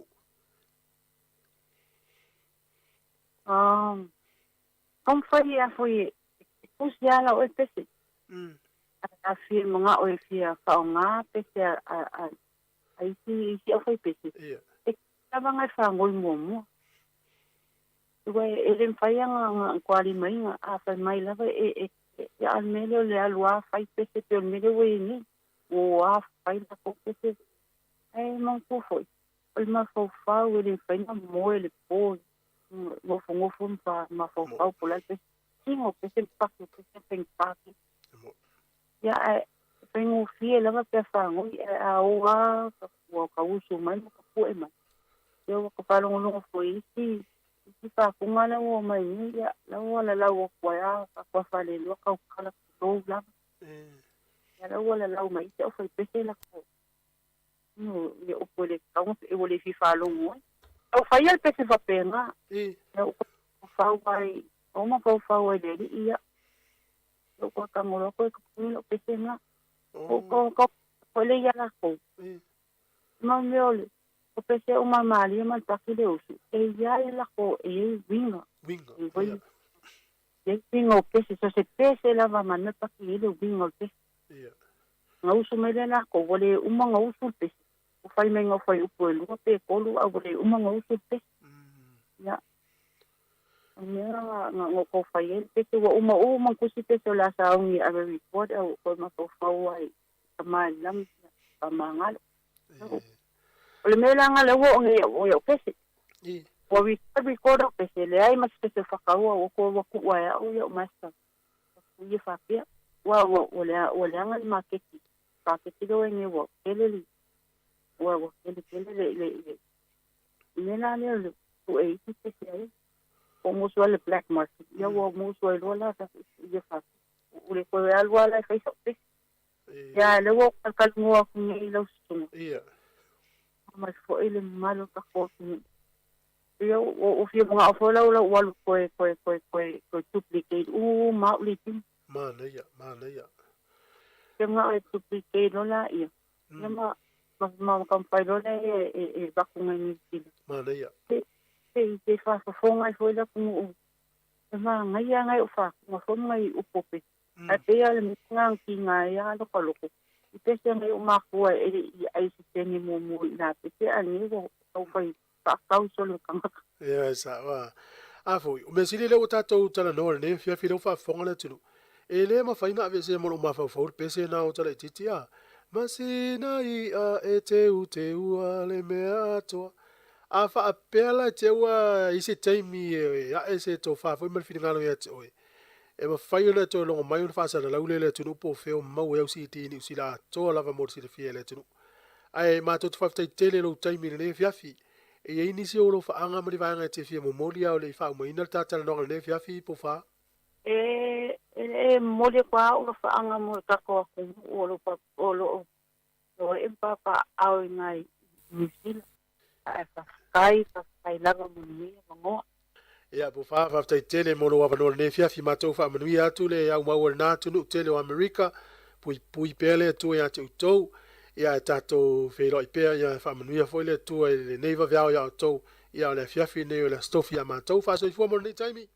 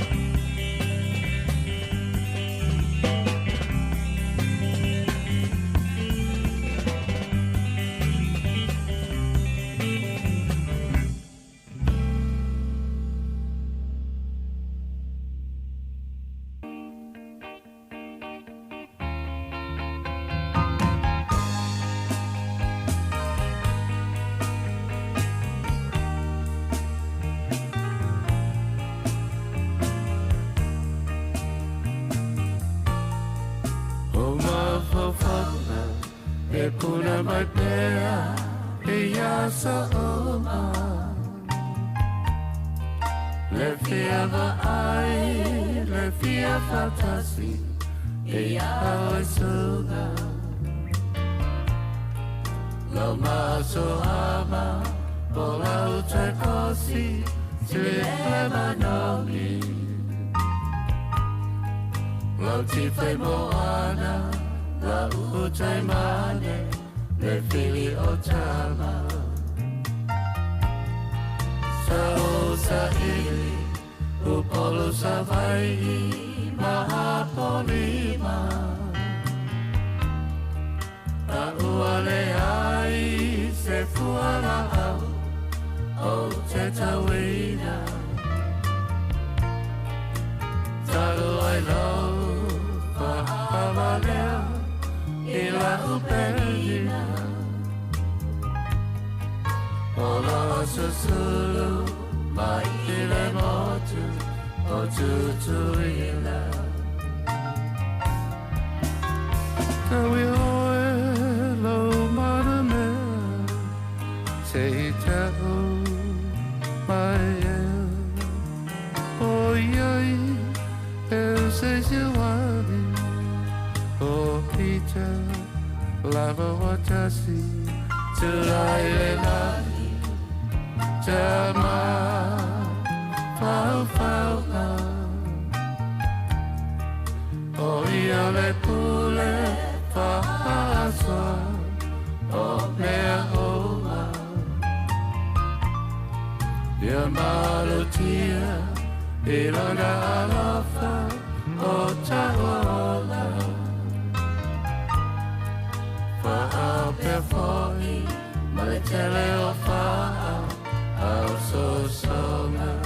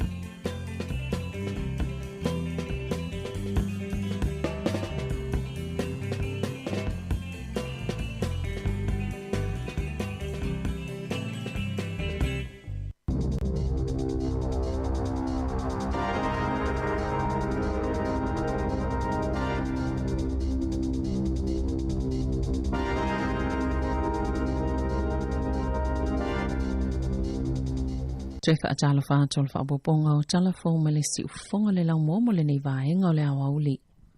O le toanga o ngao ma le au sangi lau whainga luenga na wha malolo ini ta awale whale mai sei wale St. John I Aukilani I le pole stona I taluai a o whianga I lau whainga luenga ma wha awhita uli ona o le Omicron na ta wale St. John na maafua no lau whainga lau whainga luenga sa wha ano no fo esea.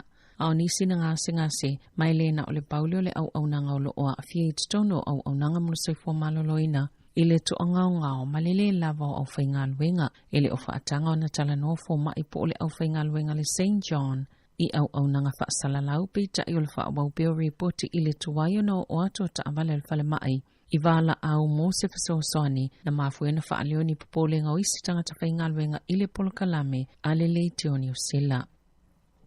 E fitu 5% il numero tangata yanga wa amule tuilo na tolu mai li pulinga whaafala mai Wellington e borirua makapiti ua mai ona whaiolantou tui lo na tolu pole tui o le pusta o lo whaama mawhape pulinga whaafala mai lua lea e au fie Malhat Valley le pui puinga o se fofosi li leona li lei mo le Omicron e alai tui pui pui. O le astona I nei whaangaso le polkalame o tui pui pui Alston porirua le Pacific Festival Vaccination mai le se fulul tai au e o atu le whai le afiafi I le Menora Brea Mountain Church I le tuatu si o le sfultasi mohuia Crescent I Alston porirua mai talia so se tasi o atu o e wanga wa amoto I pui pui. O tangata I fia whaile tui mua po le tui lona lua, o tangata I fia whaile tui whaopopo sful valtau sanganga I lunga, mata mai te mai le 5 I le sful tasi tau sanga le mātutua. E whaatau nu ina fo I le polokalame tui pui pui, I le Porirua School Hall I Elston, I le tasi Awarua Street. Mai le sefululua I le awauli o atu I le lua, I le astona I nei lua sefulua no Februari. Mo le Hat Valley o le whaatino I le polkalame o tui pui pui mo Pasifika, le Hat Valley Pacific Community Vaccination Clinic, I le tasi Hewa Crescent I Nainai, mai talia fo iso o se tasi le iwhai se tui ma ila to e fia whai le tui lona lua ma le lona tolu. O le awa uli o le aso le awhai se fola sanga le minista mo le talia turu COVID-19 fuluiva Chris Hipkins. Whaata se mal whaatonu silo soifua maloloina Dr. Ashley Bloomfield e whaatatau. Ile isi la asanga i ono anga i ele atunu umotu tuunga le COVID-19 fuluiva. Ma o i ele talitonunga e ono anga ini usila le vaenga tolu po le phase 3 i se taimi ele o toe mamao. Talwa ile maua lunga le whai numero tangata fo ua wha maoni ele vairusi le aso e tasi, pe ona wha mawina le aso ana nafi le tolu a whelua se la uiva sfulfitu o tangata fo wa a fia mai tutono le atunu o, pe ona wha se sila mtanga le wenga soifua maloloina, wa ana nafi to se la uono sfulfitu, leo wha inga o tangata fo ona wha maoni ele vairusi, mai tutono le itu malo atoa o Wellingtone. O le tasi pasene o visa i atalia ina i lalo pol kalame wha anatinati le malo o mono whamau, Sato ina atu i tangata talo sanga mai saina peitai, ele o mawhaina wha ilo ina ele malo. Pe ai se ai matua mawala loa i whainu mera saina na ilo tangata o isi atu no, mai le aso siful malwha Februari, na wha alau ilo ina ele ofisa whemalanga ingani usila, ni wha maumaua le staff. Le na ta ua yetu samale lima fifit se lau se fulu lima tangata sata lia ina lanto o talo sanga, i lalo polo kalame, mai le au wha inga etu samale fitus ful tolu o saina, na wha amani ina la tau talo sanga. Wha atustu saile tolu pito ilunga yei initia e to afe valu selau iwa siful tolu, Filipaina e valu selau faa siful faa, malefit selau lima siful ono, mai Afrika i saute, tolu pasene o initia, siful faa pasene o Filipaina, siful tolu pasene o Afrika i saute, malevalu pasene o Peritania.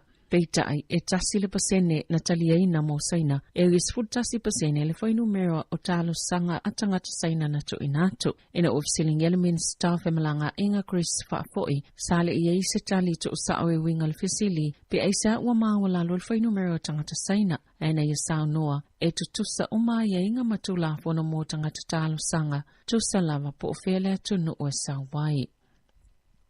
O fofua leo wha amau peo na wha mamafa la tau leo ngai luma le Parliament i Wellington ina ia wha i TTA pele whai numero tangata tite e o lo apia i le tau langa o le asolo na sfulfitu le nei o le solo tite o tangata i le italia ina polo a inga mo le COVID se fuluiva sali i potia le wha afita o le na tula i mai le valo i leo matangata tite i le po na po i Hill Street i taftafa le Parliament na tutua i leo mala tau talita I lungo le ala tele pe amale luas fulumita le mamao mai matangata tite na lipotia na toofile mula vapeitai e yesa tamaita ina savalia ne ma e leo manga e atolava iai lipotia e totase tangata na luka ina ono onia mionga le ngao na tosafu i leo se taavale na tau mawhai ulu fale atu le vaenga po ole i tuolo iai le tite i le awala i Bowen I se pepo wha amatalanga le matanga lwenga o whalpuipui sa wha aliai e to oluani tangata sa wha amaoni e soltu la fono I sa wanga matanga a maolo o tulini wha asalanga na awai le solo tite e Wellington maana ta ue so upo ele isolia ia tangata ni tuunga mo ila ua I vaenga peona tuli mata ia ele to la fono ilo la awai ele solo peitai na wha atanuina ina ia o ese matu ua le solo tite wa fa wo pe na la tau tuli mata ina to ole vaenga o lo ile sol tite ina ia loa pe ni so tau avena ma fa pi e masini ie tuli lo itanga sol tula fono a olo ono fo va ia pe tuli ni fa salanga wata we ni si reporti e fa pe o fa itile numero fale ie luma ole Parliament wasi itia ile tasile pasene le tulu yo tupe ni usila pe na fa silsila al fal tupe fa leo ile awauliana nafi O la songa fuana si itia le komiti mo polisi tau tupe, le OCR po le pasene tu loyo tupe. Mai le tesi ma le fitu lima pasene sa iai, il masino novema lua felua tasi. Wateling esele tuputupua e po le ola al tamao a ingo le lalangi. Ono le tulanga le mautonu e mafua mai ya afianga fai pea, mai le COVID se fuluiva. Wata we niso faito fal tamao ainga o le siti o le pasene tulu ya tupe o le awha ina I pisinisi o lo fianga I pia mawhainga tā o tangata o fia whaatauni o lātou whale mua ma tangata ye le ilevo na whaaputu o lātou ai tā lafo e atangia fo I le whai o suinga fal tupe I pasene tulu ya mo kesi Wavalo ia leo o atu leono pasene si itia I tulu yo lono ngā tupe le isi tolu tau sanga. Ma o se tulanga whainga tā mo tangata o lo tutongi mo kesi o fale. E uia o atu se fulu pasene wavalo ia o le apa uwaile tā o fale. O lo ta wale ye beo ni tūlanga o le awha lave nai le tamau ainga. Ini taimi pupuo o na olfa ama i olko viti se fuluiva na ta walfal tupe fa leo. A mawalunga le fai numero tangata e faitu i pui tutono ni usila atoa. O le amto afsoso antele fa ititi e tūlanga fa lave ina o tamau ainga mai le fa mai. Na samania le malo le ame pasa o lusia i tutono ni usila. E fa ilo atu ia ile tite e malo sia ni usila i ngā yoinga. Maamionga le malo o lusia o lo faya Ukraine. Wa fa mata wina fo ile minister le vai fa ni usila na naya mahuta. Leono taliato ni usila ya la ini tapu. Pe afa yulu fale fa malo si vai ngā awa lusia malfa moe. E fa o mapule a Ukraine na sauno mahuta. O ngā yoinga lusia e atangia mai e ole amatanga le ulufale fa malosi e usofa a Ukraine peitai. Na sauno Jerry Brownlee o le vaenga fa pwhaya le National e te tau i le malo na tau fili fa lawilo ala tau fa asilasilanga. Ai fa atino se whainga e mawhaya yene usila o na whaya ni tapu e peifo i oisi malo i se sifo. O ana nafina fa asilisila i Presidente Vladimir Putin o Lucia e whaapeo i tū malo o Donetsk, Luhansk, i sa sae o Ukraine. E tū to tasi, masaya whaatono i naia na vaenga au, ina ia ngai ia vaenga o Ukraine. Masafa atino al whaatononga, e fōlinga mai o se ngā yoinga e tau siele file e mū, ma ua tele reporti, o tane tau mai si mea whainga luenga le militeli, wa aveanga ili tua o Ukraine. O ana na fina fa yesi amani se fa i unga tele, e tau fiele fa maudinga le pai fa au yele kese ta wale Nord Stream 2, mai Lucia, ma o se mali lianga i fa pe fa i tau biliona ta la. Na fola fo i President Joe Biden o le United States, ni tapu i fale tupe o Lucia, ma fola ni si saa pe a fa i fa awau pe ngā yoinga ale malo Lucia. Na iyo i whaatasi fo i malo i tutono le EU i ni tapu, e au fiei ma ke ti tau tupe i tutono Europa. Na sauno o le palimia New Zealand Jacinda Ardern o le ngā yoinga Lucia e matua whaapapole i nai le lalolangi.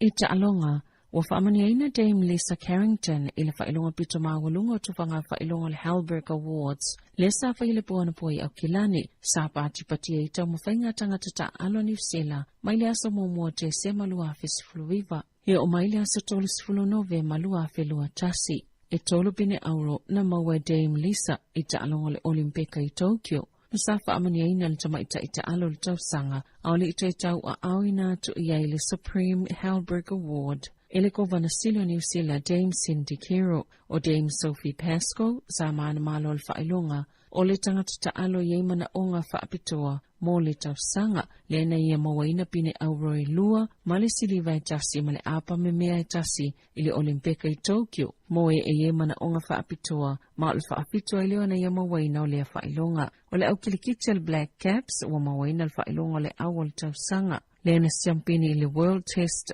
Championship o le kirikiti lua filua tasi. Ma avea ma au numero tasi lalangi le ODI na mawaina le kapiteni Kane Williamson. Le whailonga le tamta alo le tausanga o Gordon Walker na mawaina le whailonga le whaia onga le tausanga. Ma le whaafai leo na ia mawaina le whailonga o na opine aure tolo le awalava atamaita i Tokyo. O le tamaita i au o Erika Fairweather. O le whailonga le tāleni wa matalia e lona tūlanga mawa e. Tala fawia malisi ufonga le laumua mō le nei awa uli.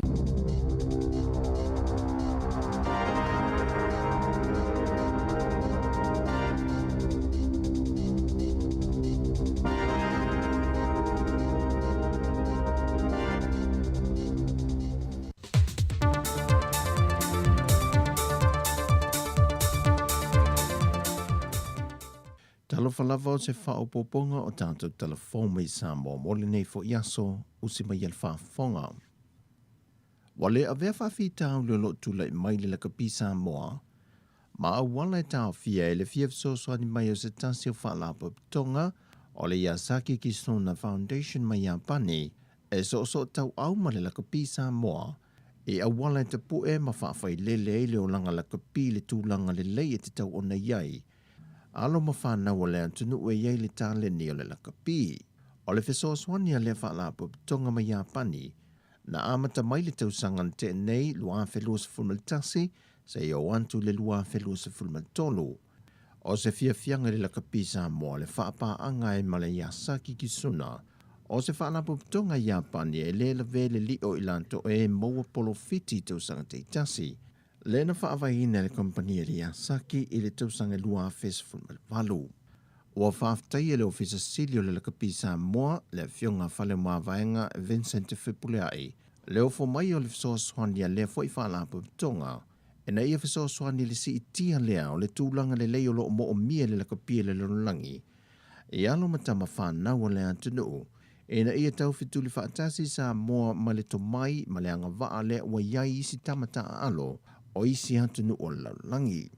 Sau nole Perez Tendal whalabo tonga le Yasaki Kisuna Foundation, Mishiko Hamanda. O le whamoe moe o le visoa swani, e na iuna ia le tomai ma le anga waa o alo matama whanau sa moe le lakapi, e na ia mana ia mai e kalampu lakapi o atunu o laulangi, ma maua le lumana i manuia o tama whanau le atunu. E ni hawa noa e ngā lulua ia kalapu lakapi, ma manuia ai o lato a inga. E leo talia le fionga le Minister o Whamasinonga, le fionga matamua se o manu vasati pulwhana, le toe ilo ina leo lana whaai unga utu ina atu le Whamasinonga whanua maswafa, e toe a matai lato ngā luenga sa atu ua. O le tusia le fionga le Minister i le aso lua se frumalua Februari, na tusia tuai le Peristene o le Whamasinonga whanua maswafa, le fionga whipulea i Antila Ropati. Na ia tusia i lea tusi, o loo manino le whaai unga le parlemene e filifili ai se komisi sue. E la tau te sue ele e senga o le pili o Whamasinonga whanua maswafa, ma le tula fono le sui o le whaavai lua fe lua se fulu.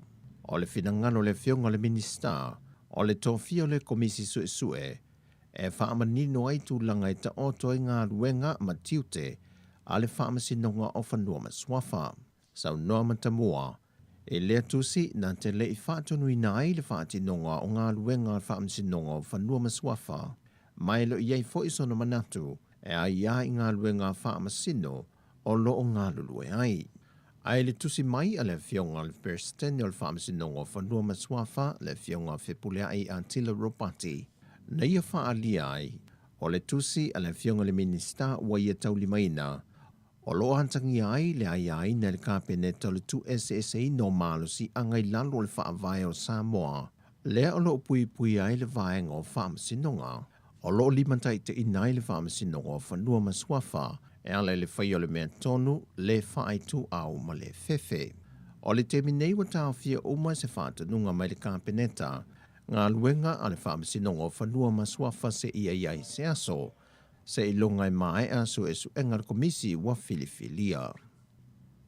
Wa lapata ia le ofisa o whainga whaiva le mamalu le au whaiva le atunu, ilo lantou tango fia leo pole wha au pēpea i li tui sa sa e o savai, ona o le au ngā telo ye meto tino le malo, o mea ye loa ai le vevela ma le maa walunga o ngalu, o le saunga le mua le au whaiva po le au whangongota le atunu, e loa i fo i matangi malo losi ma wha, ma whaala lata mai e foi ai o ngā samio le atunu. O pole ia na whaatupe mai e se fisoa swani al whaltupe langi mo Samoa, o loo whaamawina i mani masini e mawhaion sa ili ai, pe a whai ai le lo pe whaaleanga ina. O masini foi e lo le lava le matanga luenga o leo, le temi na whaaleanga ina ai, ma le nofanga i sa ili ai ua ave i ai el tangata. O le ala leo tue lampata i ei le whaanapo pitonga le waa ai tawa Samoa i le atunu ai maise le au whaiva, e na ia tautua na e tausia le ia me to tino le atunu ai awa le whaaleanga ina. Ua o atu lava le tūlanga whaawhainga tau whi malanga inga e le vau Samoa ma Amerika Samoa i le teimi le nei, ona ua salalau i tua le sia mo le whaamai o le COVID-19 furuiva i Amerika Samoa. O se pasese o le whainga malanga mai Amerika e pe o na ripotia mo mua, wa sisi i lava i lunga le au whai o lanto wano o a afia, ai o lona tūlanga whainga tā, wa liki i tua le whaamai, ma walama ti ai le soifua o tangata le motu i sasae. Pau le tūlanga o tulimata ia nei le soifua malolo ina Amerika Samoa, o le una ia leo le tele vave le wha umaina le tuipuipui, mo le saunga le mua tangata uma. O tala fauia mai Samoa, manuia le yaso ilo tātou atunu, wha soifuia.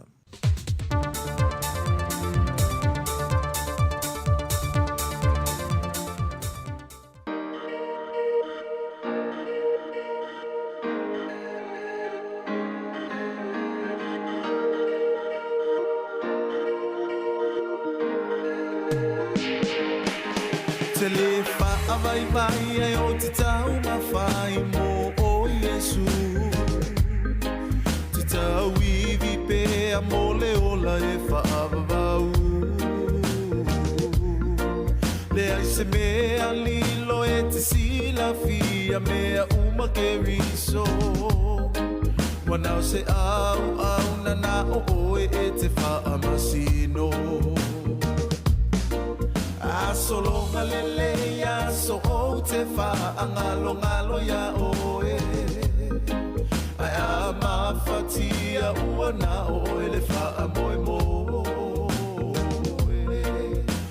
Se loto alofa ai to ilalo ile fa atinonga.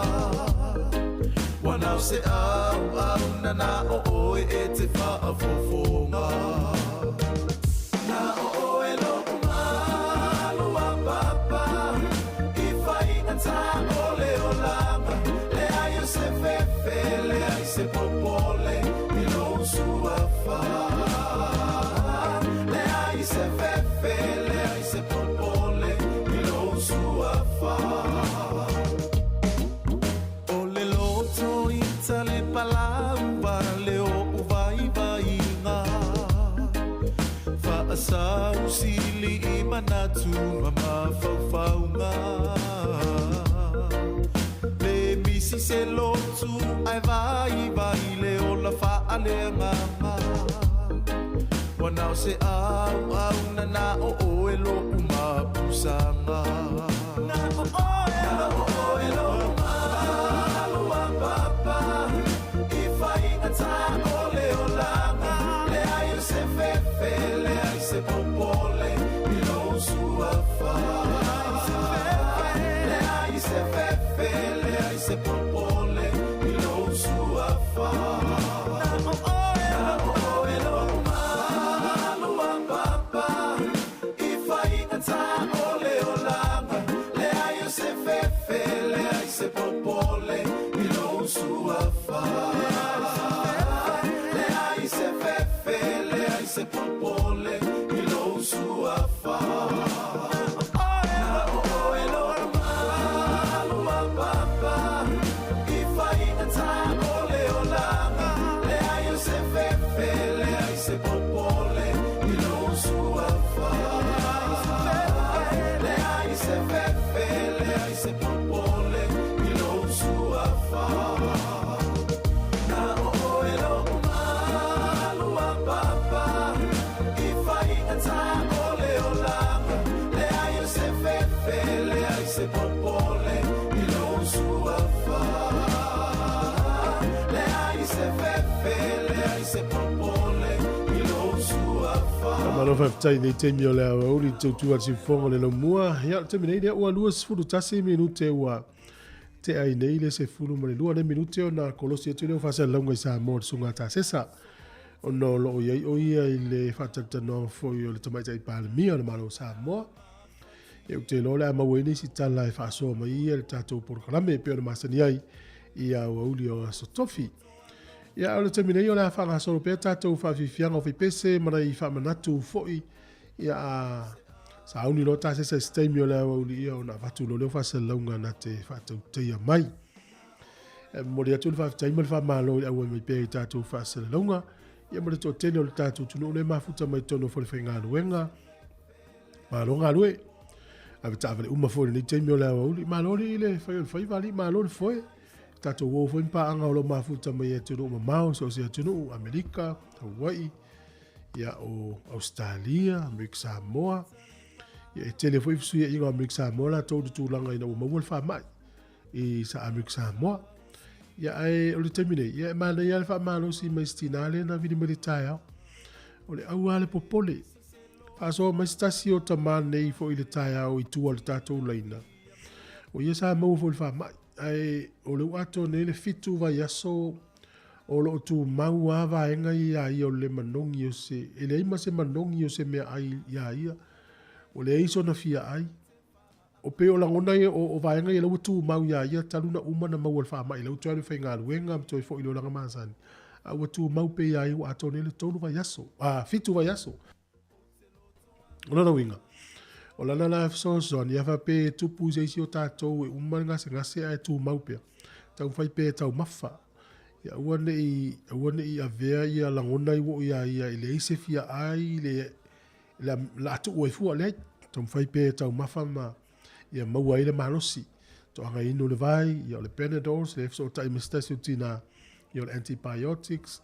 Ia ono le ua tātou ia i le nei taimi ia e lu tau wina i foi ia le tātou Sāwari waringa o leonanga o tātou. Ia tātou.